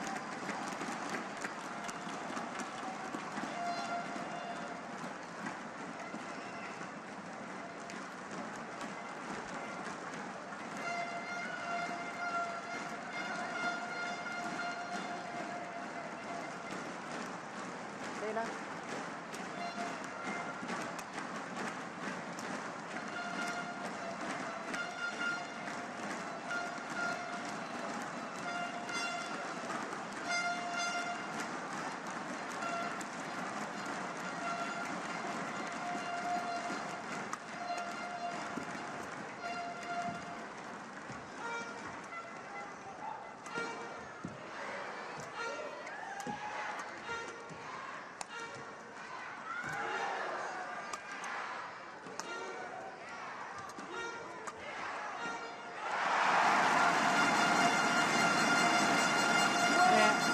Her head, keep thinking.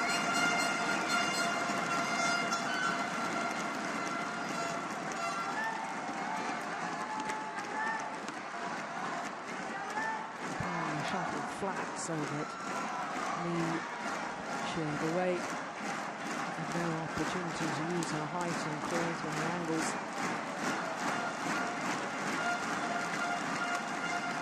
Stay wide. And the body smash.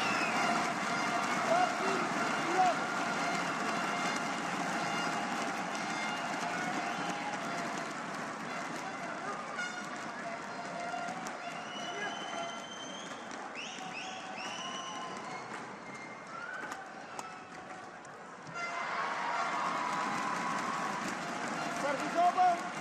12-13.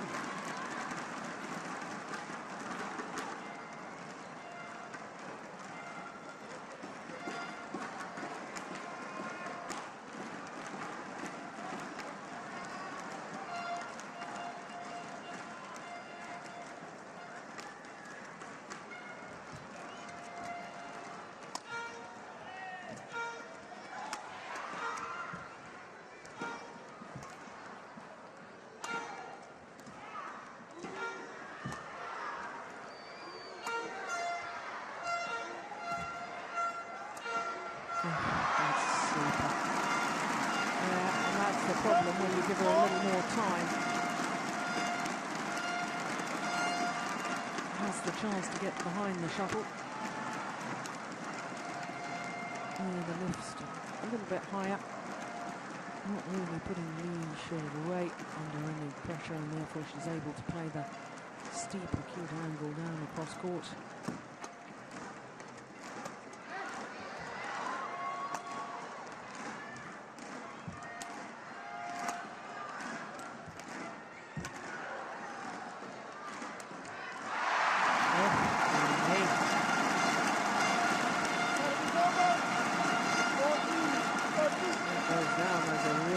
Opportunity. And the number 4 seed. Look, she's only half court. She played that shot, trying to play it with disguise.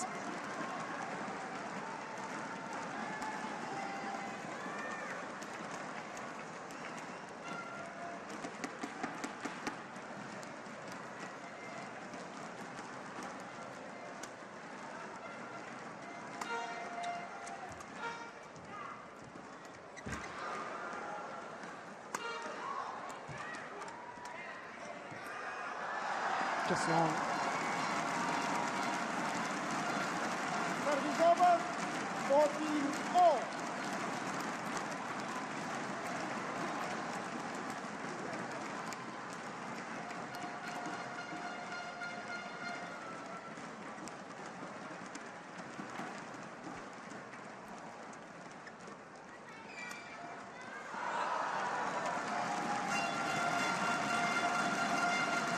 Service over. 15-14.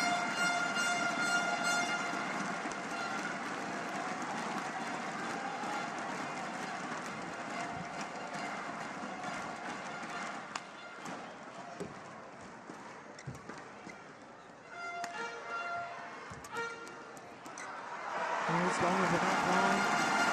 Good judgment from Simon Aylward. Perhaps with a rather struggled to reach it anyway.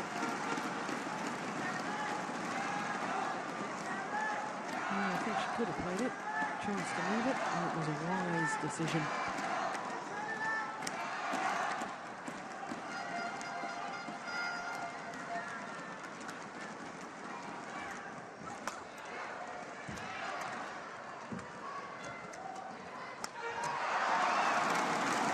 Just up the tempo of the rally.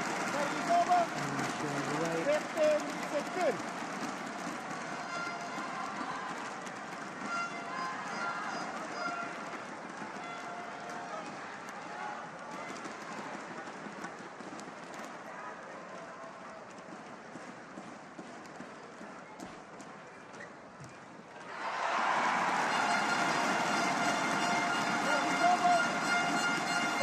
Just not as much power in the legs as she lunged forward to the net. Lee.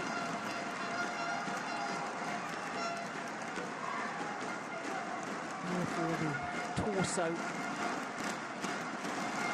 not held in the upright position.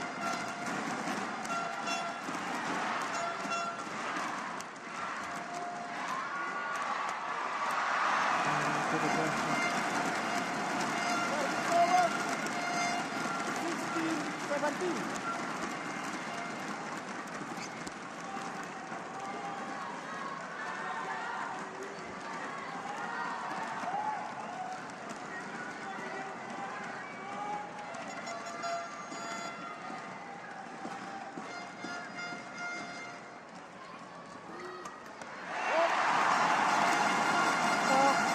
It's incredible, this match now in progress exactly an hour, and they're both looking almost as sprightly as they did right at the start. I really did think Simon Ogle would be struggling today, physically, and perhaps even emotionally too. A bit of it.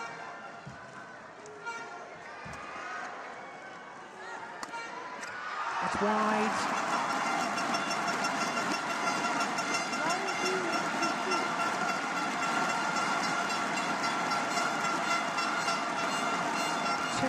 Points away from regaining her title.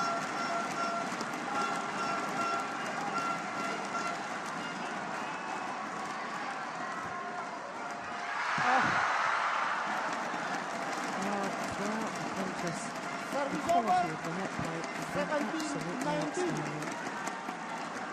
Yet another net cord.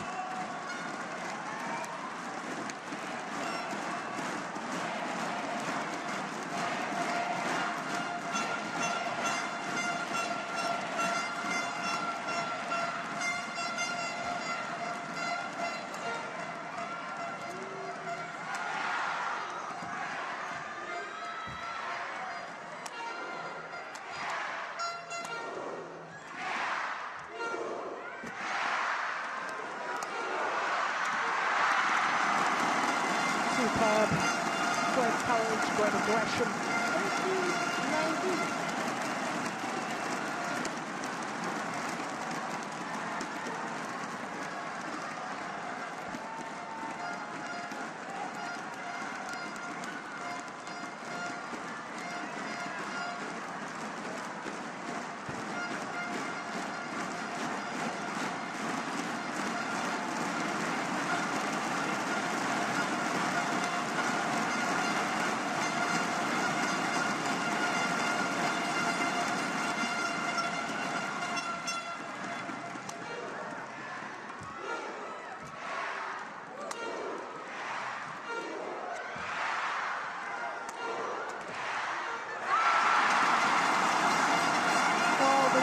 Of the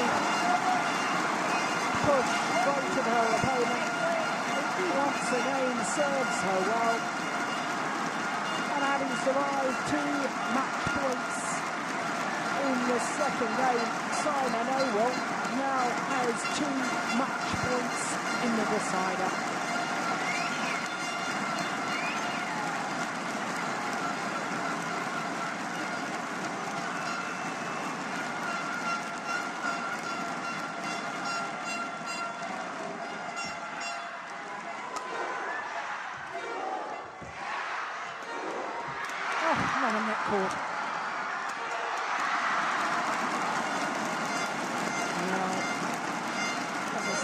a moment ago.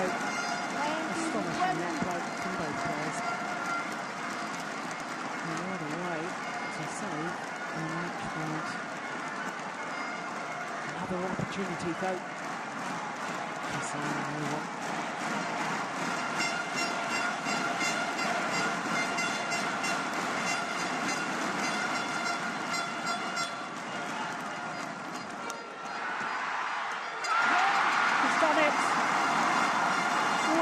believe it. Weathered the storm, survived the 2 match points in the second game. Her third Indonesia Open title, regained the title that she lost in the final last year to world champion Wang Yihan. She's beaten the player who's been the player of the year so far, Li Sherui. Her 5th consecutive final for the Chinese player, having won the previous 4 tournaments she played. But for Saina Nehwal, her 2nd title in 2 weeks. What a performance. 4th consecutive final here in Jakarta at the Indonesia Open, and I know she'll be absolutely delighted with that. Saina Nehwal, congratulations for the winning. You have been joining the Djarum Indonesia Open Series for the past few years. So how was the journey so far? This year especially, was it really tough or what? It was really, really tough, but I love the crowd here. Thank you so much. I love Indonesia. It's really nice playing here. I don't know, whenever I enter the court, I just feel like a champion over here. So it's great. Thank you all of you for your support. Thank you so much. They've been very supportive. Will you be coming back here next year? Every time. This is my favorite place and I will come back again and again. Congratulations once again. I'll see you again next year. Saina Nehwal from India. Well, no wonder she said she loves coming here to Indonesia. Her 3rd Super Series title in Indonesia. Overall, her 5th Super Series title, but more importantly to her, it's her 1st Premier Super Series title. And what a confidence booster in the build-up to the Olympic Games in London. Played the Thailand Grand Prix Gold event last week. She won that. She's come here and she's played sensational badminton as Saina Nehwal. Her quarter-final match against Wang Shixian, former world #1. Is badminton of the very highest quality in a match I will remember for a very long time. So too will I remember this final. 2 match points saved in the second game to come back and win it.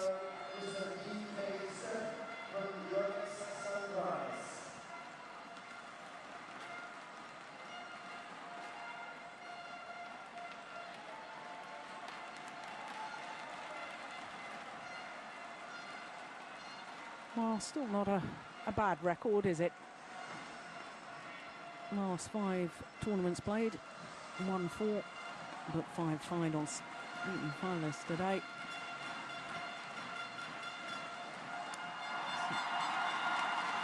So Mr. Seth from Yonex Sunrise presents the medals, and the gold medal once again for a 3rd time here.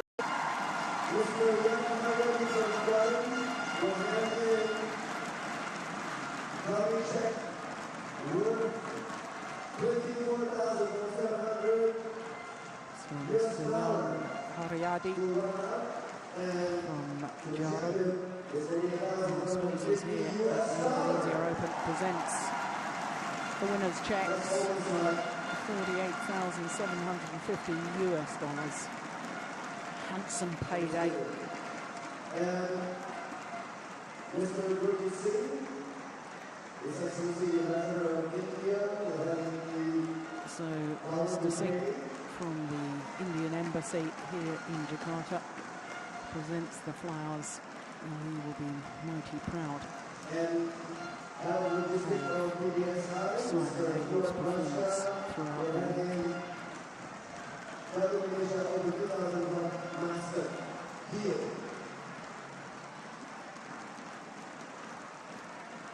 Last but not least, representing OSIM Indonesia, Chief Operating Officer Mr. M. Aswati, and each year and runner will get U.S. sofa runway chair.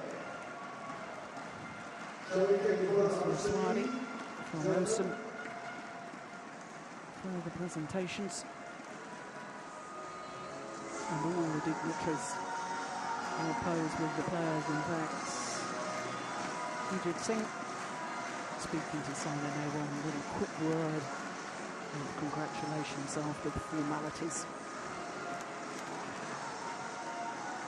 Thank you very much. Lee Jerry, Djarum Indonesia Open.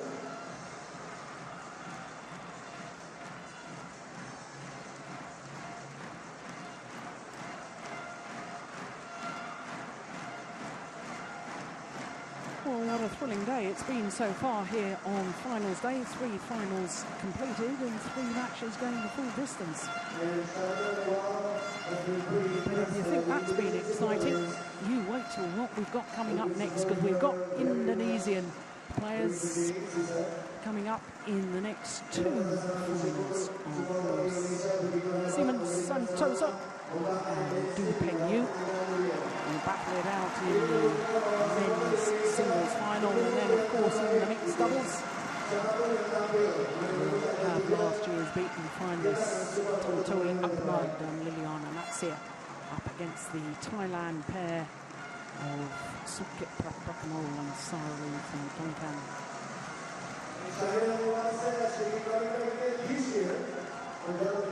So as I say, 3 finals completed. 4 hours for those 3 finals. Just shows how good the badminton has been.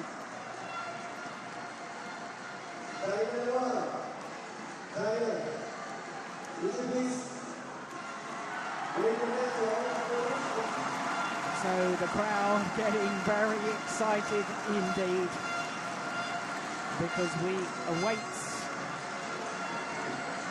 Simon Santoso and Du Pengyu. The men's singles finalists will come on to courts in just a moment. It's the last final of the day. Mixed doubles, and once again, like our next final, it will feature Indonesian players.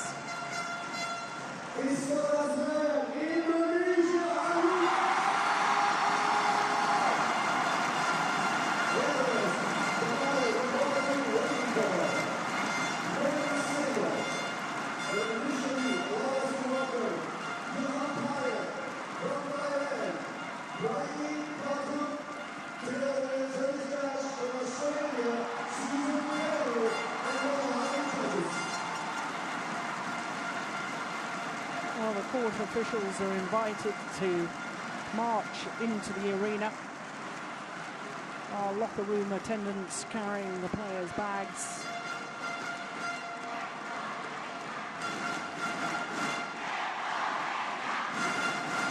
Well, just listen to the crowd, and we haven't even had the announcement of Santoso yet.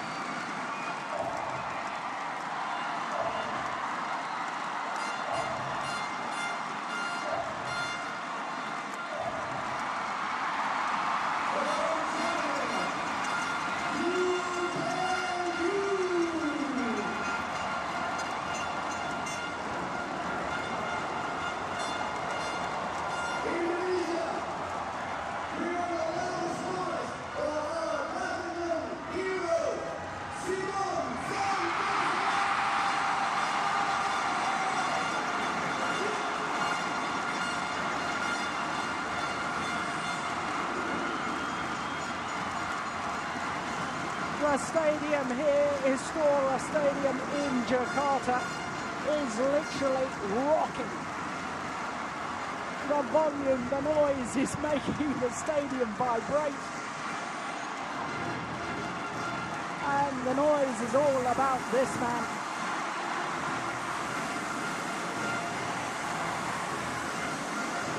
Santoso, the home player, up against this man, the number 8 seed, Du Pengyu.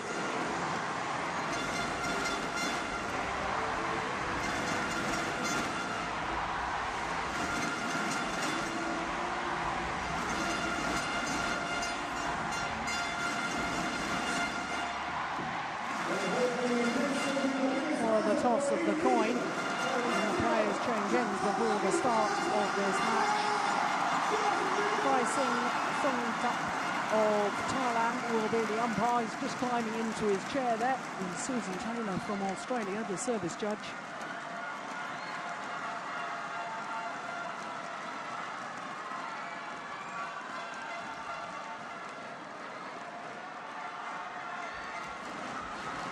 Well, is his second experience of playing on finals day here at the Indonesia Open. Simon Santoso, 26 years of age, against the 24-year-old Du Pengyu. Seeded 8, but number 10 in the world ranking. He has been as high as number 7. His win-loss record for the year translates into one previous final. That was at the Asia Badminton Championships in Qingdao. Lost to Shenzhen in that final. But that's been pretty impressive, hasn't it? All of his matches in 2 straight games. Hasn't played against another seeded player on his way through to the final. And in that quarter-final, against the qualifier, Sonny Dwi Kunchero. Sonny Dwi, of course, coming back from injury woes. He is a former champion here, not having to qualify because his ranking had dropped so low. So to Simon Santoso, 23-9, also represents one previous final. Reached the final in the German Grand Prix, lost out to Lin Dan in the final of that.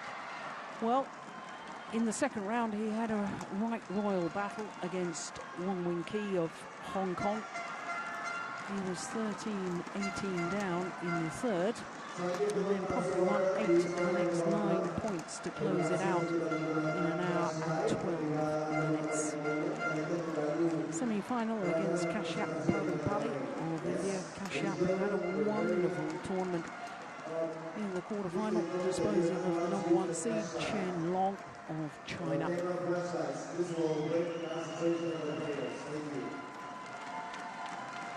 So the number 7 seed from Indonesia, the number 8 seed from China. And you probably would have put money on a Chinese player being involved in the men's singles final, but you probably wouldn't have put the money on Du Pengyu. Not with the number 1 seed Chen Long from China and the number 2 seed Chen Jin from China. But he has battled his way through. This is the 4th meeting between the 2 men. And as you can see, Du Pengyu not only winning that last one, which was the quarter-final in Korea, first of the Premier Super Series events this year, Du Pengyu has actually won the last 2 encounters.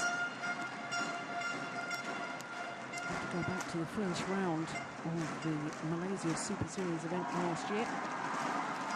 For the only time that Santoso has beaten his opponent of today, and that was in 3 games. Let him play.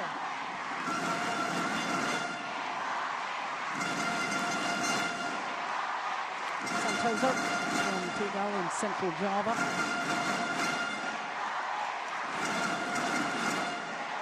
His 10th consecutive appearance here at the Indonesia Open.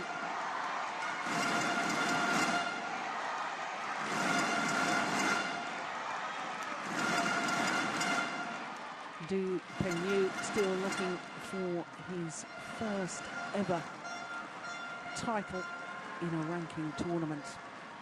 Of course, he did win the World University Championships in 2008, but that doesn't count towards world ranking and therefore doesn't count in the career titles list.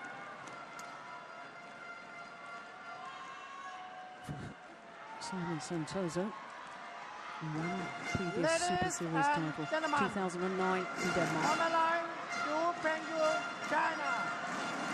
And on the left, Simon Santoso, Indonesia. Zhu Pengyu to serve. Level, play. The men's singles final.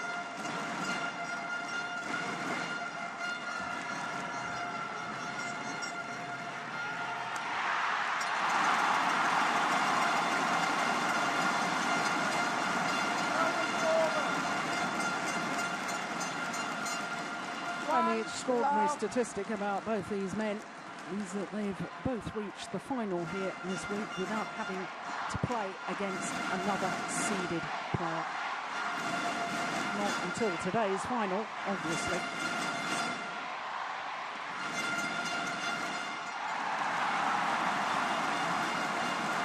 Well, he was beaten finalist Santoso back in 2008, lost to Sonidui Kuncharo in 3 games 4 years ago. Now he'd love to go one better here today.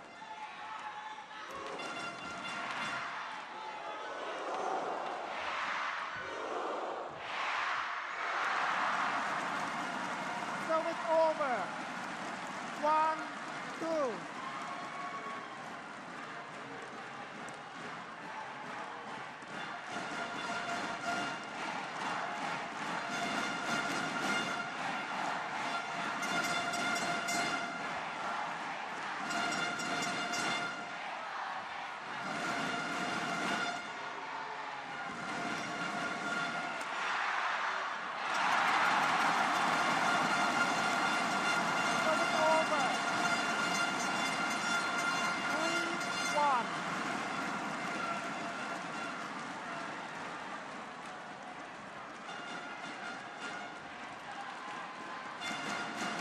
Well, certainly Santoso in his quarterfinal and again yesterday in his semi-final tactically really worked his opponent, wearing them down and pushing them to all 4 corners of the court.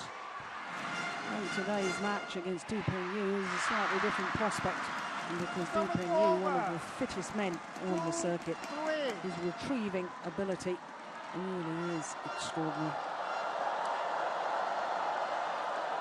And so I think today, Simon Santoso is going to have to take a little more initiative and perhaps be a little more aggressive in his style of play, because just working his opponent, I don't think will have the same effect as it did in his previous 2 matches.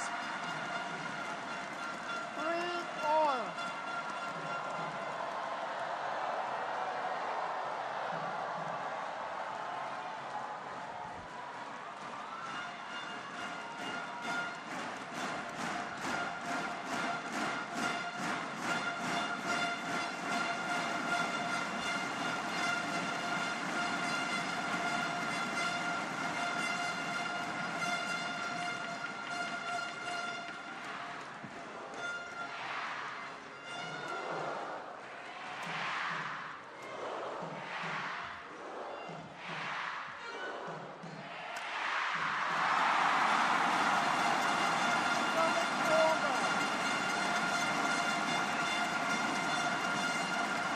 Well, I'm quite certain we're going to see a fair few dives from Du Pengyu.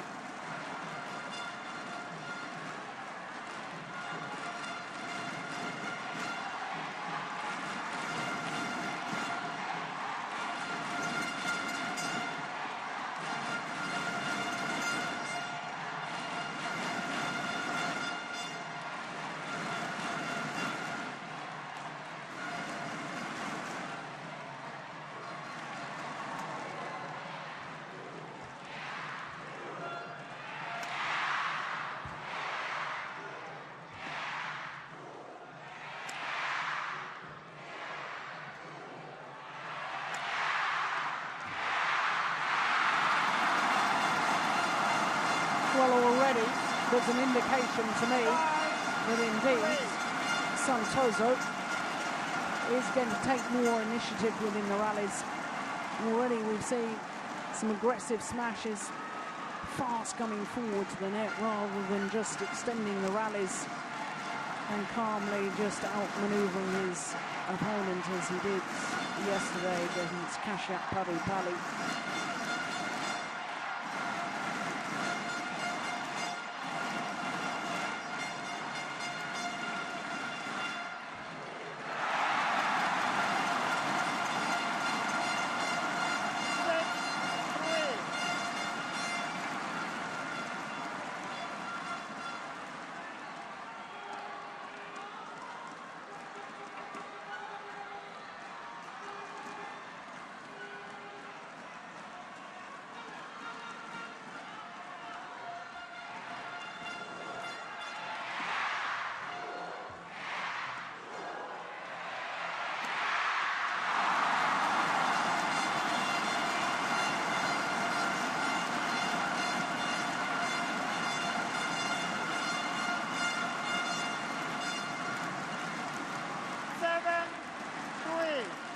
Classic singles tactics, the tight spinning net shot got the lift, and indeed the good attacking play from Santoso.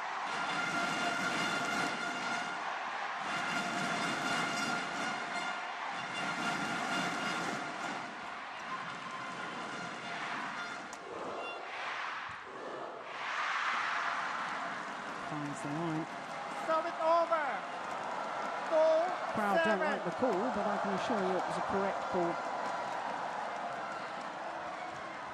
I've got perfect sight of that. Sideline there. Yep, landed on the line.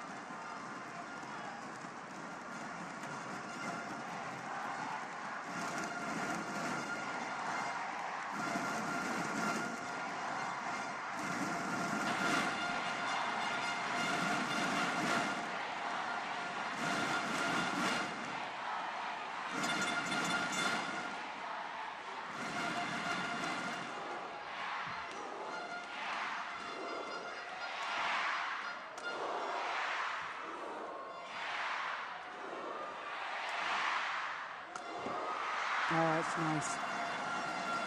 Found the line again. 5, 8.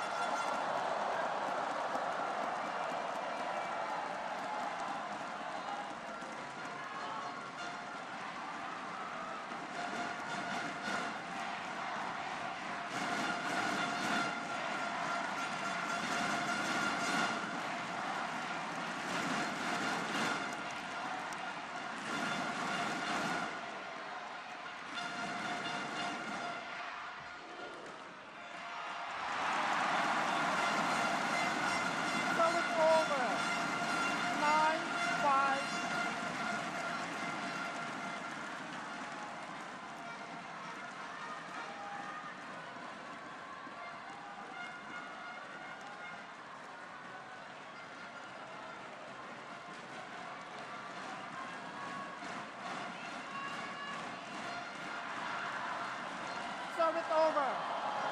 6, 9.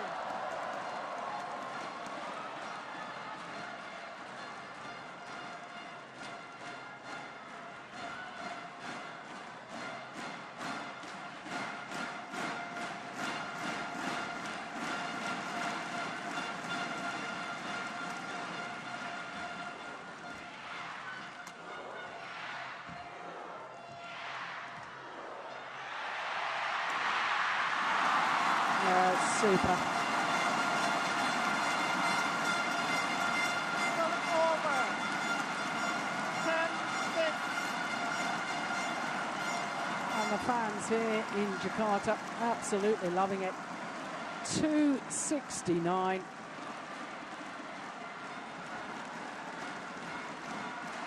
And I suspect that might be the fastest single smash of the week. Just under 168 miles per hour.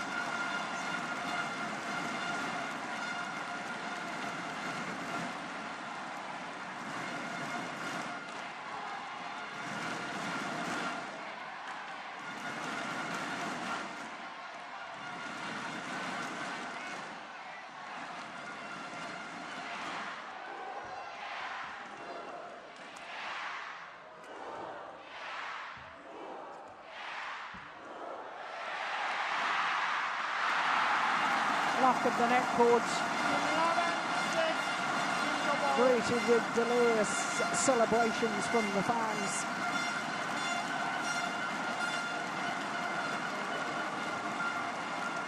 Because Simon's son, Tozo,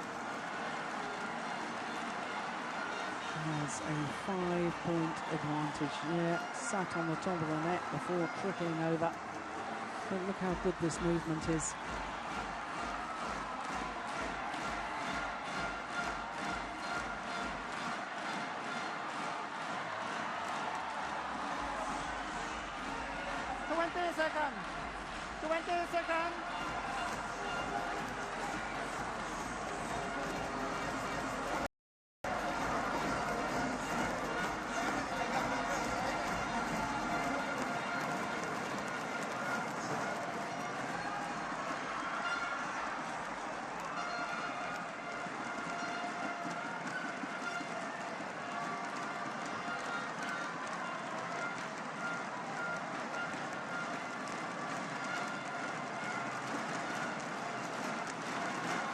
Singles, one of the 3 events here in Indonesia, where 4 different nationalities of players or pairs are represented at semi-final stage. It's a very healthy situation for badminton.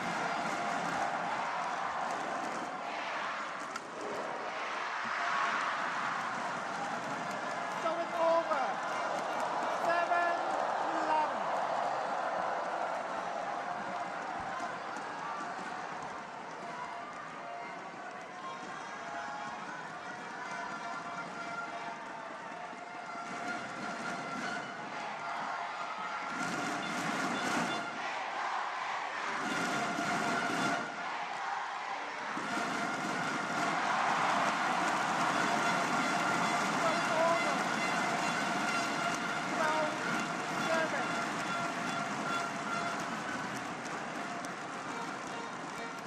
It's so difficult to control the lift from this near side of the court for Deep Ute because of the drift in the arena.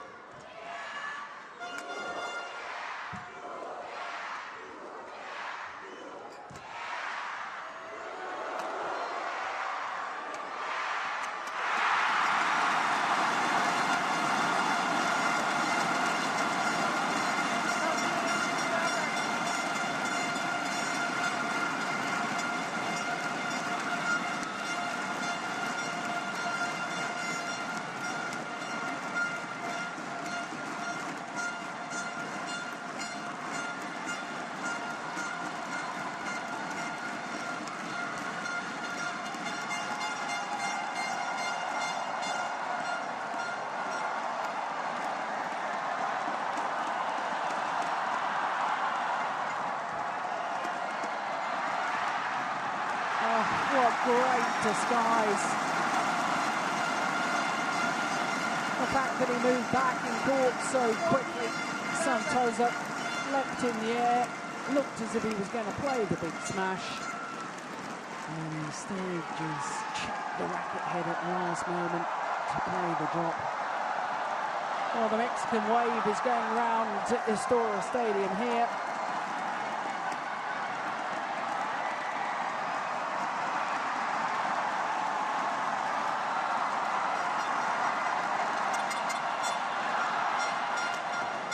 Missed it.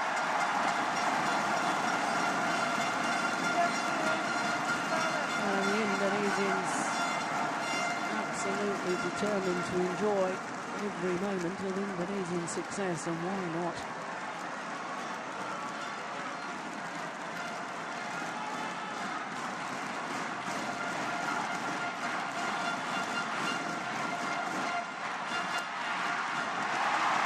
Clever smash once again. His variation overheads so far, Santosa, has been perfect. Well considered and well executed.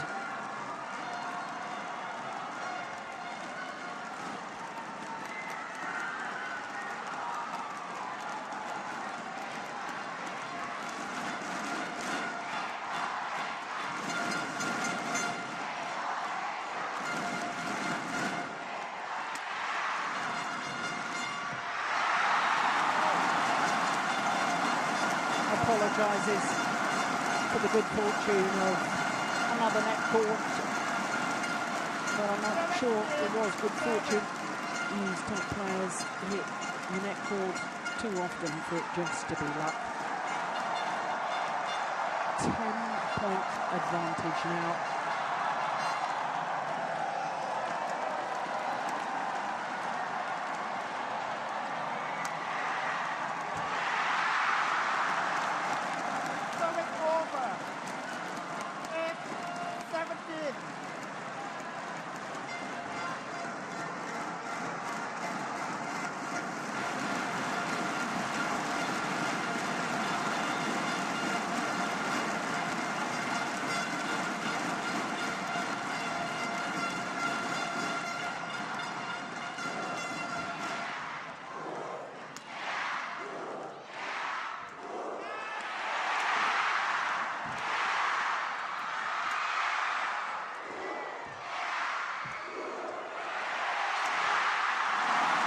Superb. He's hitting his attacking shots with such angle that even the mighty quick Dupin Yu is not even reacting.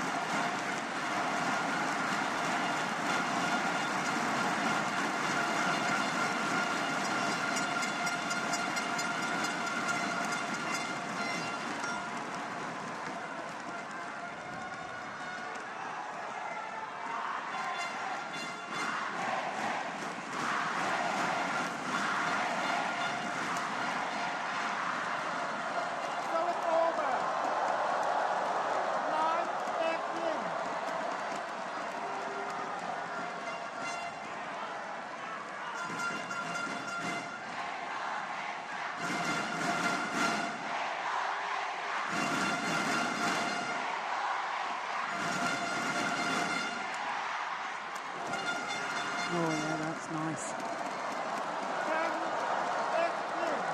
One of the rare occasions that Dupin Yu has initiated the attack.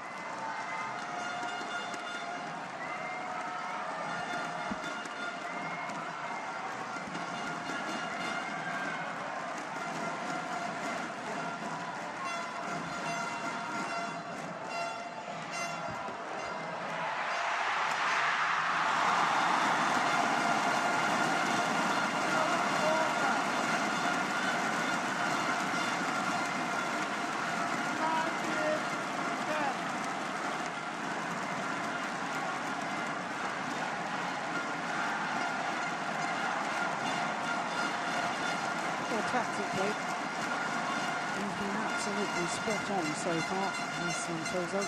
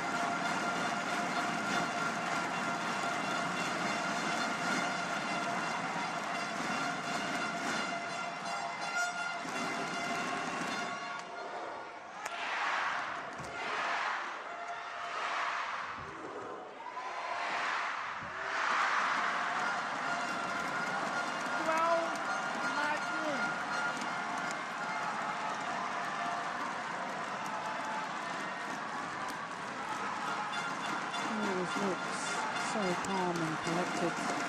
Santoso really shows much emotion.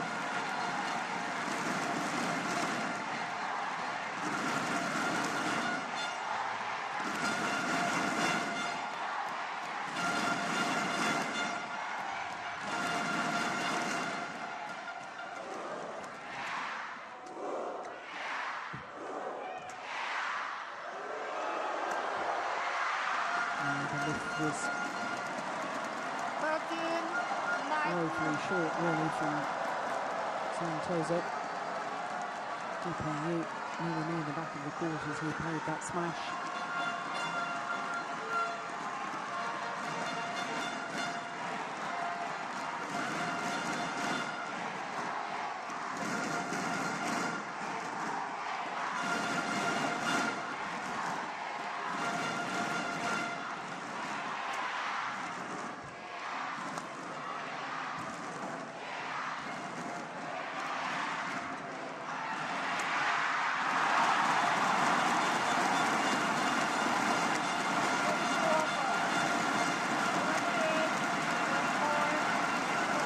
Seven opportunities for the number 7 seed, Santoso, to close out this opening game.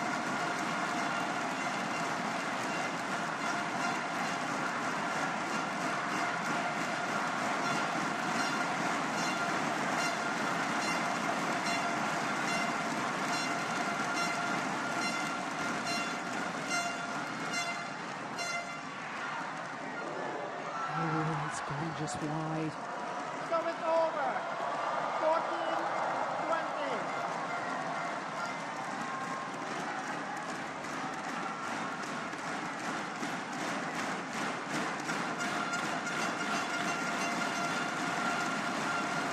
Oh, goodness gracious.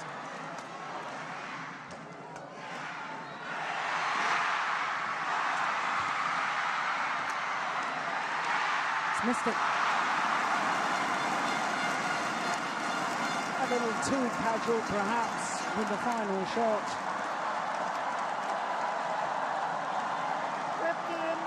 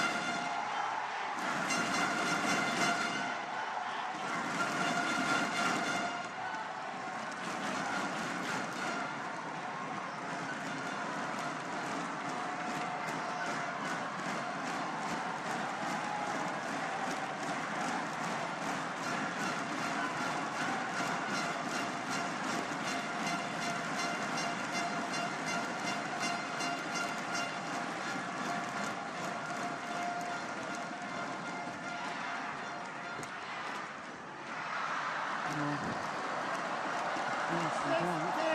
16-20.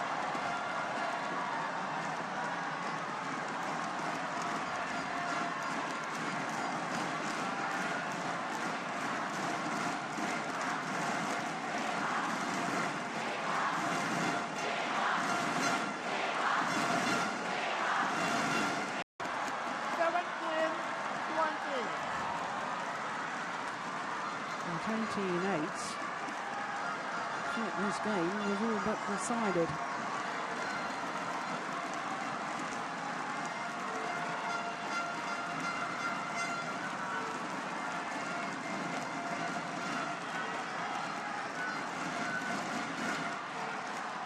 Four points have already been saved.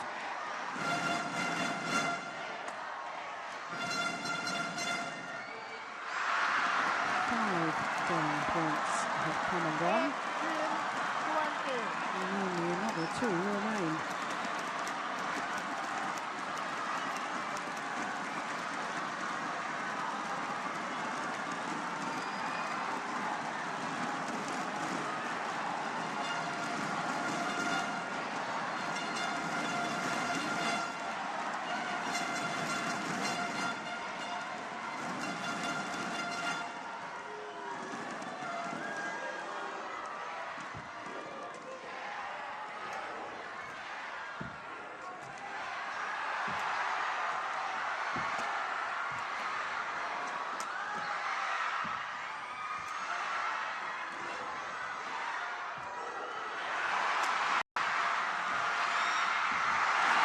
best time. And in the nick of time.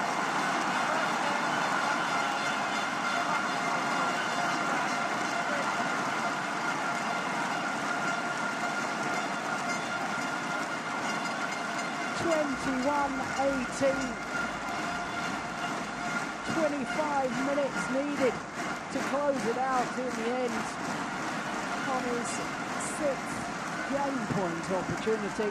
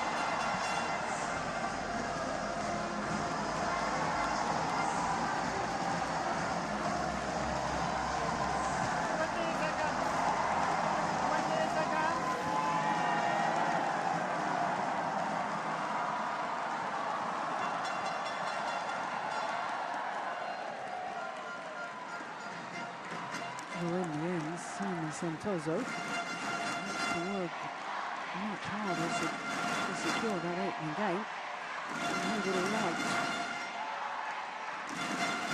19-8 up, and he ended up winning it 21-18.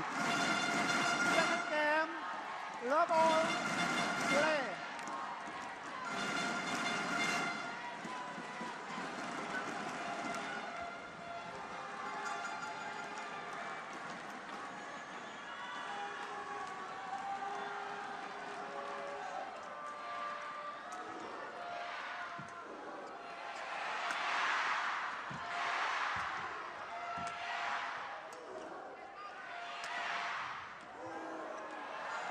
Just long. So it's over. 1 love.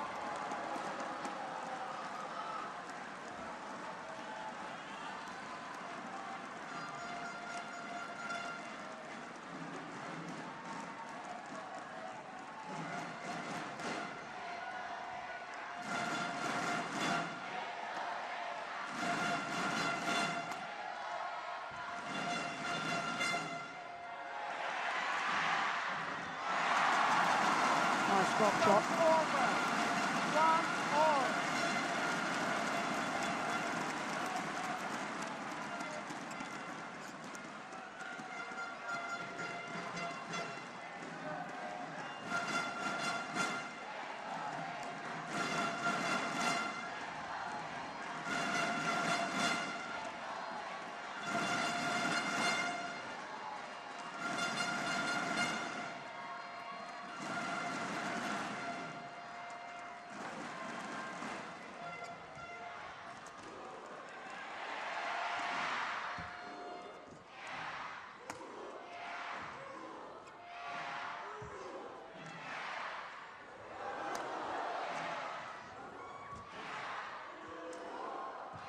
Oh, that was going wide.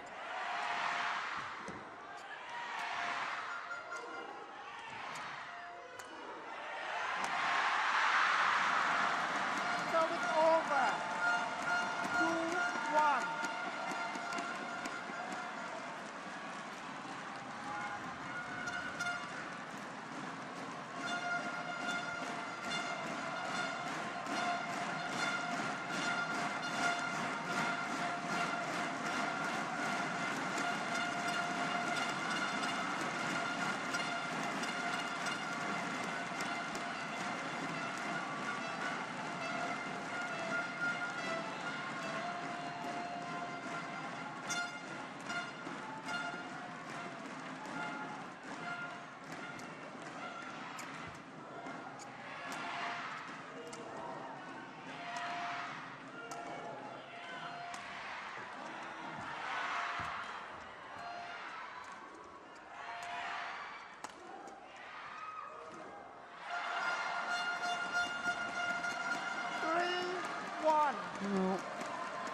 This second game is where Santoso is going to have problems controlling the shuttle when played to the back of the court.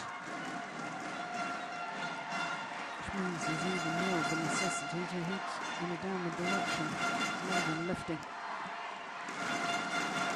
And whether he's got the imagery to do that remains to be seen.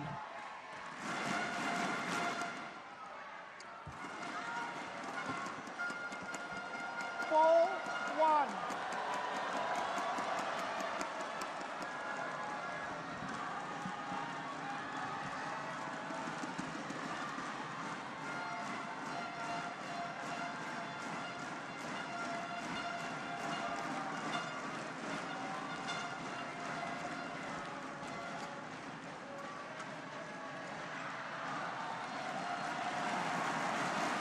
Just long, or called just long. Keeping you having a word with the umpire because he felt perhaps Simon Santoso by waving his arms, perhaps to influence the line judge. There goes the arm. I think it was a correct call anyway.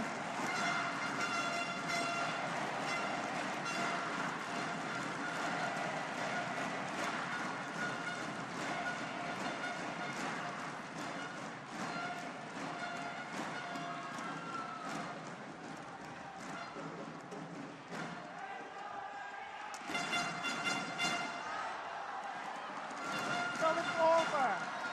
5-2.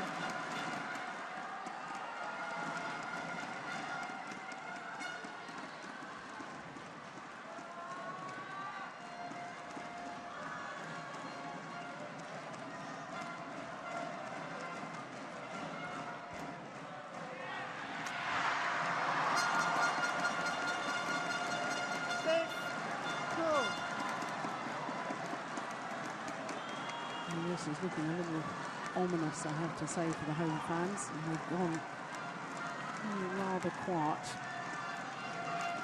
I think they sense it too.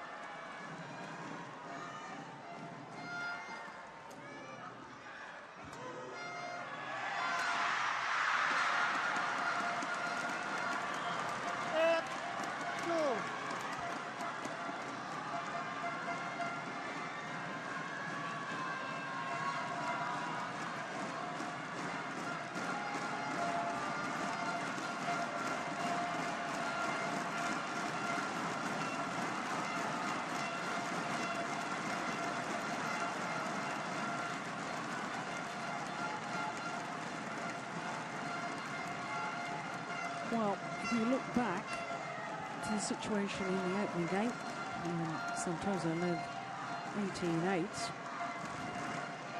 He's only won 5 of the next 21 points.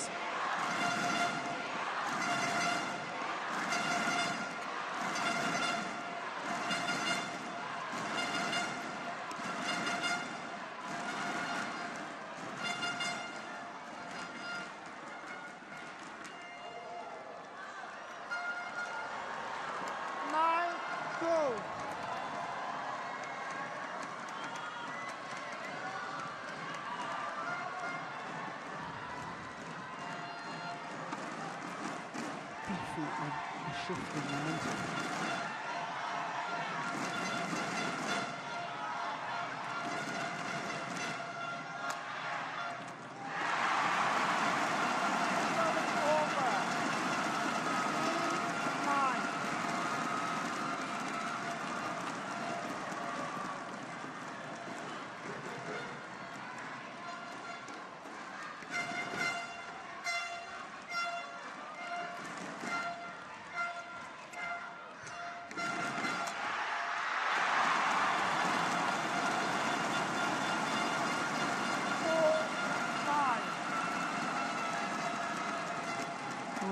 need a little bit of luck at times.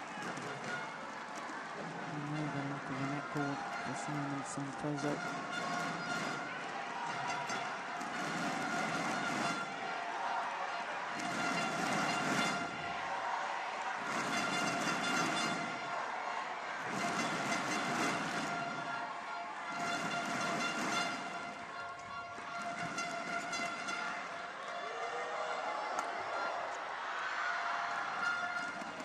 So it's over.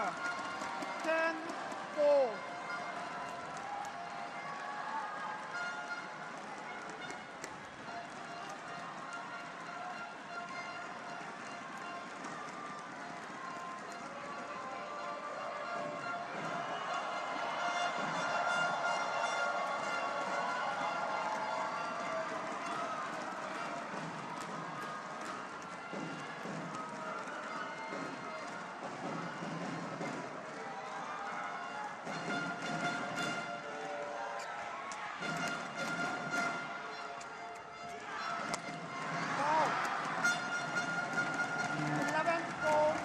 Seven-point advantage at the mid-game interval.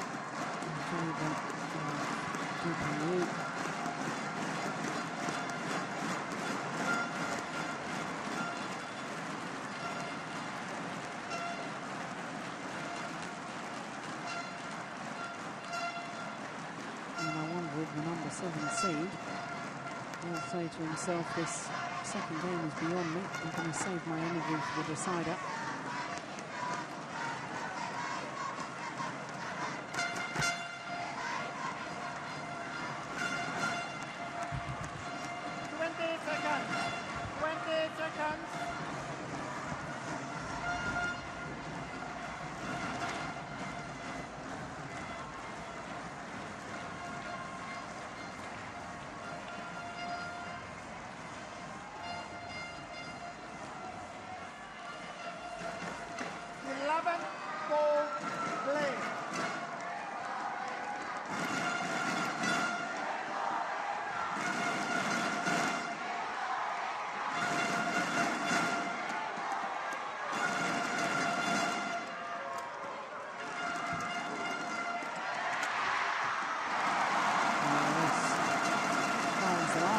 The sort of shot he was hitting in the early stages of the match.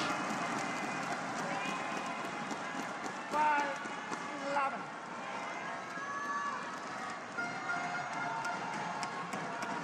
The fastest one of the match so far, 2:69 is hit one already.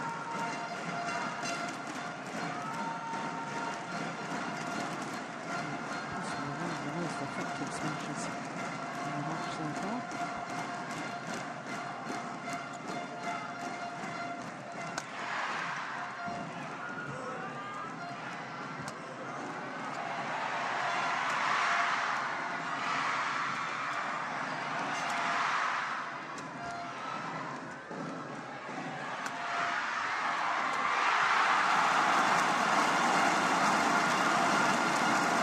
Resurgence from Santoso. That certainly livened up the crowd again.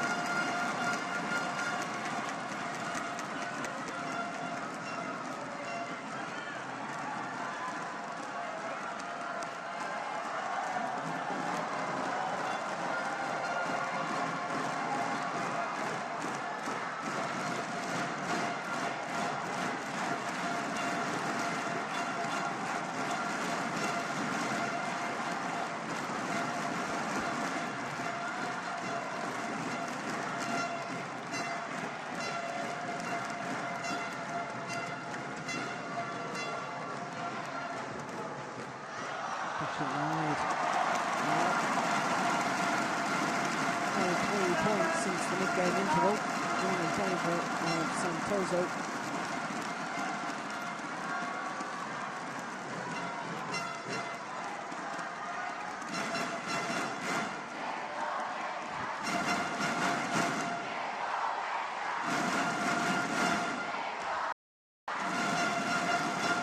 And that's one as well.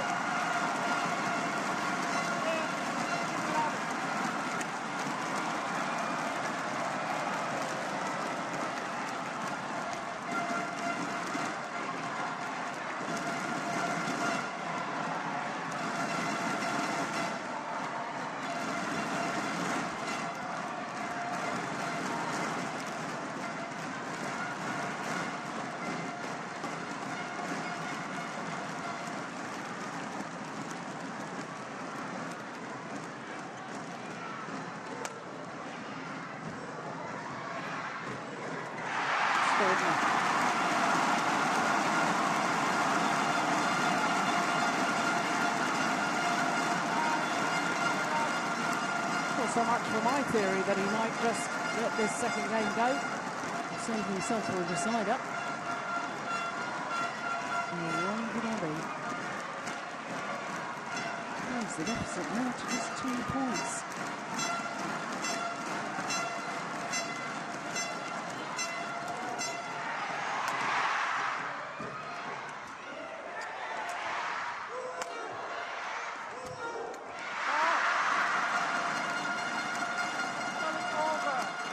Those 5 straight points has certainly got him back into the game.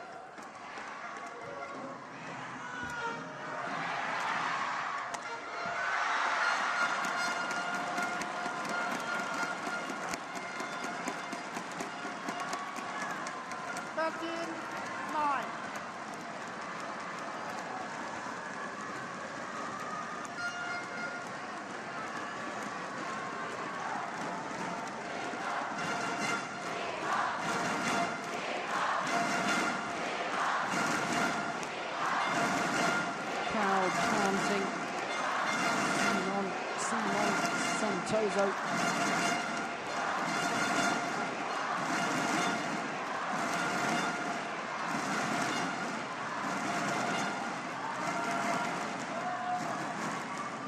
This is an important run.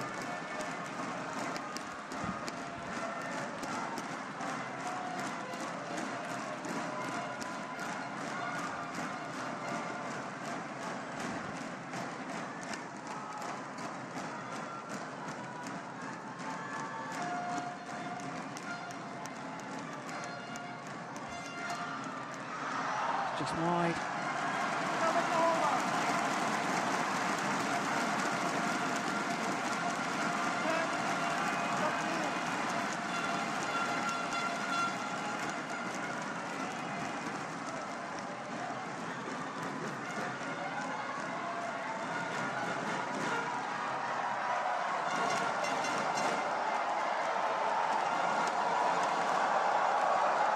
Extraordinary. I think both players were happy to change the shuttle and the umpire said no.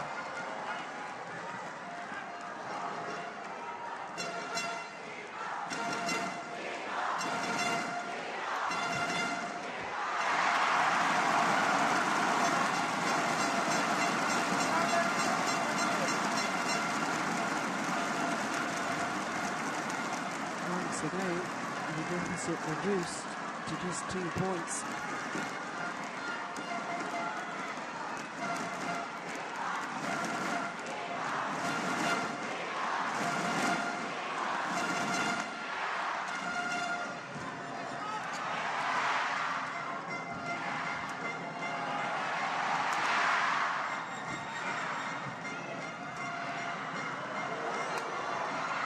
Great defence. No, it's wide.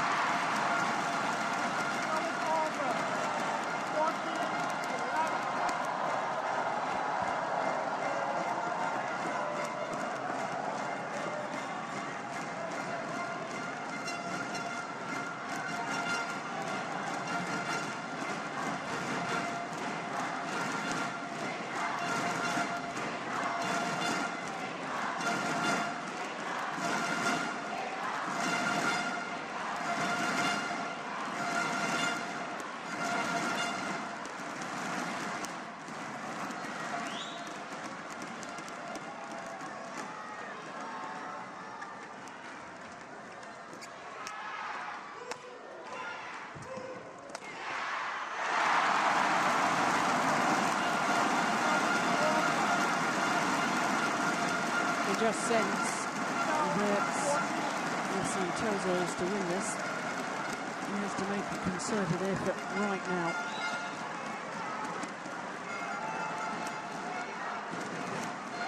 Sometimes as a player you say to yourself, right, the next 3 or 4 points, that's where I really push.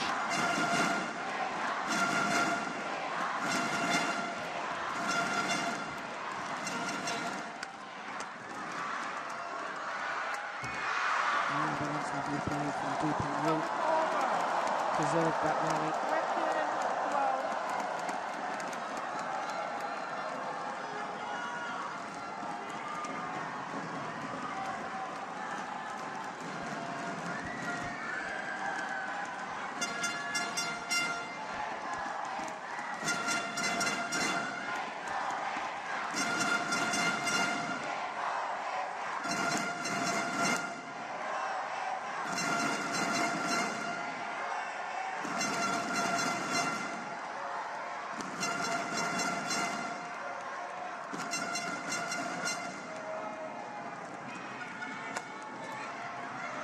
There's another tremendous smash from Djarum Indonesia. 12.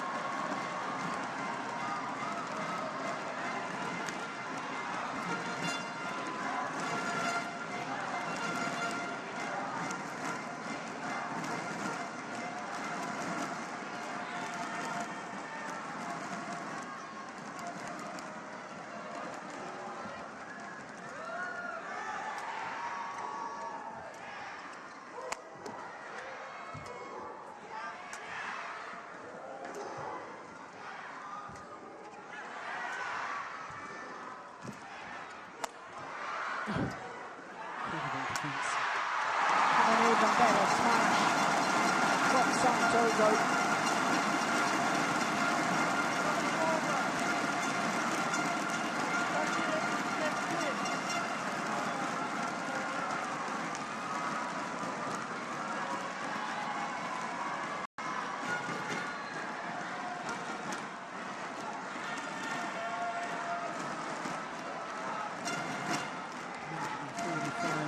Per hour, winning smash.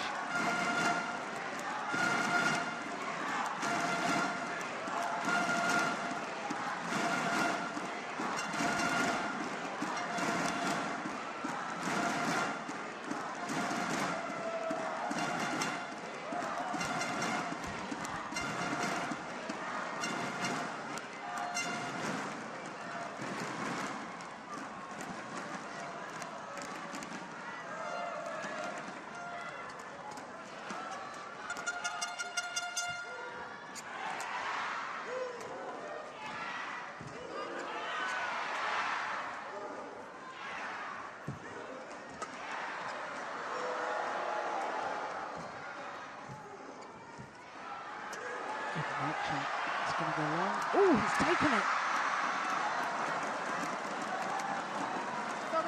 The indecision costing him dear. Maybe it was being held up. My instinct was it was going to go long. Not going to sign. He decided to play it. Made an easy mess of it.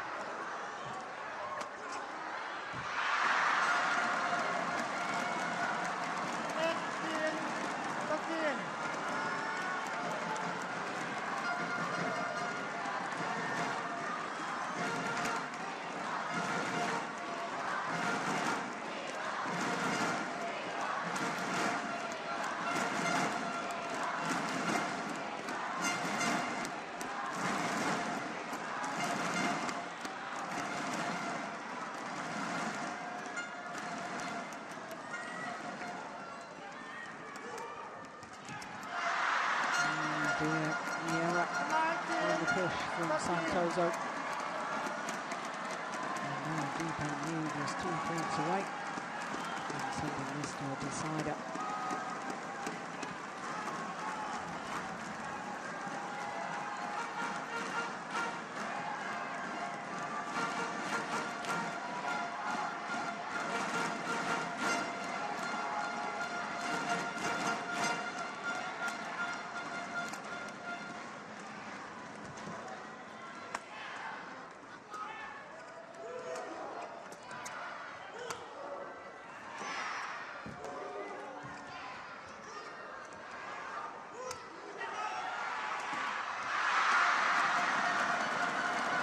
make that 1 point away from a deciding game. Point, 13.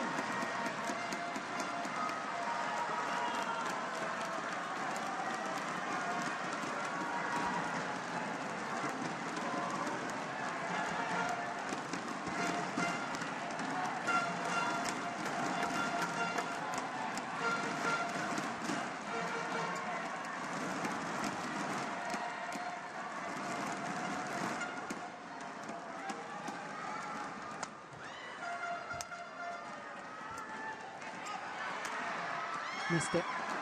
It is 1 game all. 21-13. Du Pengyu takes the second. 52 minutes of play, and we're back to square one. 1 game apiece.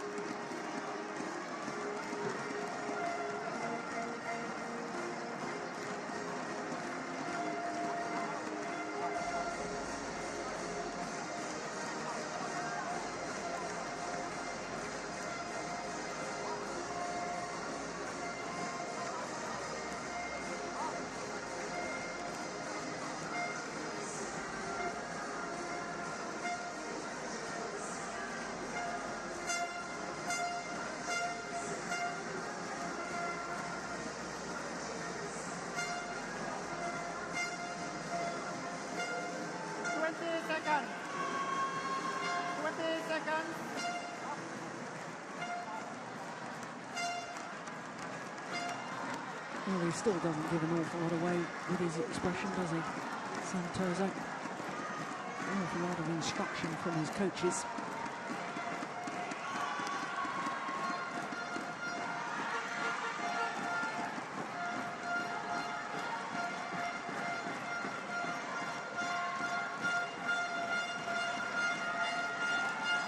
That's interesting, a bit of stretching from Du Pengyu.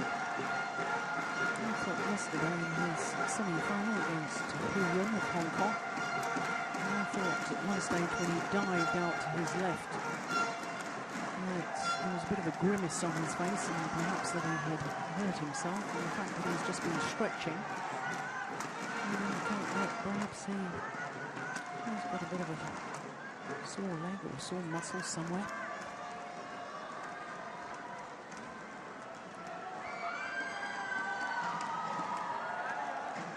Not bad enough to stop him playing. Level play. He's a very tough man anyway. Take an awful lot to make him quick.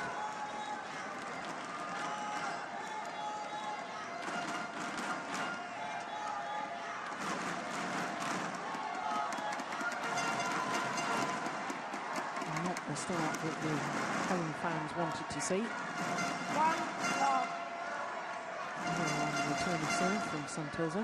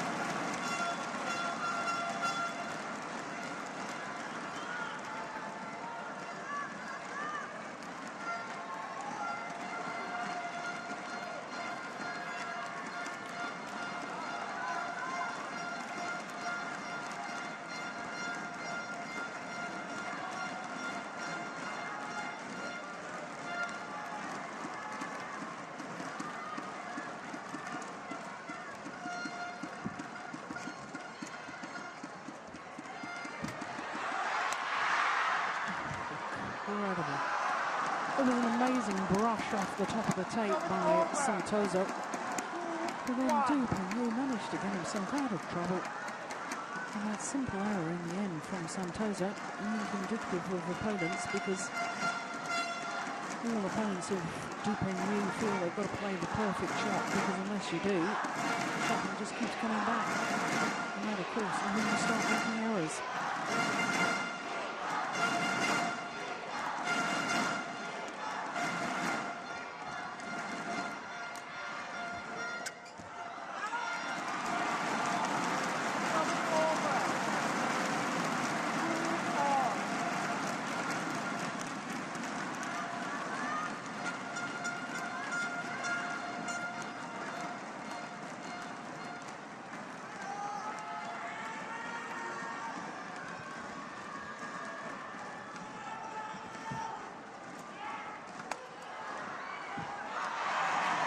Just wide. I have to say that line judge has been very sharp on that sideline. That was another very, very good call.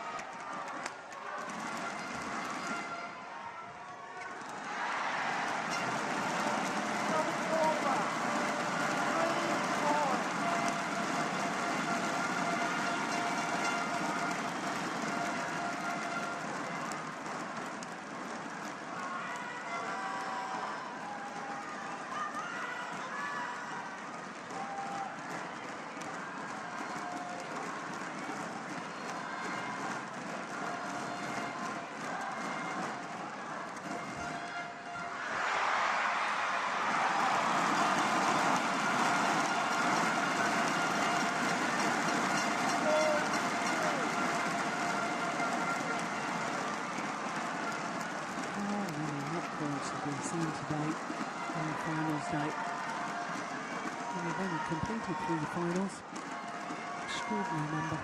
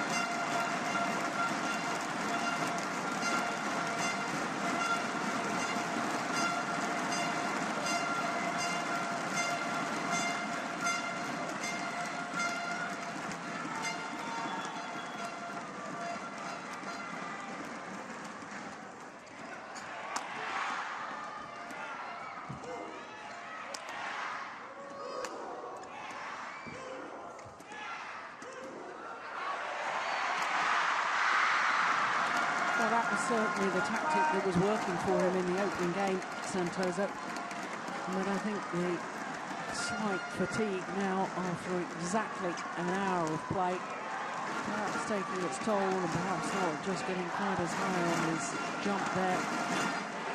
Putting it down with the same angle, and that's why it's finding the net.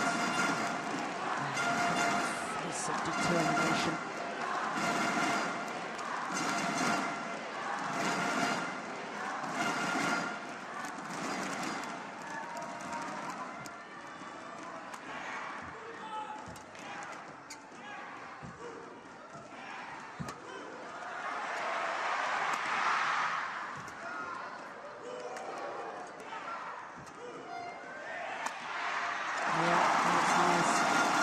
That's what he was doing in game number 1.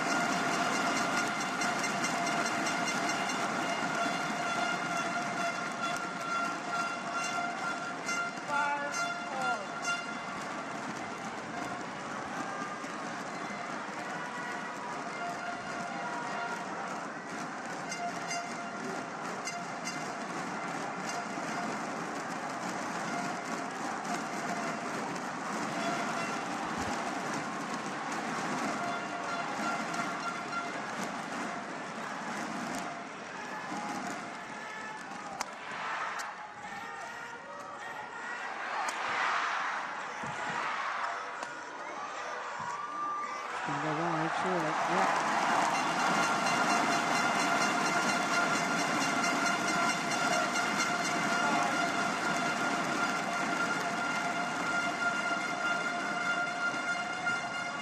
Well, so far, there's never been more than 1 point difference between these two players in this deciding game.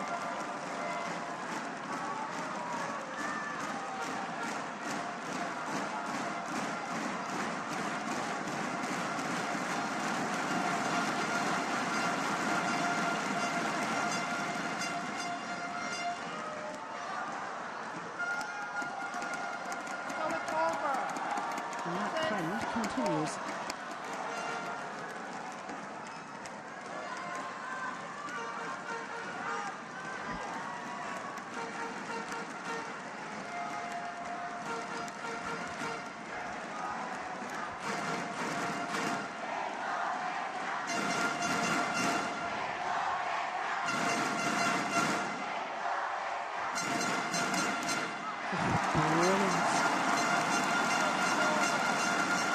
He was able to do that because of the physical and mental determination to move back in court so quickly. Look at this movement. Back he goes, gets behind it. That's why he can hit the straight smash.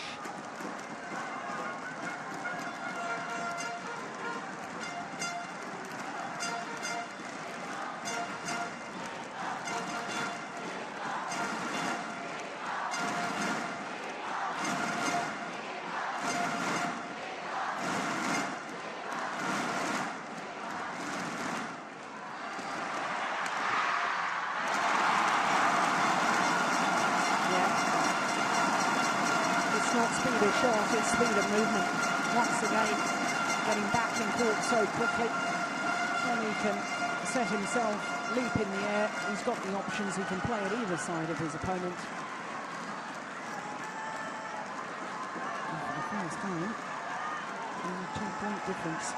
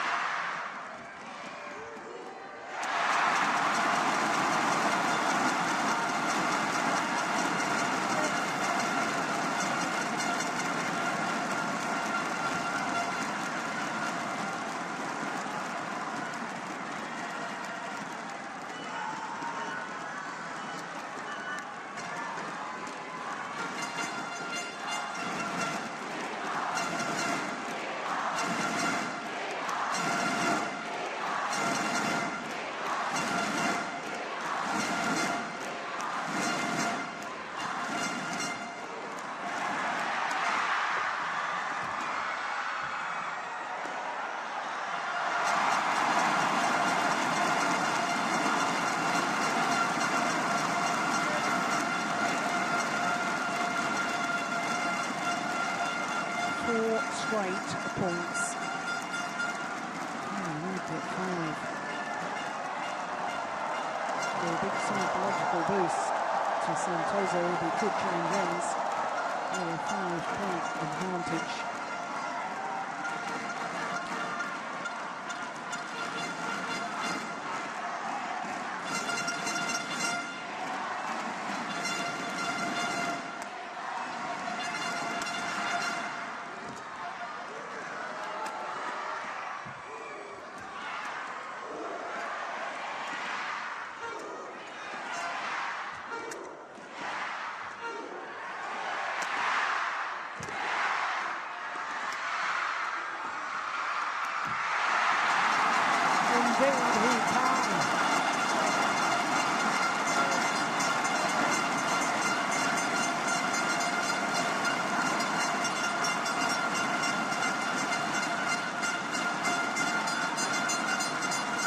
Suddenly,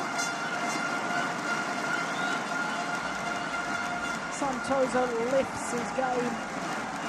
He rides his luck like that last net cord.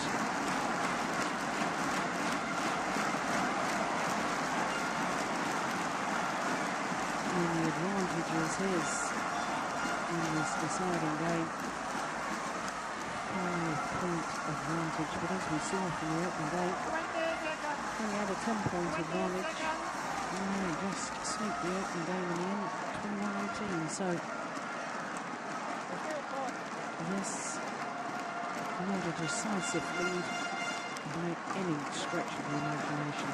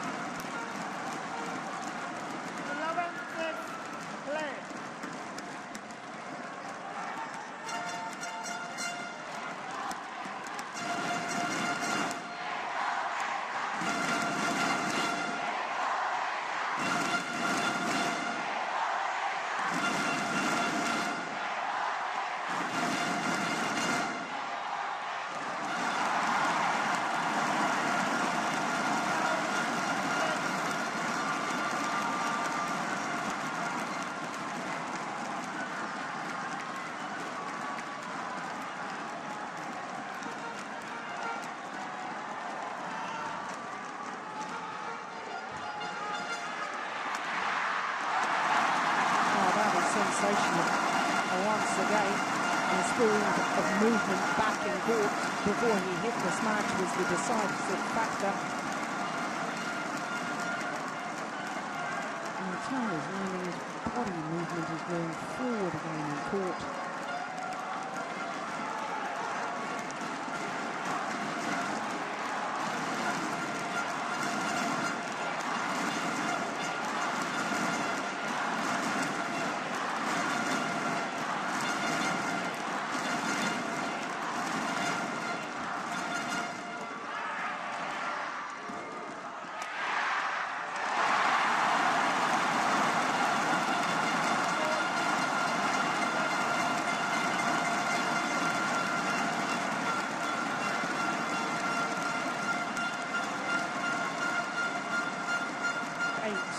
Straight points for Simon Santoso.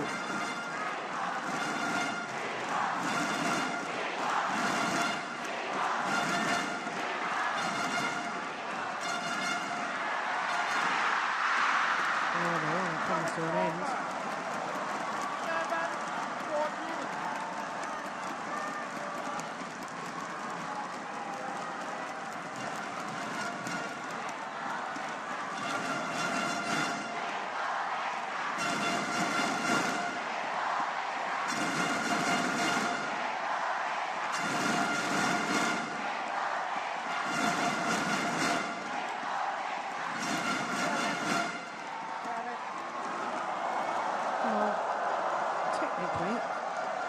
Santoso shouldn't have hit the shuttle, because as soon as he did, it's deemed under the rules that the volley is in play. If you're not ready, you mustn't react and you mustn't touch the shuttle. You mustn't move.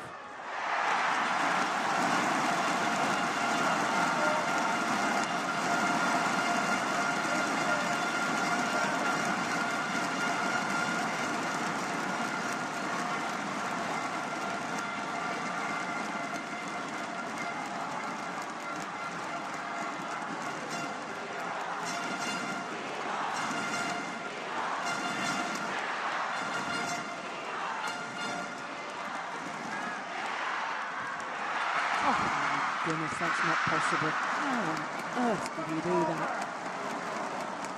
Dupuy was so late onto the net shot and yet played the most perfect cross-court. That is astonishing.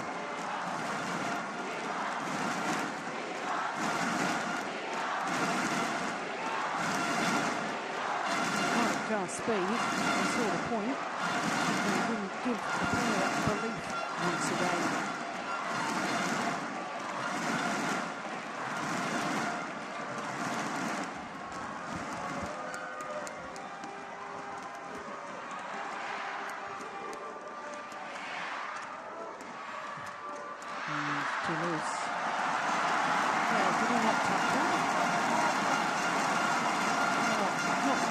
spoke by the umpire. I thought it was quite a touch, Simon. I'm not convinced by the call either.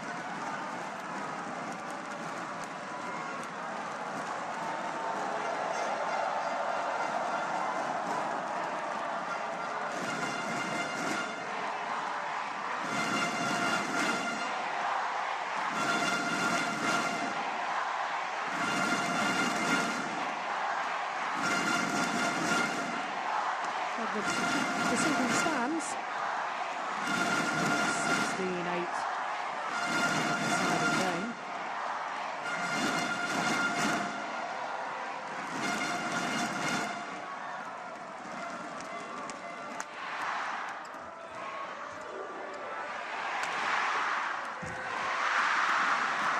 Just snatched it out a little.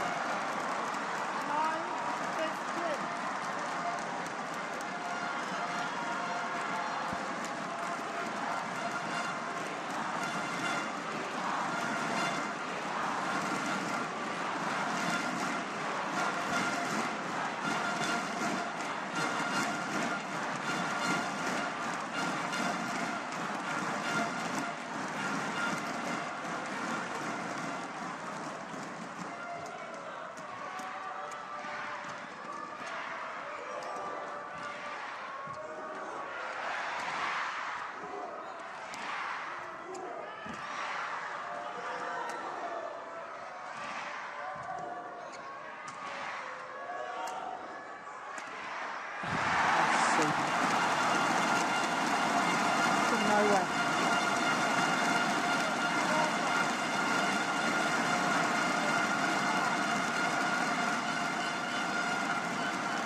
Didn't really seem to have built the opening in the rally, but he certainly had. And for once, this means reactions a little bit slower than normal.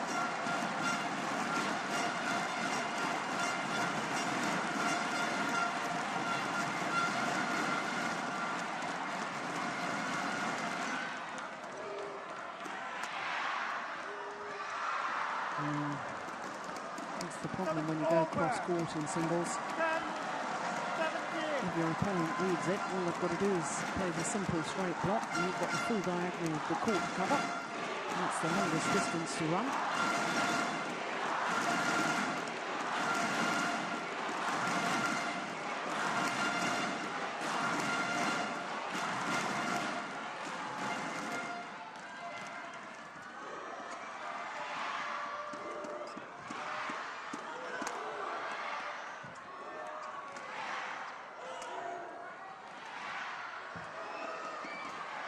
Oh, that's way wide.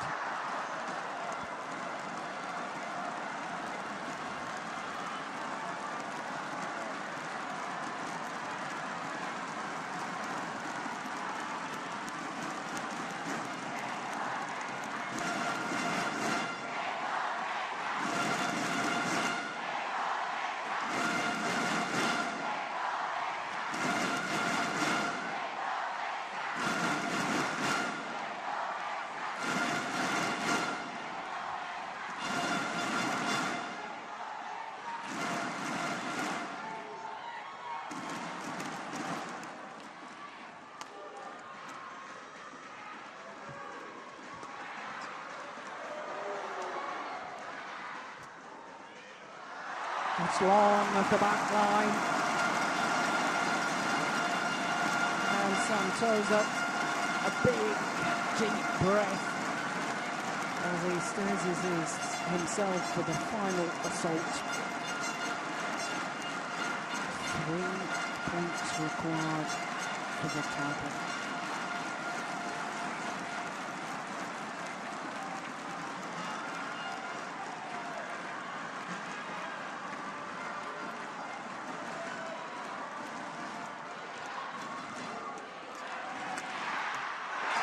That's one of them.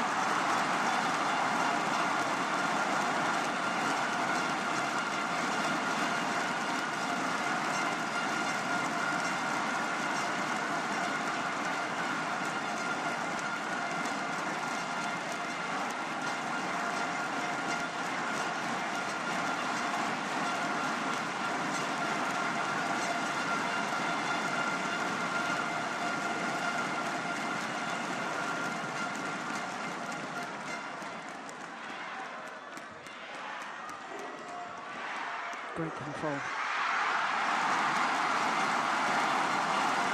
Took his chance. Yeah, and for the first time, we'll see any emotion from Simon Santoso. He has 9 match point opportunities.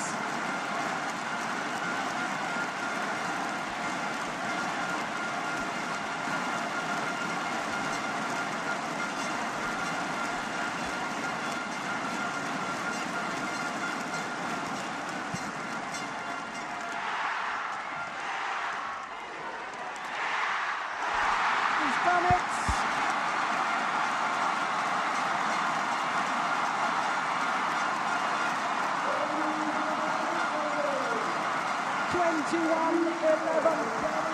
Into the signing here from Indonesia, Simon Santoso. And Simon Santoso, beaten finalist 4 years ago, is the champion of his home events in 2012. Oh, what a performance. His first ever Premier Super Series title. It's only his second Super Series title in total.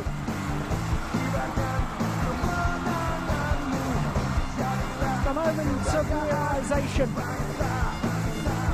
The title is his.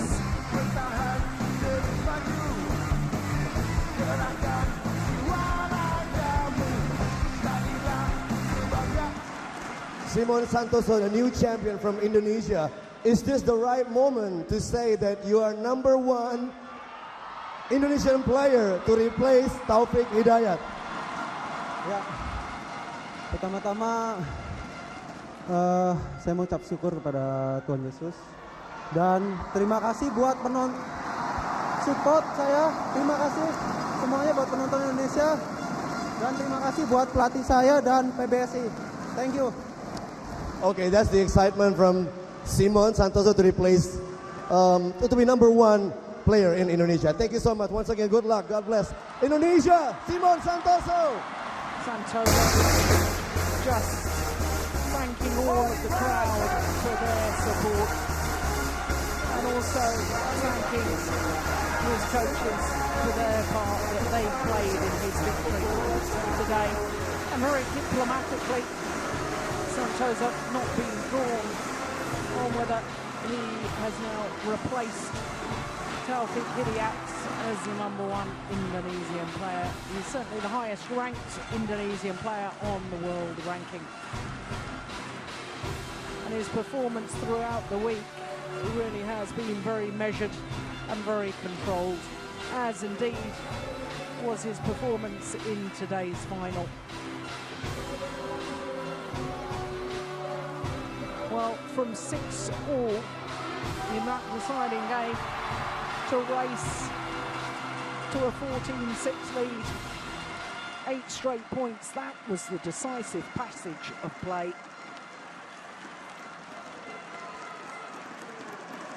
Yes, we would like to welcome the chairman of BWF, but before that, let's just invite Ruby from China and also Simon Santoso from Indonesia to come up to the stage with Ruby.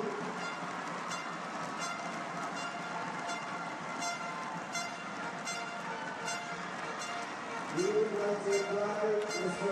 Djarum as the chairman of BWF to hand out the medal of Badminton World Federation 2012.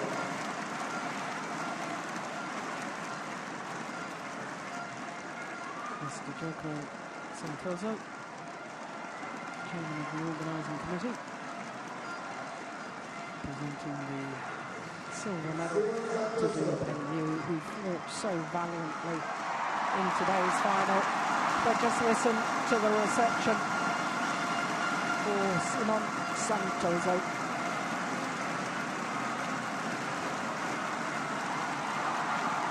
An hour and 19 minutes, cheered all the way by the fans here in the packed Istora Stadium. Mr. Jan Haryadi from our sponsors here, Djarum, presents the check. 48,750 to the winner, 24,700 to the beaten finalist.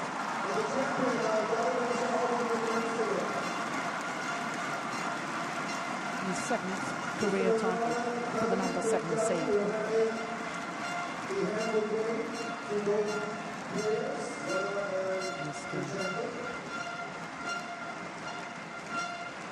Roland Harlem.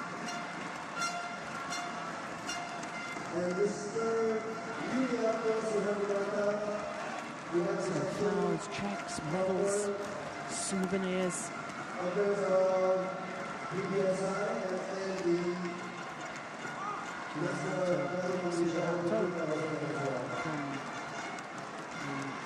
BWF Council.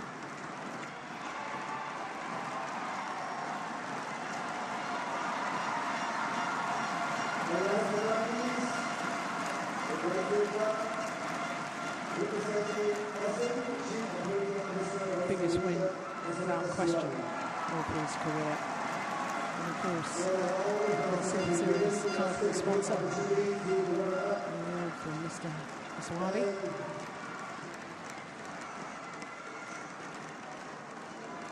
Such a great moment for Indonesia to bring back all the nation pride after last year on the men's single, ladies and gentlemen. Bangga kita bersama satu sebelah menurut kembali Superseries bulu tangkis tahun ini Djarum Indonesia Open 2012.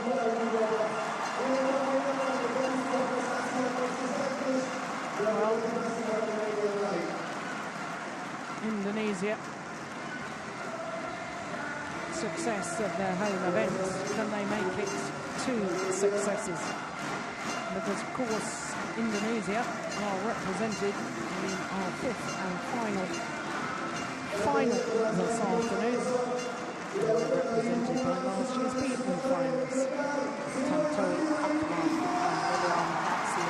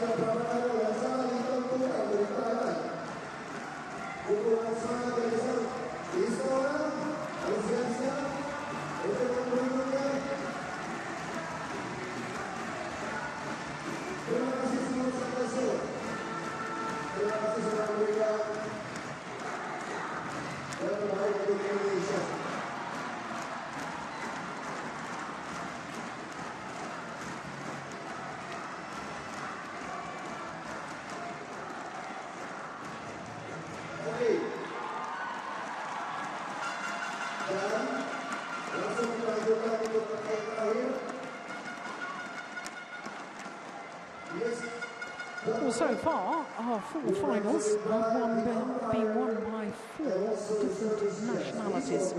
China, of course, taking the women's doubles, Korea, the men's doubles, India, the women's singles, and as we've just seen, Indonesia, the men's singles. Will it be Indonesia 2 titles, or will we have a 5th, a different country, on top of the podium? Because the only final yet to come is the mixed doubles. Tantowi Ahmad and Liliana Natsia, the number 3 seeds, up against the unseeded Sukip Prakamo and Sarah Lee from Tonkin from Thailand.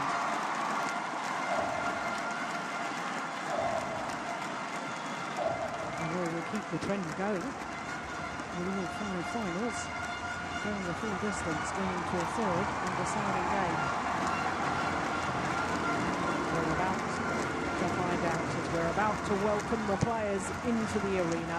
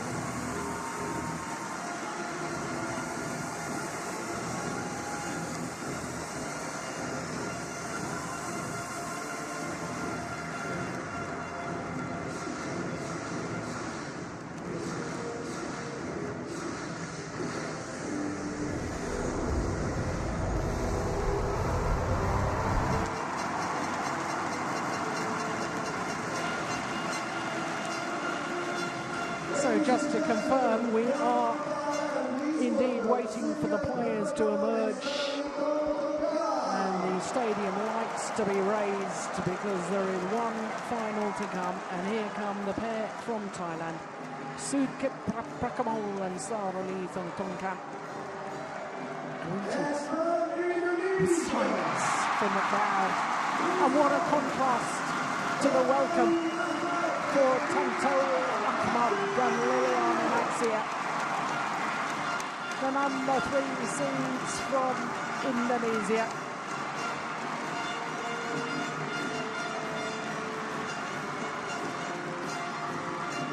Beaten finalists a year ago, losing out to the now world champions.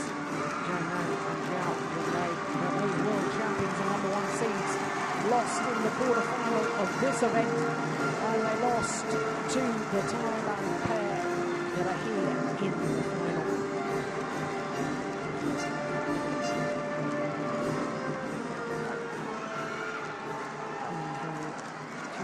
From Italy, the umpire, and Wolfgang Lund from France, the service judge for the last of our finals this afternoon.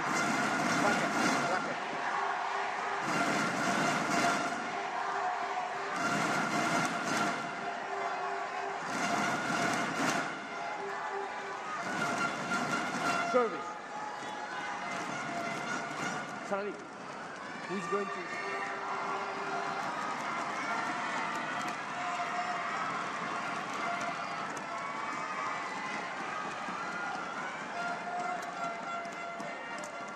Well, Liliana Natsir knows all about playing finals here.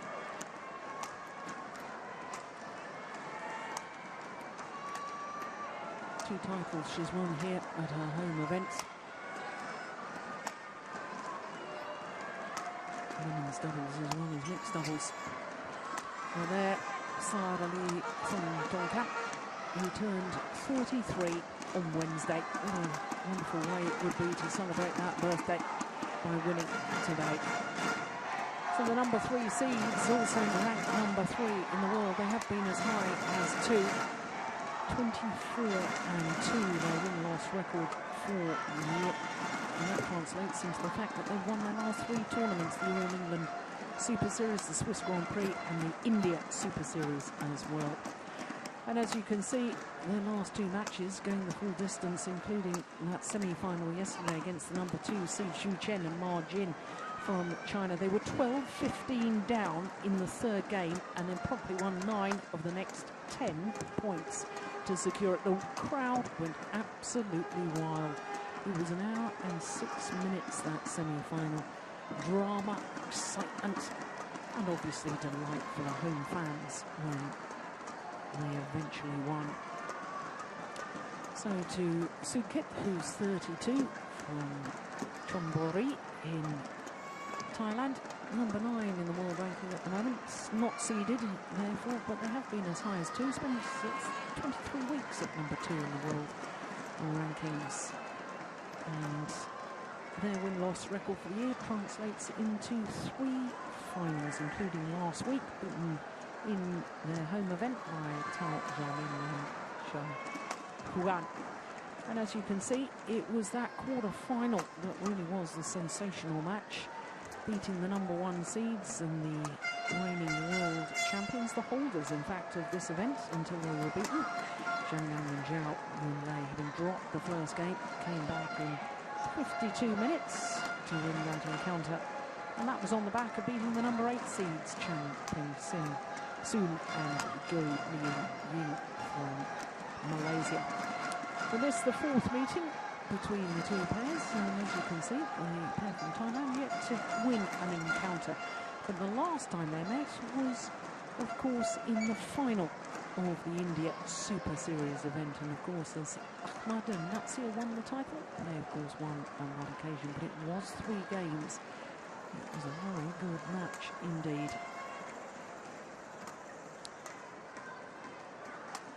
So the Indonesians, current All England champions. There's our match officials. Pair from Thailand, at the 2011 Players, tournament be reached ready the to final. play. But lost on finals day to Zhu Chen and Ma Jin.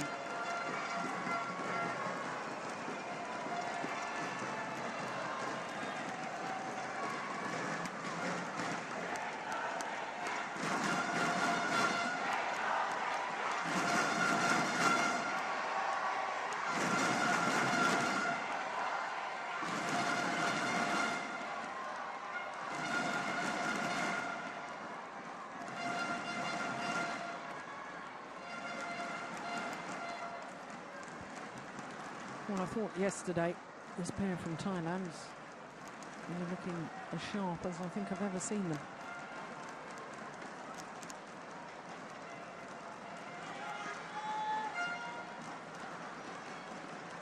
Look highly motivated again, despite the fact that they've been playing together for so long, 9 years together.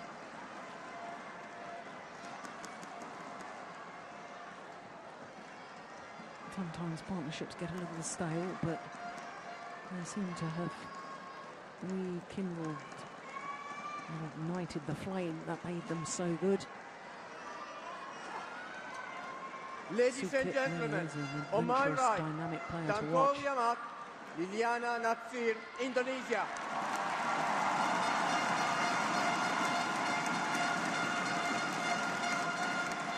And on my left, Suket Prakakamol, Sarali, Tonton Camp.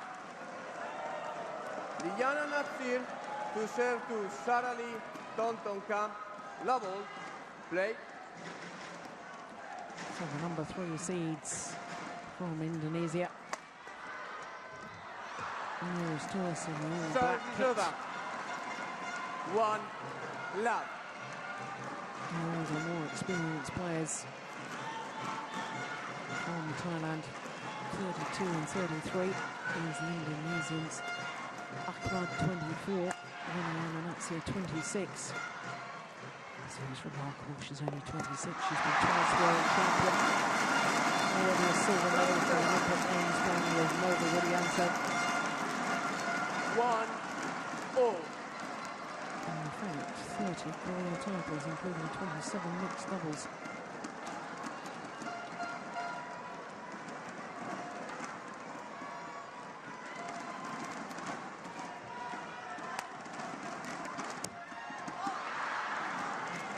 Service over.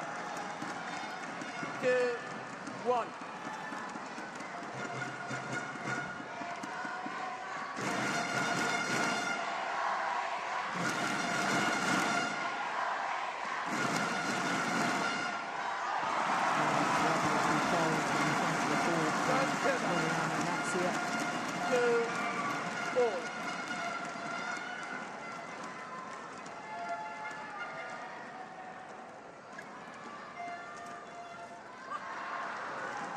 Service over.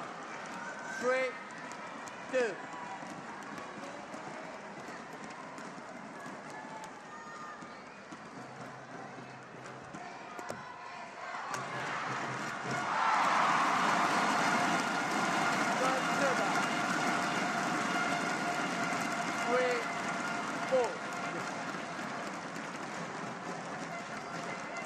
Indonesians formed their partnership in 2010. Company reached the final of their first 3 tournaments, winning 2 of them.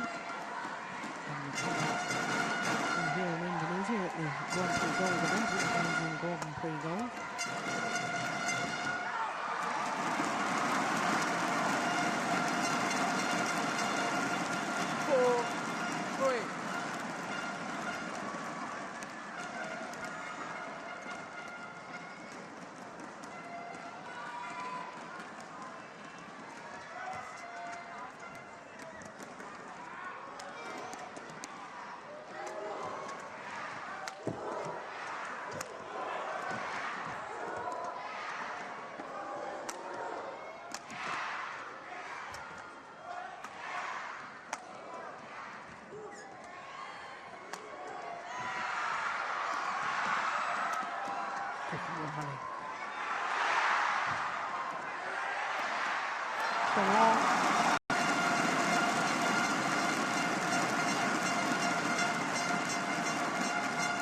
5-3.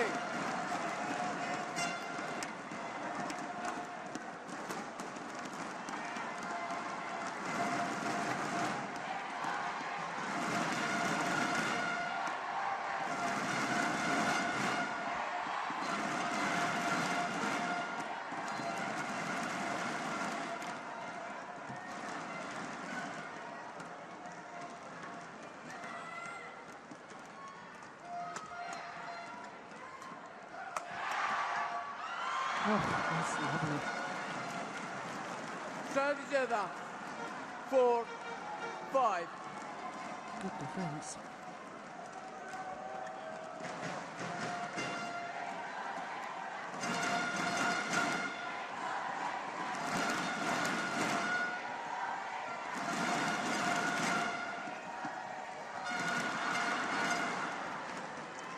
Over extravagant, over ambitious attempt at a shot there from Liliana Natsia.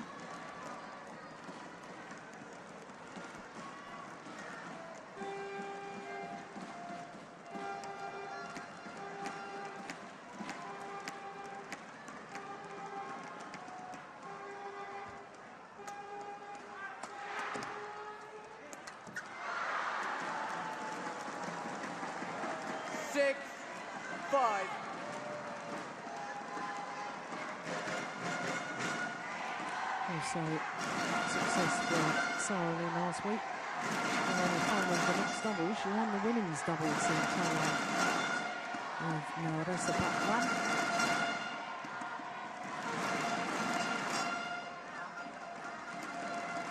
She used to have a very good women's doubles partnership with Safini Changkarachangwang.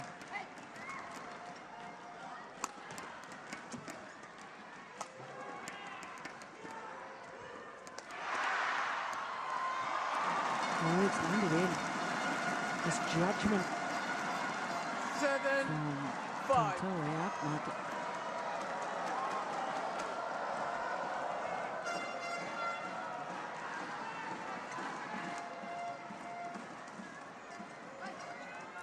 Serves in the Air Force as Sarah Lee.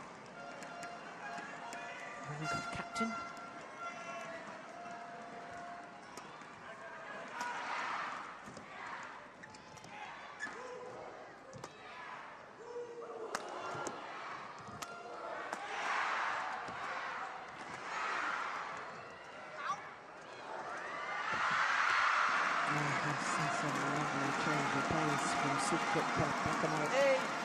Yeah. 5. Oh, he's wandering around the court as if he hasn't a care in the world. Well, he starts. He's like Mr. Dynamite.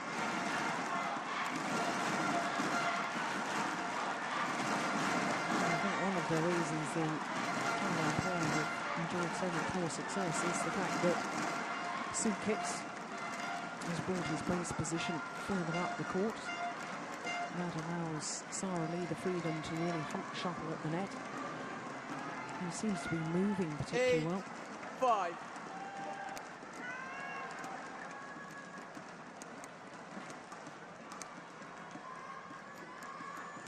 5 straight points now for the Thailand pair.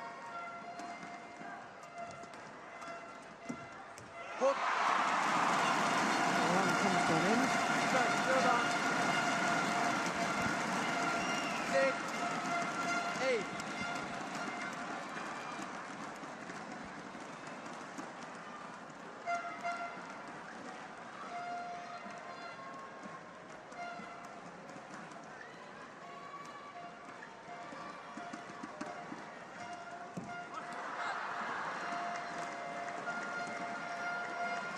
Service over. 9-6.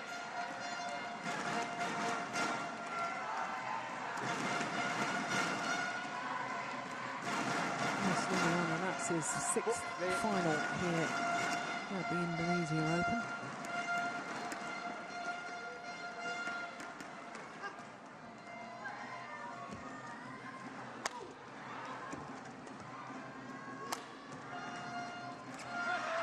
What was I saying about speed of movement from Sukit? 10-6. giving Sara Lee the freedom to stand her ground at the net. Beautiful example in that last rally.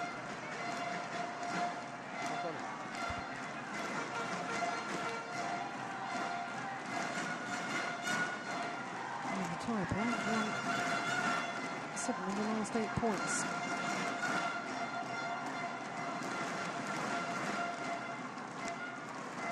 Play.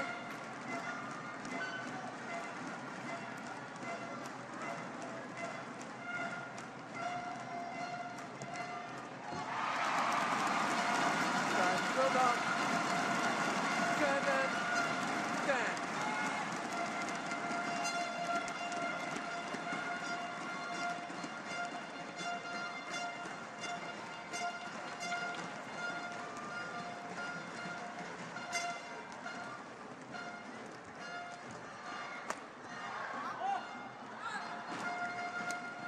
Riserva 11-7 interval.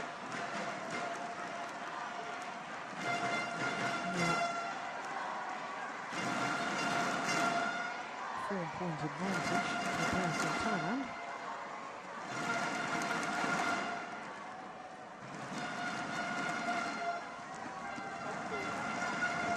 Double quick time in the 9 minutes of play.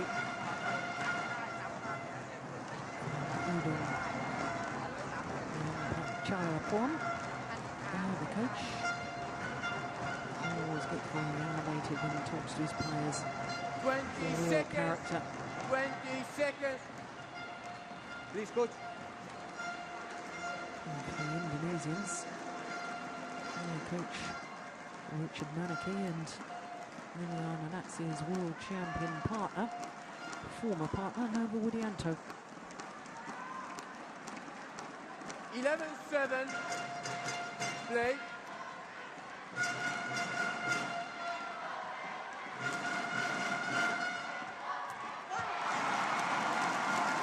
Good return.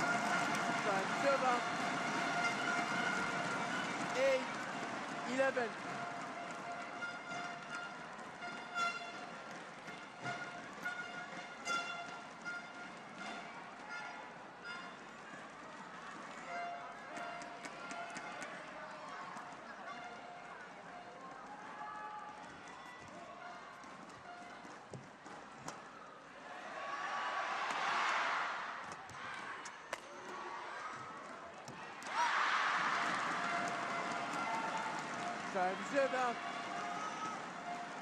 He looks a little nervous, doesn't he, Tantowi Ahmad?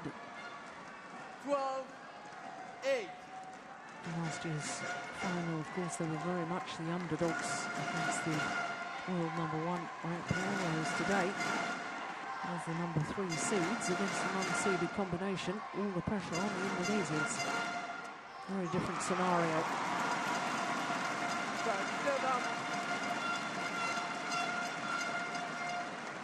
9-12.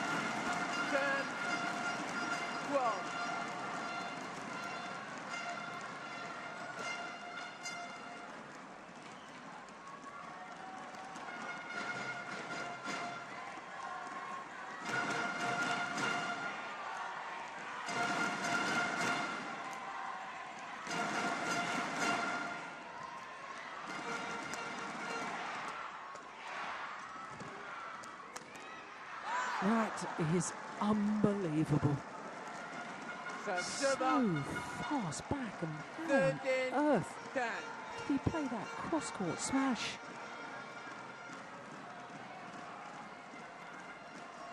Well, he was off balance and still managed to play the winner.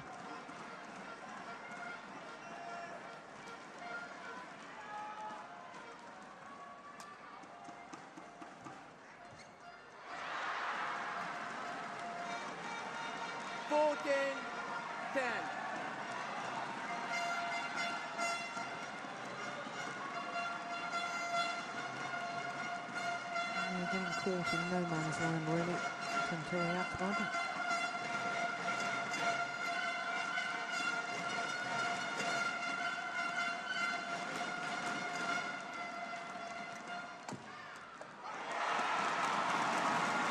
That was better movement. 11-14.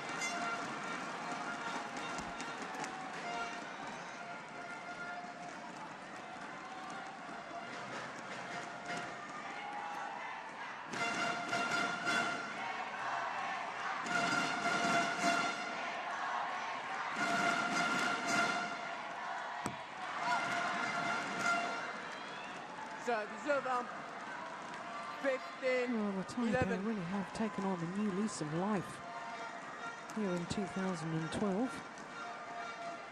It's their fourth final of the year.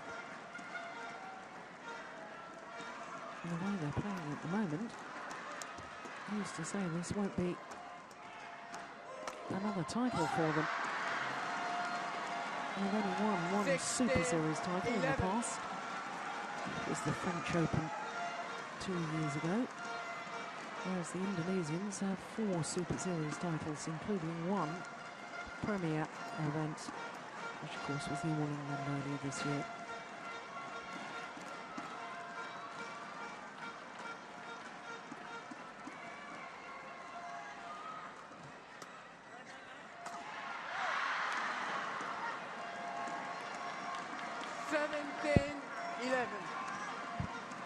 Lots more talk between the two Thailand players as well, and that's good to see.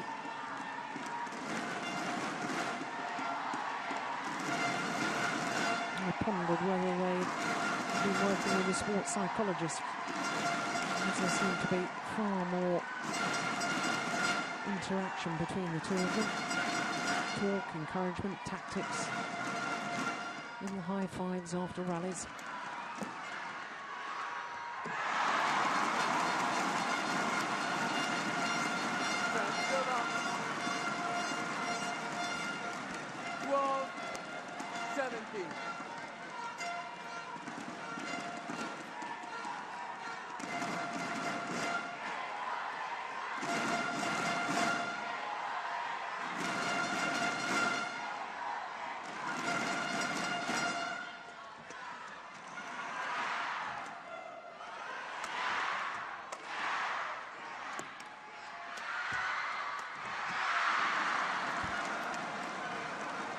Serve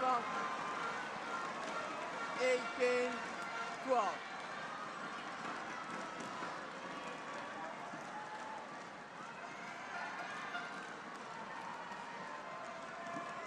He's everywhere on court. He's at the net, he's at the back, pouncing on the half-court shots as well.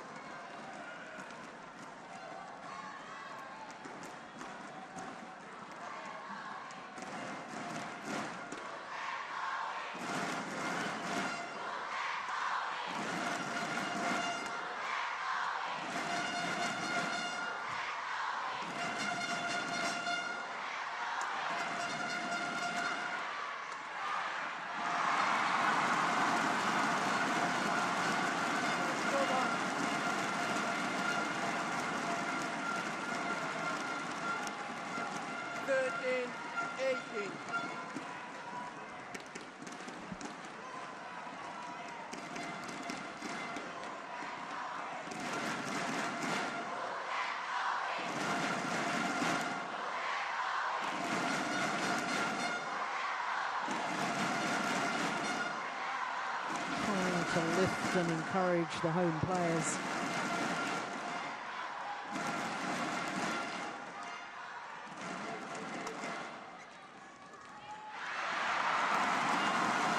Lucky net court may signal change in fortune.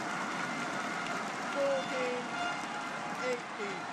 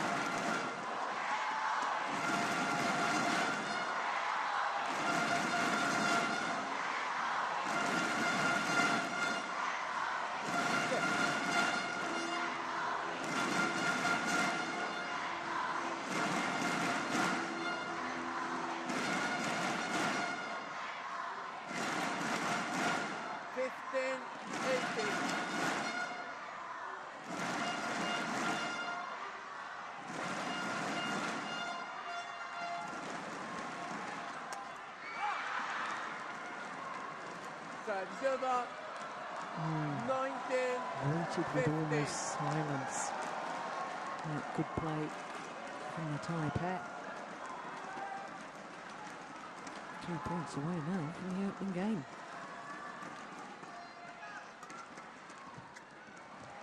That's very ambitious.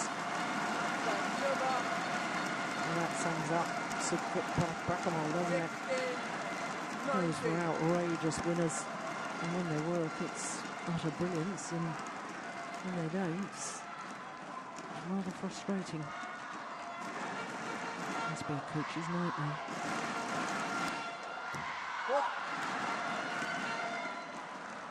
Service over. 20. So Game 4 point. 60. game point opportunities for the unseeded Sukrit Brakamol and Sarali from Tongkang.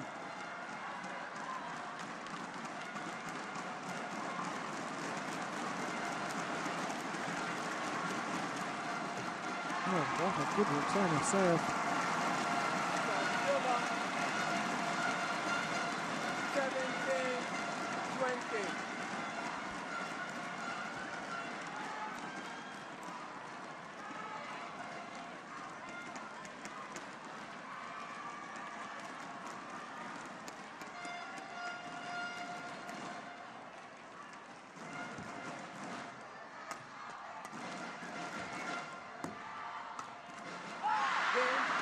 And this time they convert. First game won by Sukrit Brakamol, Sarali Tongkang, 21-17. 21-17 in 20 minutes of play.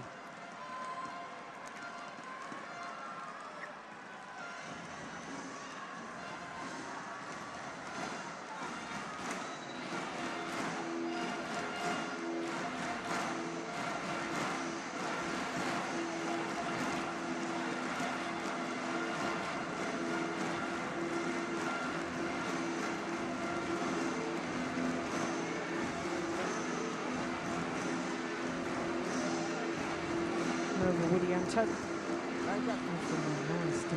his replacement as a partner for Milano Lazio. Richard Maliki.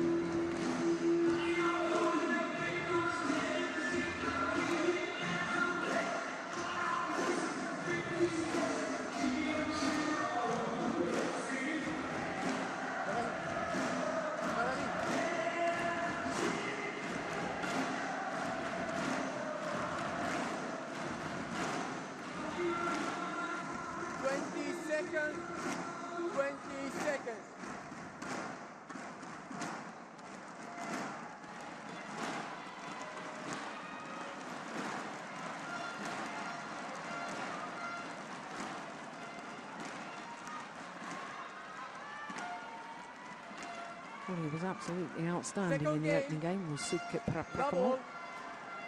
Play.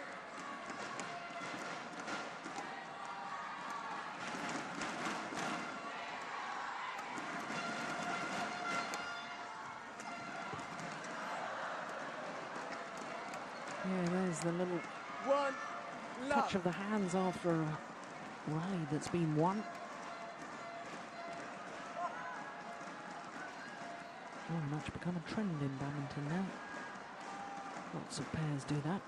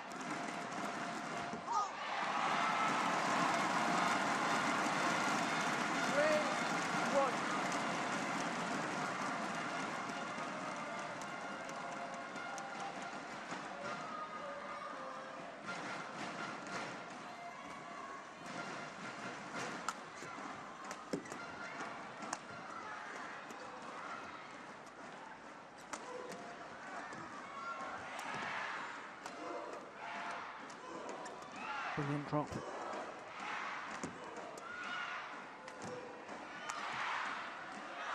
Now he's pushed it wide.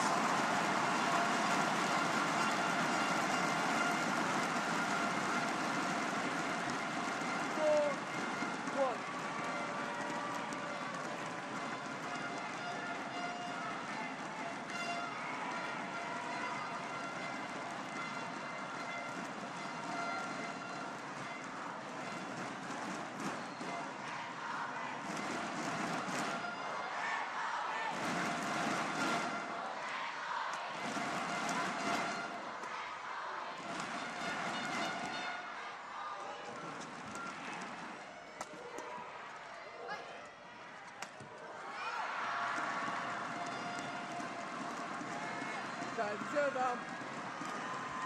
2-4.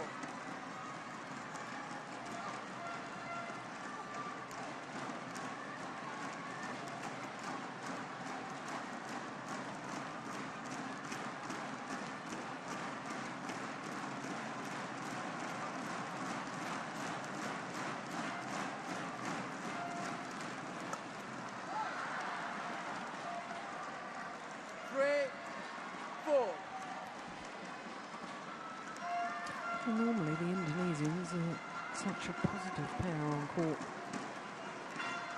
Looking to attack, Tantowi Ahmad has a wonderful smash, a great angle. But they simply haven't been allowed to play their normal game today. Not so far. That's because of the quality of the Thailand pair.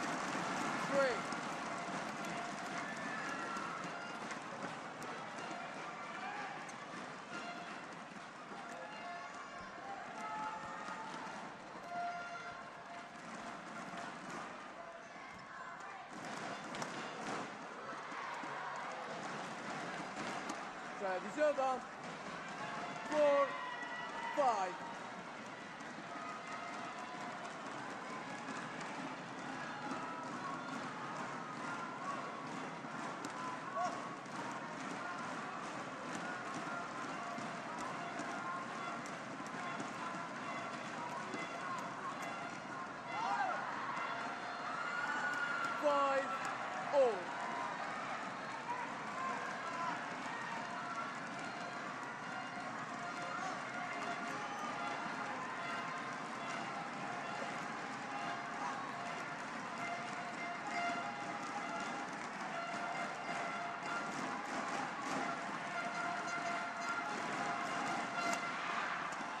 Yeah, that's more like the sort of style of play we're used to seeing from Tantowi Ahmad and Liliana Natsir.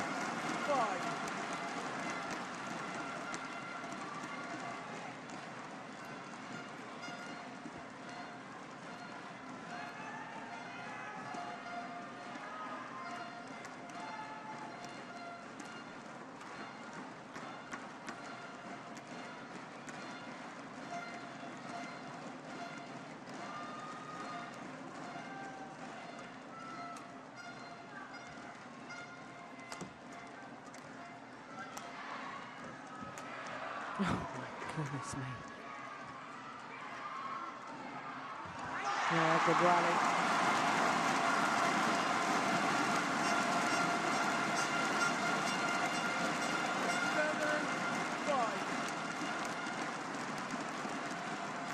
That's clever. And it was this time last year that this Indonesian pair really started to fulfill their enormous potential. Had a run of 4 consecutive finals, winning 3 consecutive titles, one in India, in the Malaysian Grand Prix Gold, then Singapore, and then came here to their home event and they lost in the final, so 4 consecutive finals, and we realised then it could be very special indeed. We always knew that Liliana Natsir was special, but that's when we began to see the undoubted talent of this man.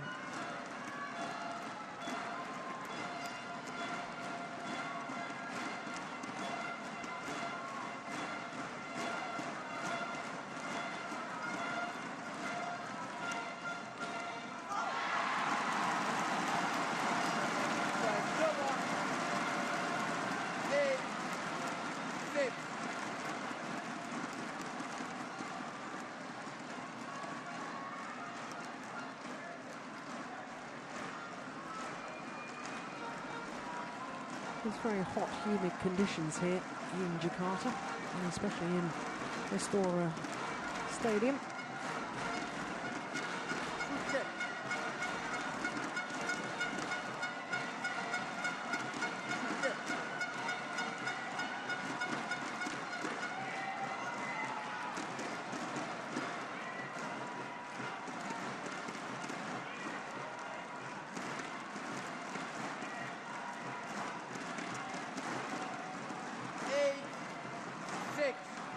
What was Richard talking about there, I wonder? Hitting in straight lines, straight, and then go for the cross.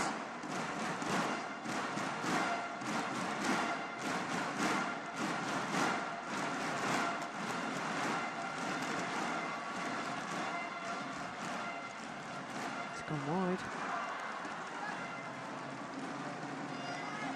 Service over. 7-8.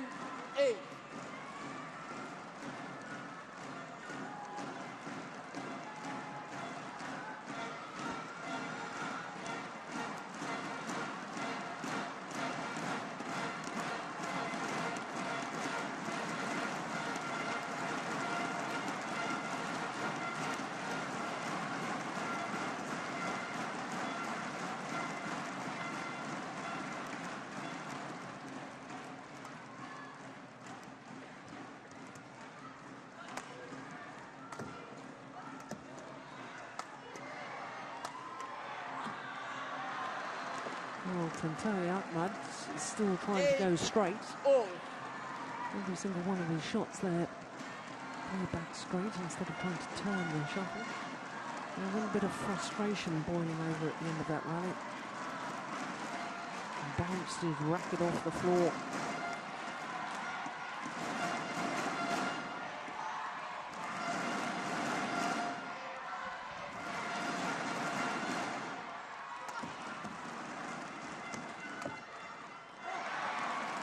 Apologises for the good fortune, but she really earned her own luck there, Sarah Lee. 9-8.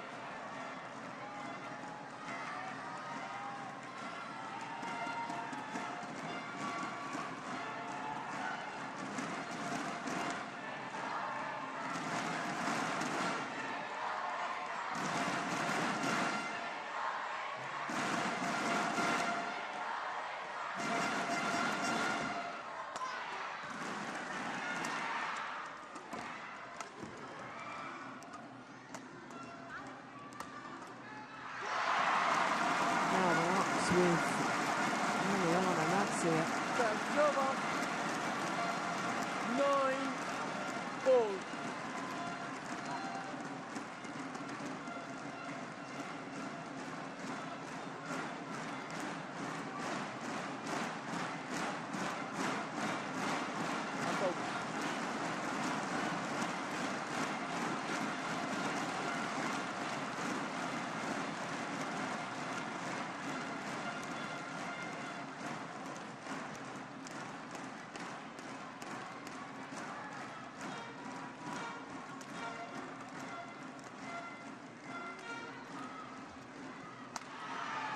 Oh, good defence. Short. Yeah, got what it deserved.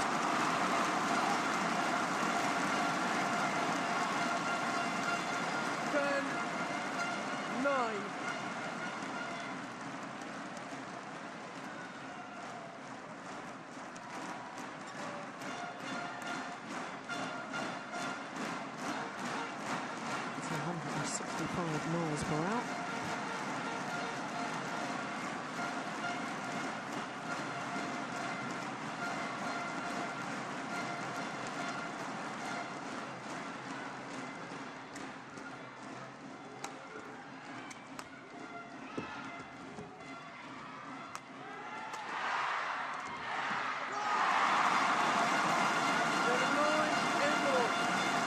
So the Indonesians have a 2-point advantage at the mid-game interval, and there's just some signs to me that they're beginning to work things out on court and beginning to make things very awkward for the Thailand pair.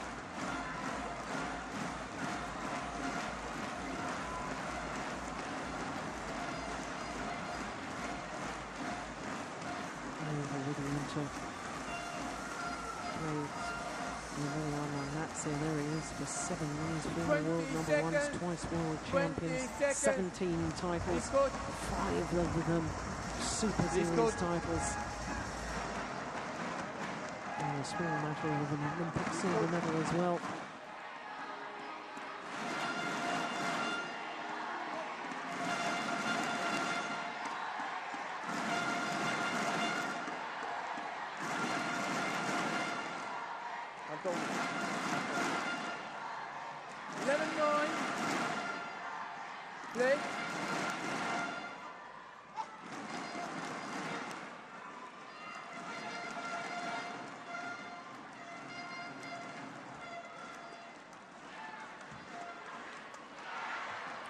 Great defence.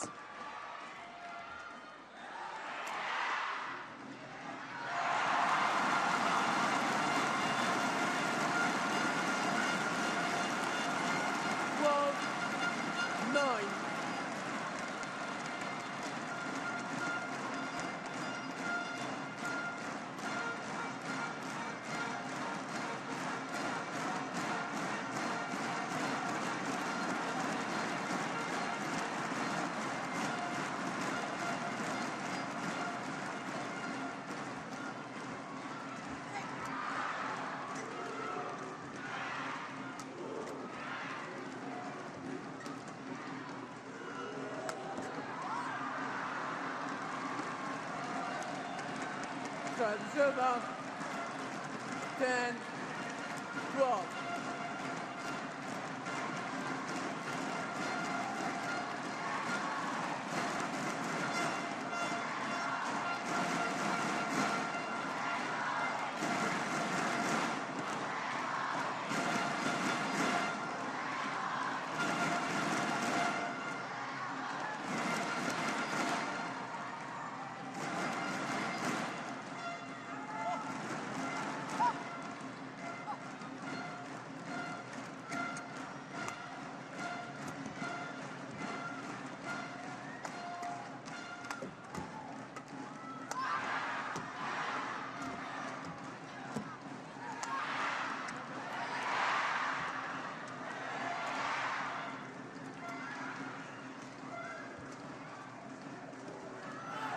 Oh, it's just long. Great judgment from Sarah Lee. 12.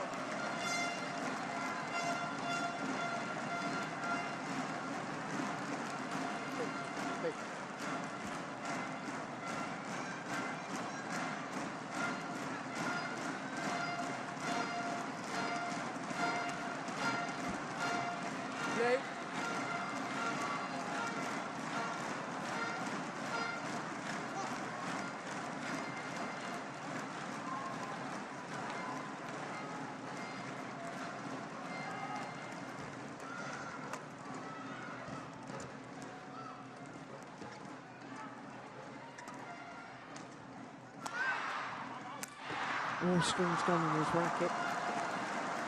Could hear the sound of the string breaking as he played the smash. That's why I struggled to control it, made the error. But perhaps more significant is the fact that it means that Sukit and Sarah Lee are back level.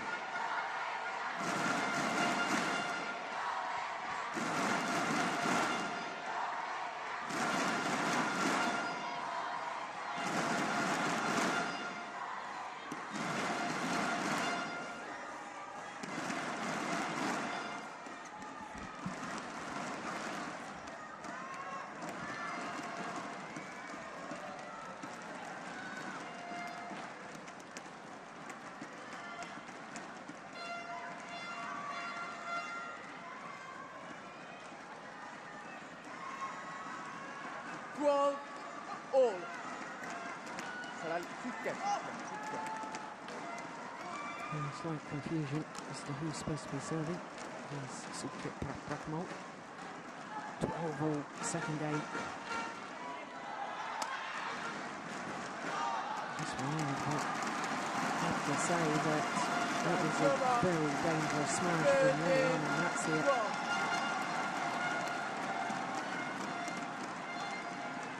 big gap there on the forehand side of the court.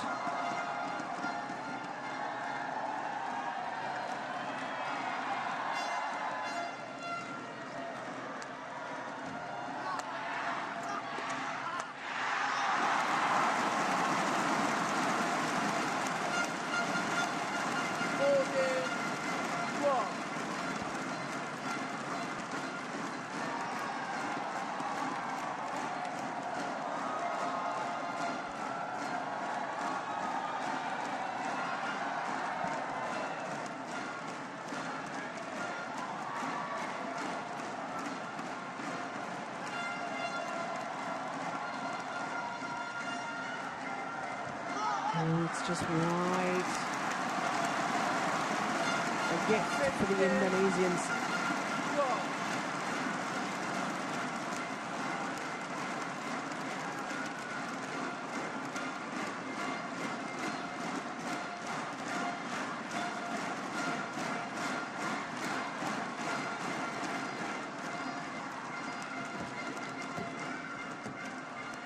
Clever. Lovely play from Suket. He made his way forward to the nets. 15. And the Indonesians pushed too deep in their defensive stance and therefore couldn't react to the little block.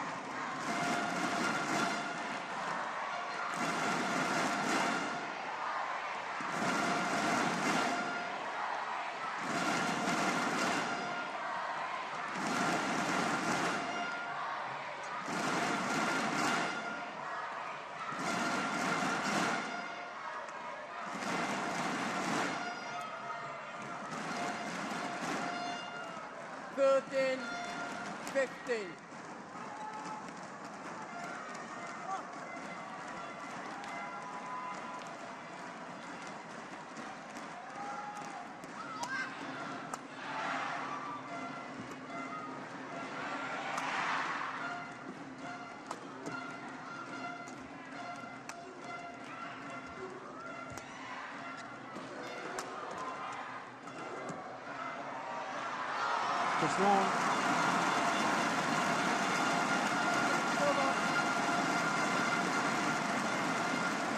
16-13.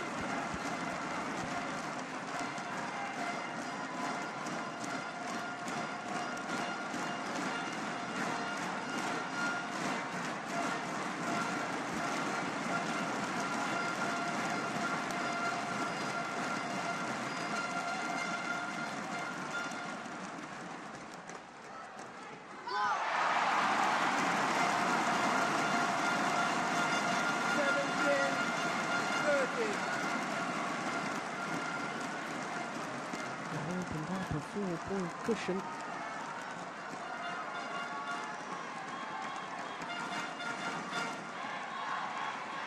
Suket not able to be as effective as he was in the opening game. He moved a little more. Yeah, that's the way he won so many rallies in game number 1. 14-17.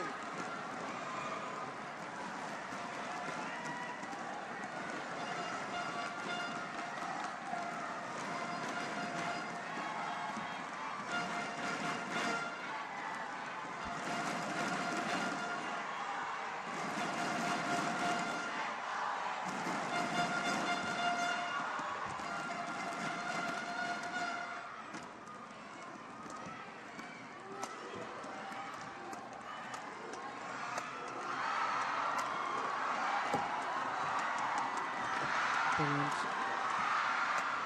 What a rally. Controlled aggression from Suket Musavali. And despite wonderful defensive qualities from and that's it. Couldn't weather the storm. There was good variation in the attack as well. The slice, the block, the power play.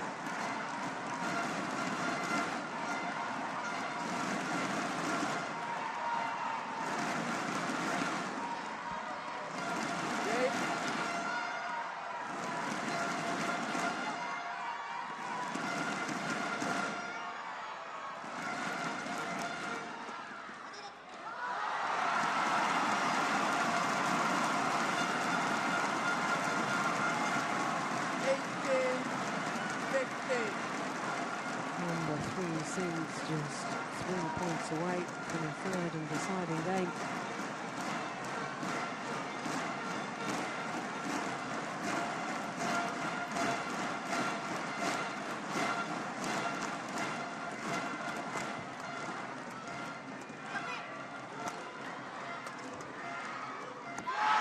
Now just 2 points away.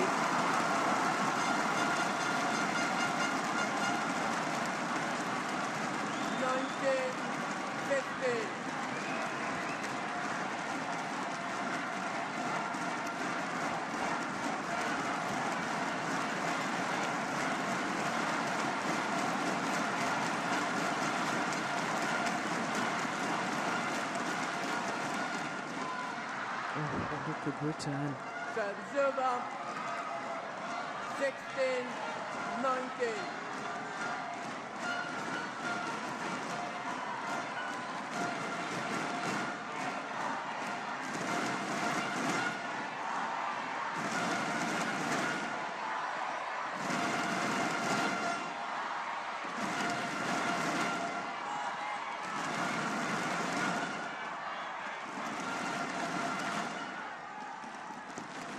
Good flick serve. Goodness me. What a time to serve an ace. Tantowi.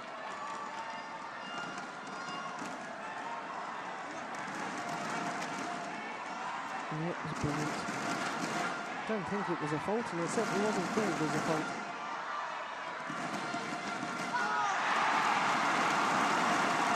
But now, without error, from Sikkim Plakamol, there are 3 game point opportunities for the number 3 seeds, Tantowi Ahmad and Lilian Nasir.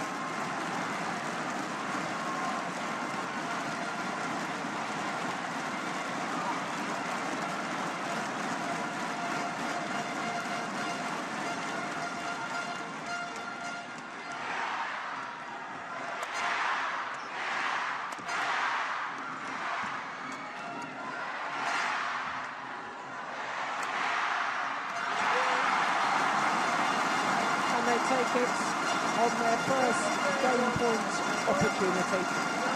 Absolute symmetry in the scoreline. 1 game all, both games won and lost, 21-17.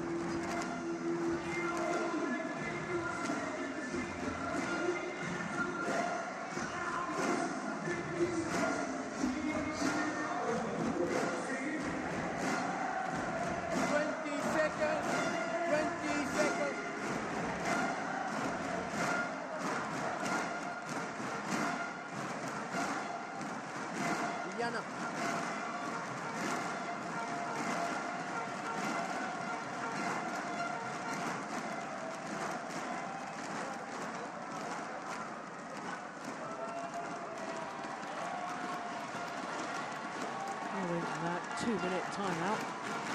The stadium blaring out, "We will rock you." I can tell you the stadium is rocking right now.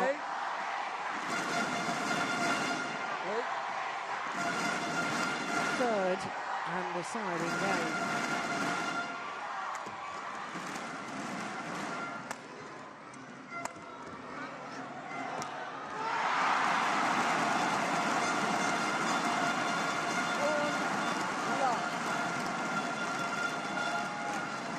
given the fact that the pair from Thailand have never previously beaten the Indonesians. And we are playing in Indonesia.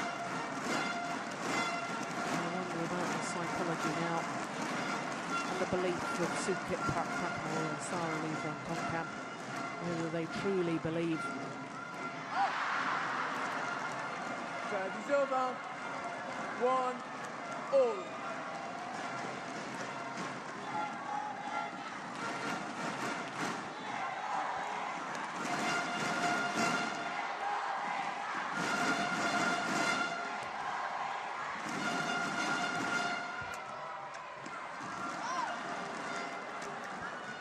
That's beautiful. 2, Deep into 1. Tantel's forehand corner, played to perfection. Crowd don't like it, but it was a wonderful shot.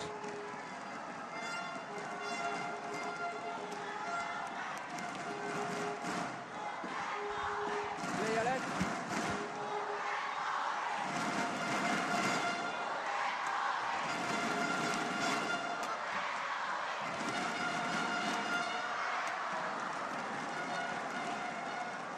Three, 1.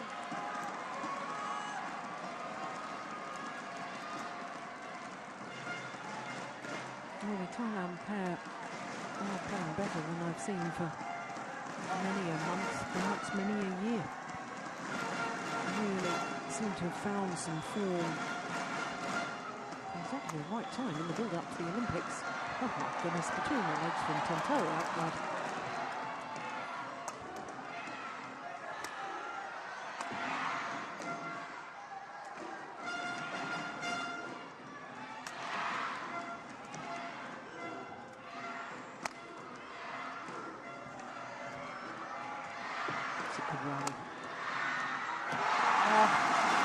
It's probably the longest rally of the match so far.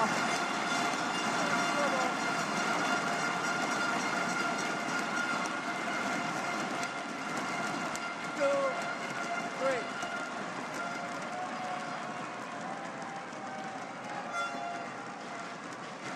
Sekali.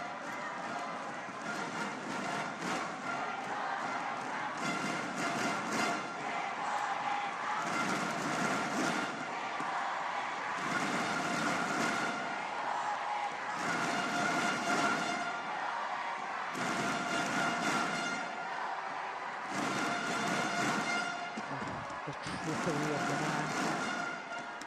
And still plays on and wins the rally.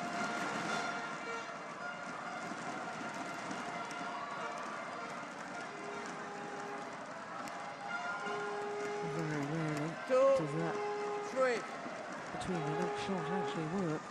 And it did for Tantel Ahmad on that occasion. Very much a crowd pleaser.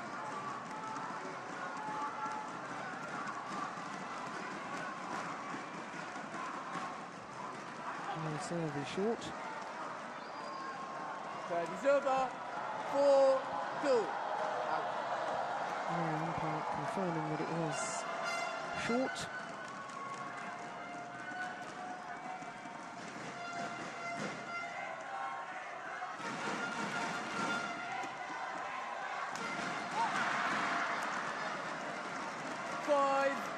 Well, I wonder whether they still have the belief.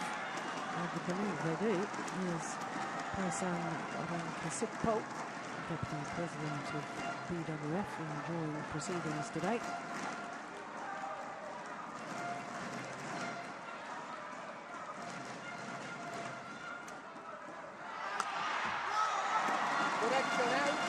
Well, the umpire has made an overrule and has called it out. 6-2.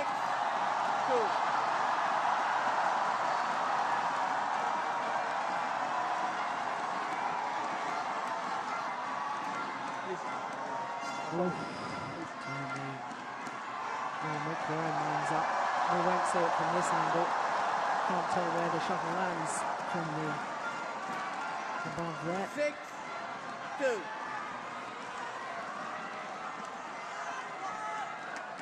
6-2.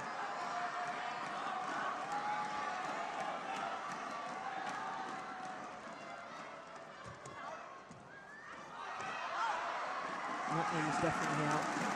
Silver. 3-6.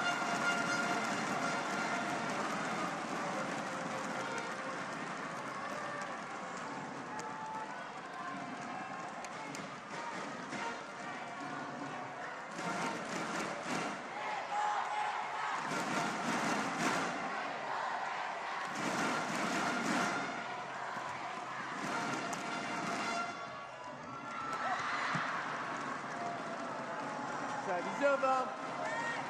7-3.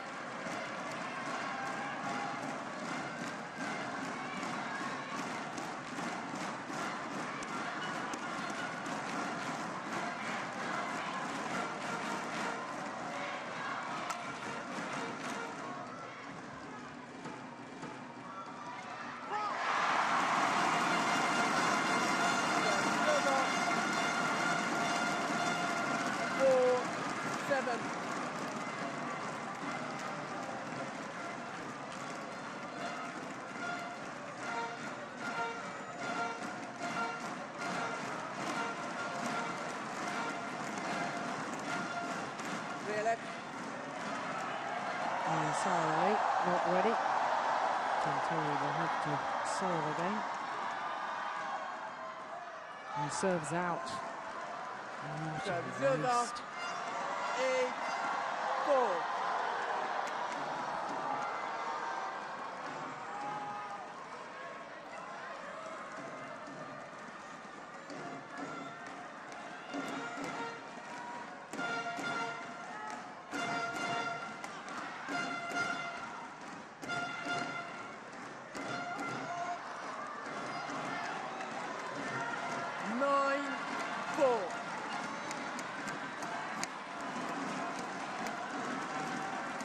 Well, the player from Thailand haven't read the script.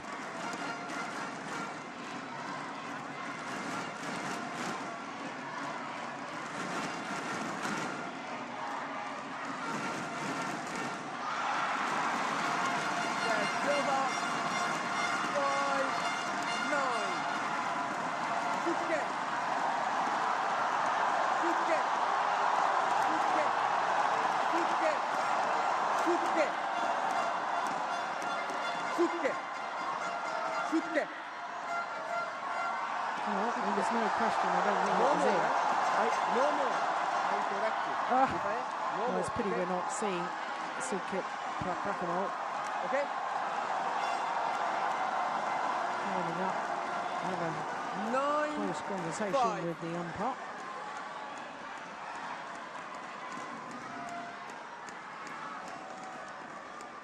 I'm told not to try and influence the line judges. Service over. 10-5.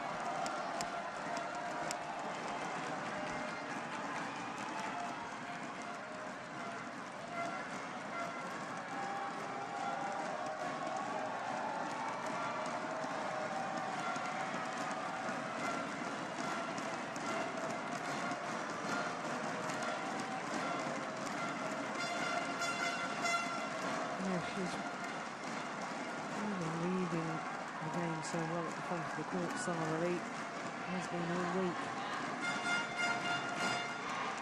10-5. Another fine example.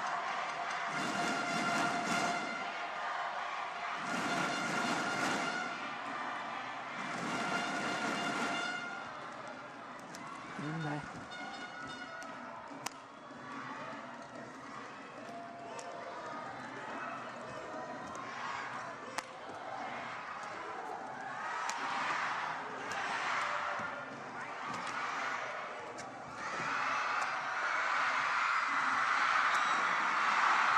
Unbelievable.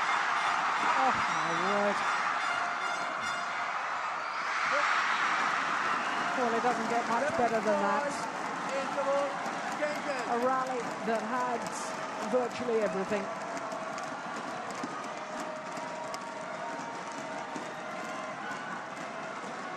Exactly 1 hour of play as the players change ends in this deciding game. not only have only 5 finals from the full distance, but every single one of them has been over an hour in duration. 20 seconds. 20 seconds. Good. Please, good. Thumbs up. Please. From the Thailand coaches. Second up in Fansari. Coach. Please, coach. Please. Kantawi. Kantawi. Oh, the umpire getting a little agitated that the coaches haven't left the court side when instructed to do so.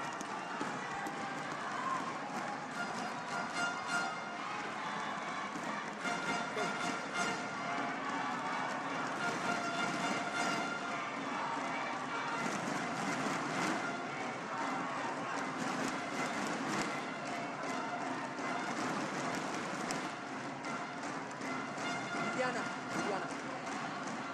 11-5. Play. So 11-5 deciding game. Oh, she was quick there. Again trying to play the right shot, Sara Lee.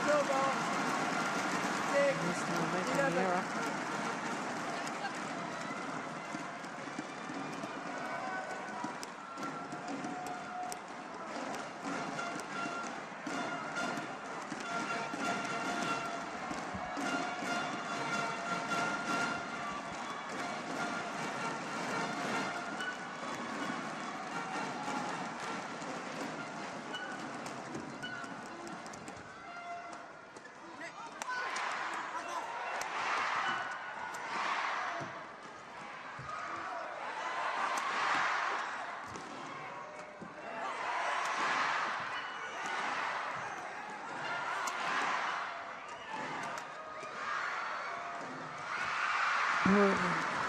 Brilliant change of pace from Sukip Brakamol, and he does a real high fives with his partner Sara Lee at the end of the rally.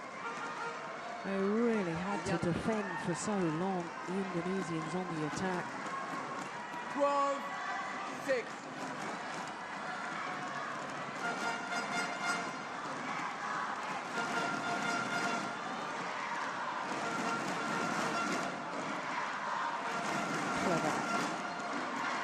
And he's pleased with that.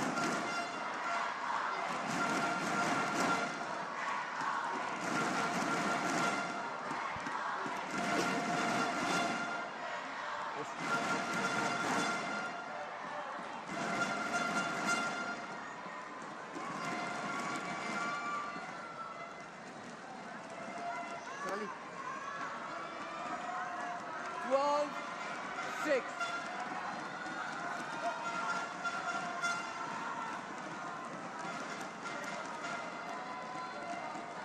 Play.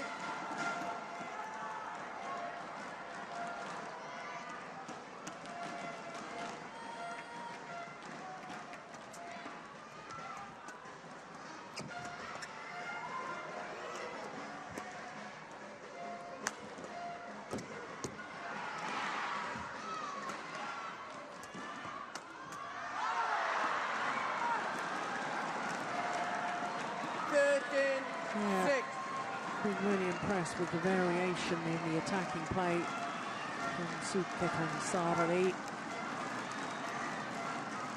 And that has just disturbed the Indonesians out of their natural rhythm.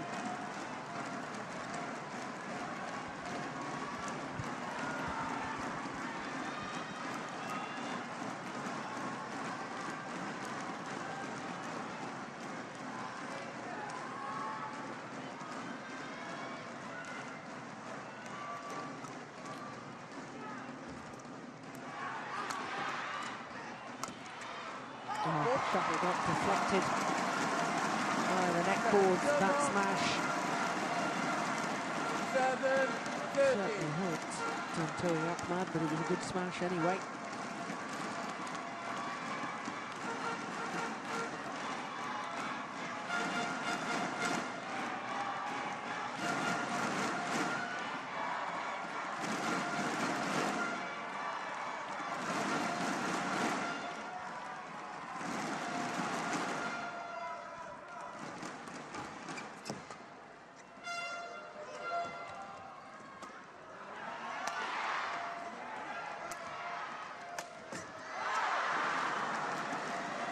Service over.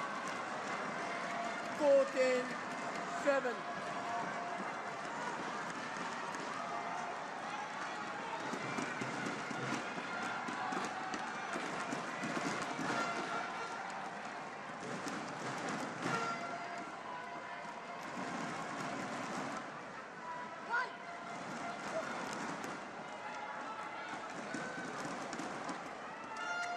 Good flick serve.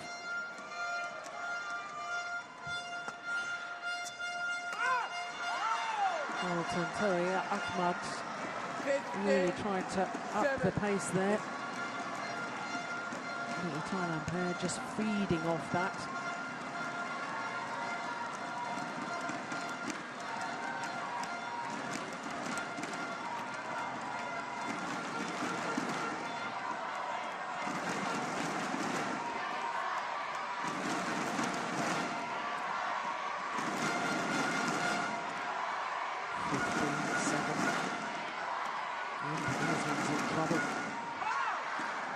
Trouble. 16-7. That's it. That's the return of serve.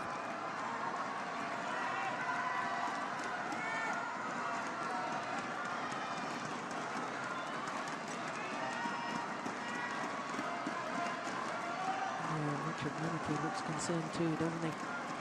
Almost resigned to the fate of his players.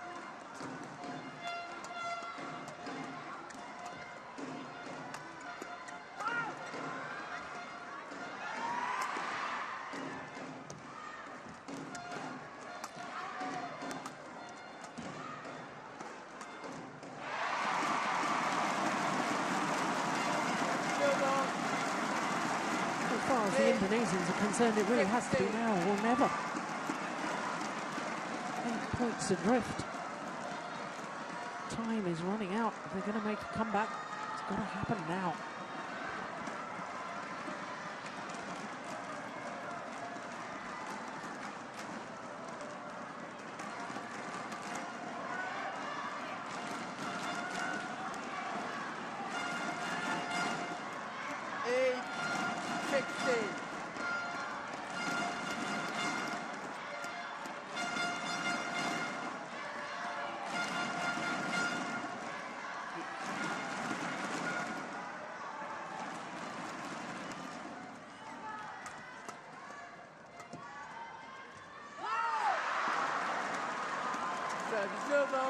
Well, it's just not happening for the Indonesians today, is it?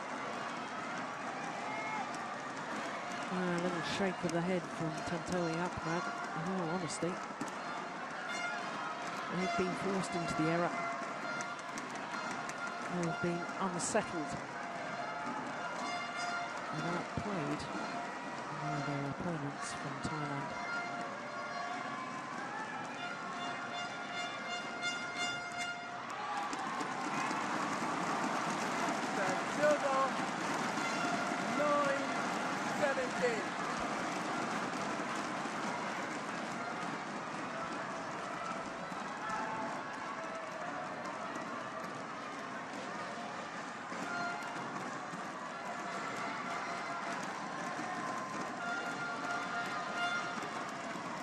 Good flick serve. Yeah, set up the whole rally. 17.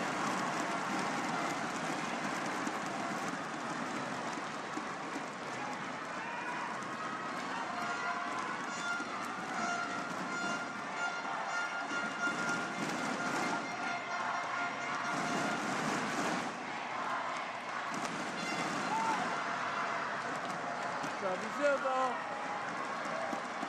18-10. Looks a tentative shot, didn't it, from Tantowi Ahmad.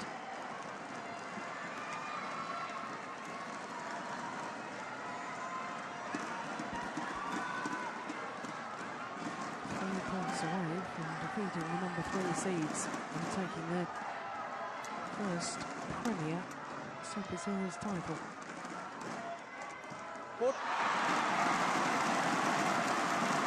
Silver 11-18.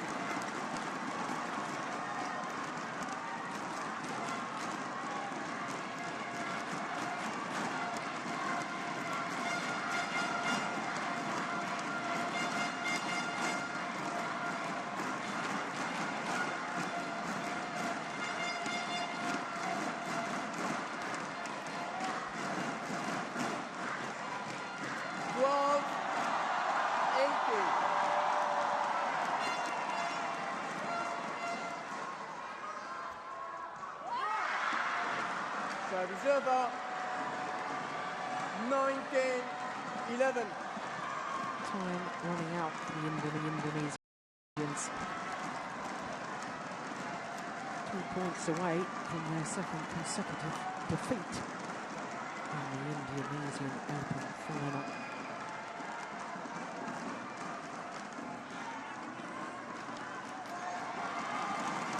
Service over.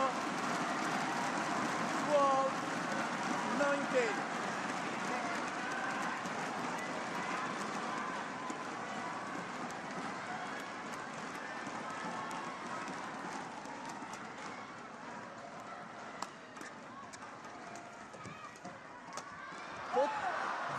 Very good. Well, I said just a moment ago she'd been reading the game so well today.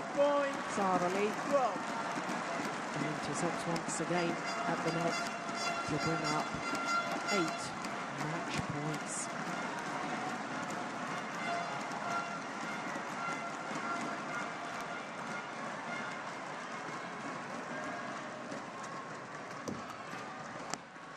But not yet. 30-20.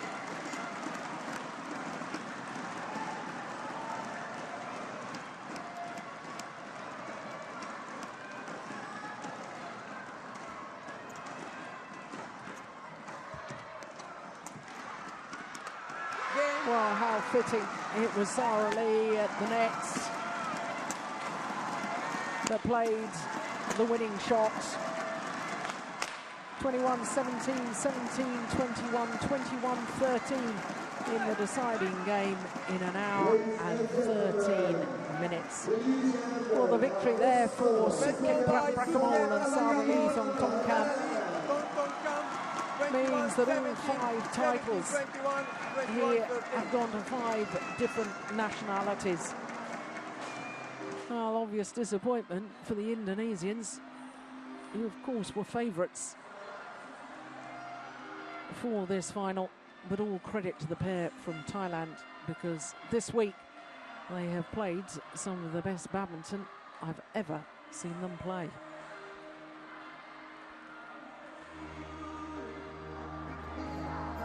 In the first place, you were not considered as prime players.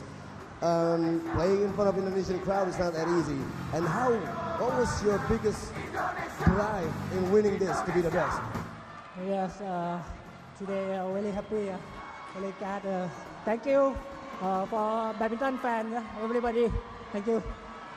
Would you like to say something? Yeah, and thank you everyone is support us. Thank you. Okay, thank you very much. Yes, from Thailand. Good luck, congratulations. There was certainly far more support, I have to say, for the Indonesians. But for Sukhit Prakamol and Sara Lee Thongtongkamp, their second Super Series title, but their first ever Premier event.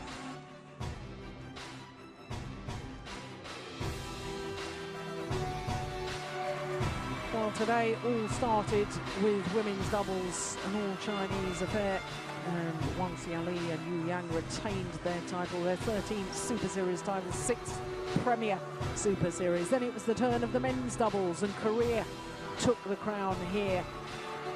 Jung Jae-sung and Lee Yong-dae overcoming the European champions Matthias Boe and Carsten Mogensen.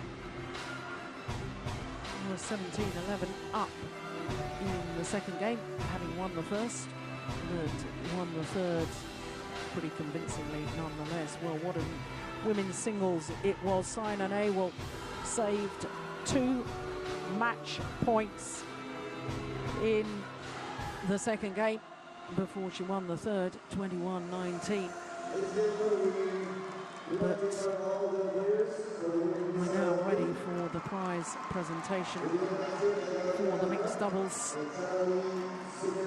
And for a second year running, Tantowi Ahmad and Liliana Natsir have to settle for second best.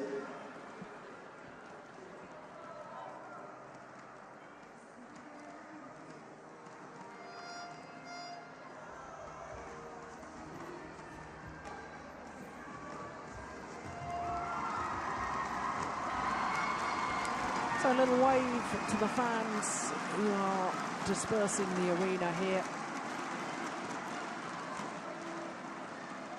They played so well yesterday against the #2 seeds Xu Chen and Ma Jin from China.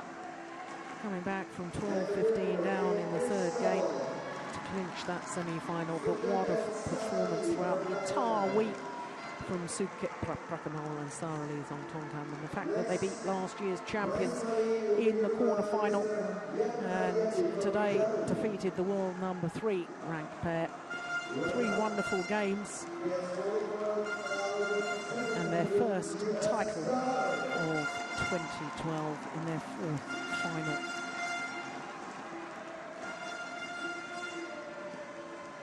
Seventh title of their careers together, that is, as a mixed doubles partnership.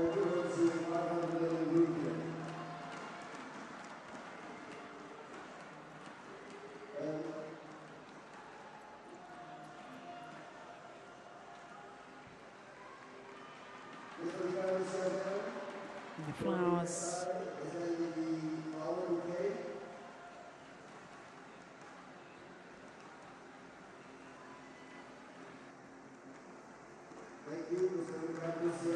Yes, they're not only happy but also relieved, I think, the pair from Thailand. Well, I asked the question at the start of the third whether they really had the belief, having lost all previous matches against this pair from Indonesia. Well, my question has been emphatically answered. Yes, they had the belief, and yes, they had the capability. And lastly, from OSIM will be presented by Mr. Djarum Indonesia Open as the Secretary General of BWF. You so far on the way, all the players.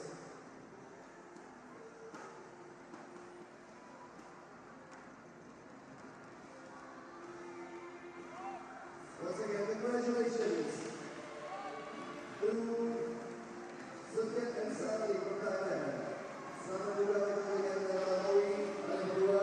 So as the finalists from the mixed doubles pose for the photographers with the dignitaries who have presented all the prizes,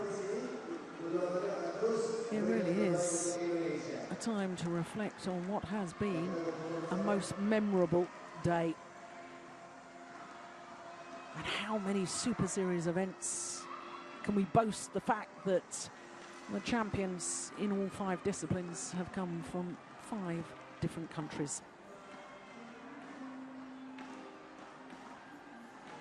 It does make for a very exciting and prospect of the Olympics coming up. This, of course, the last premier event before the Olympic Games, but there will be another Super Series event, and that will be taking place next week.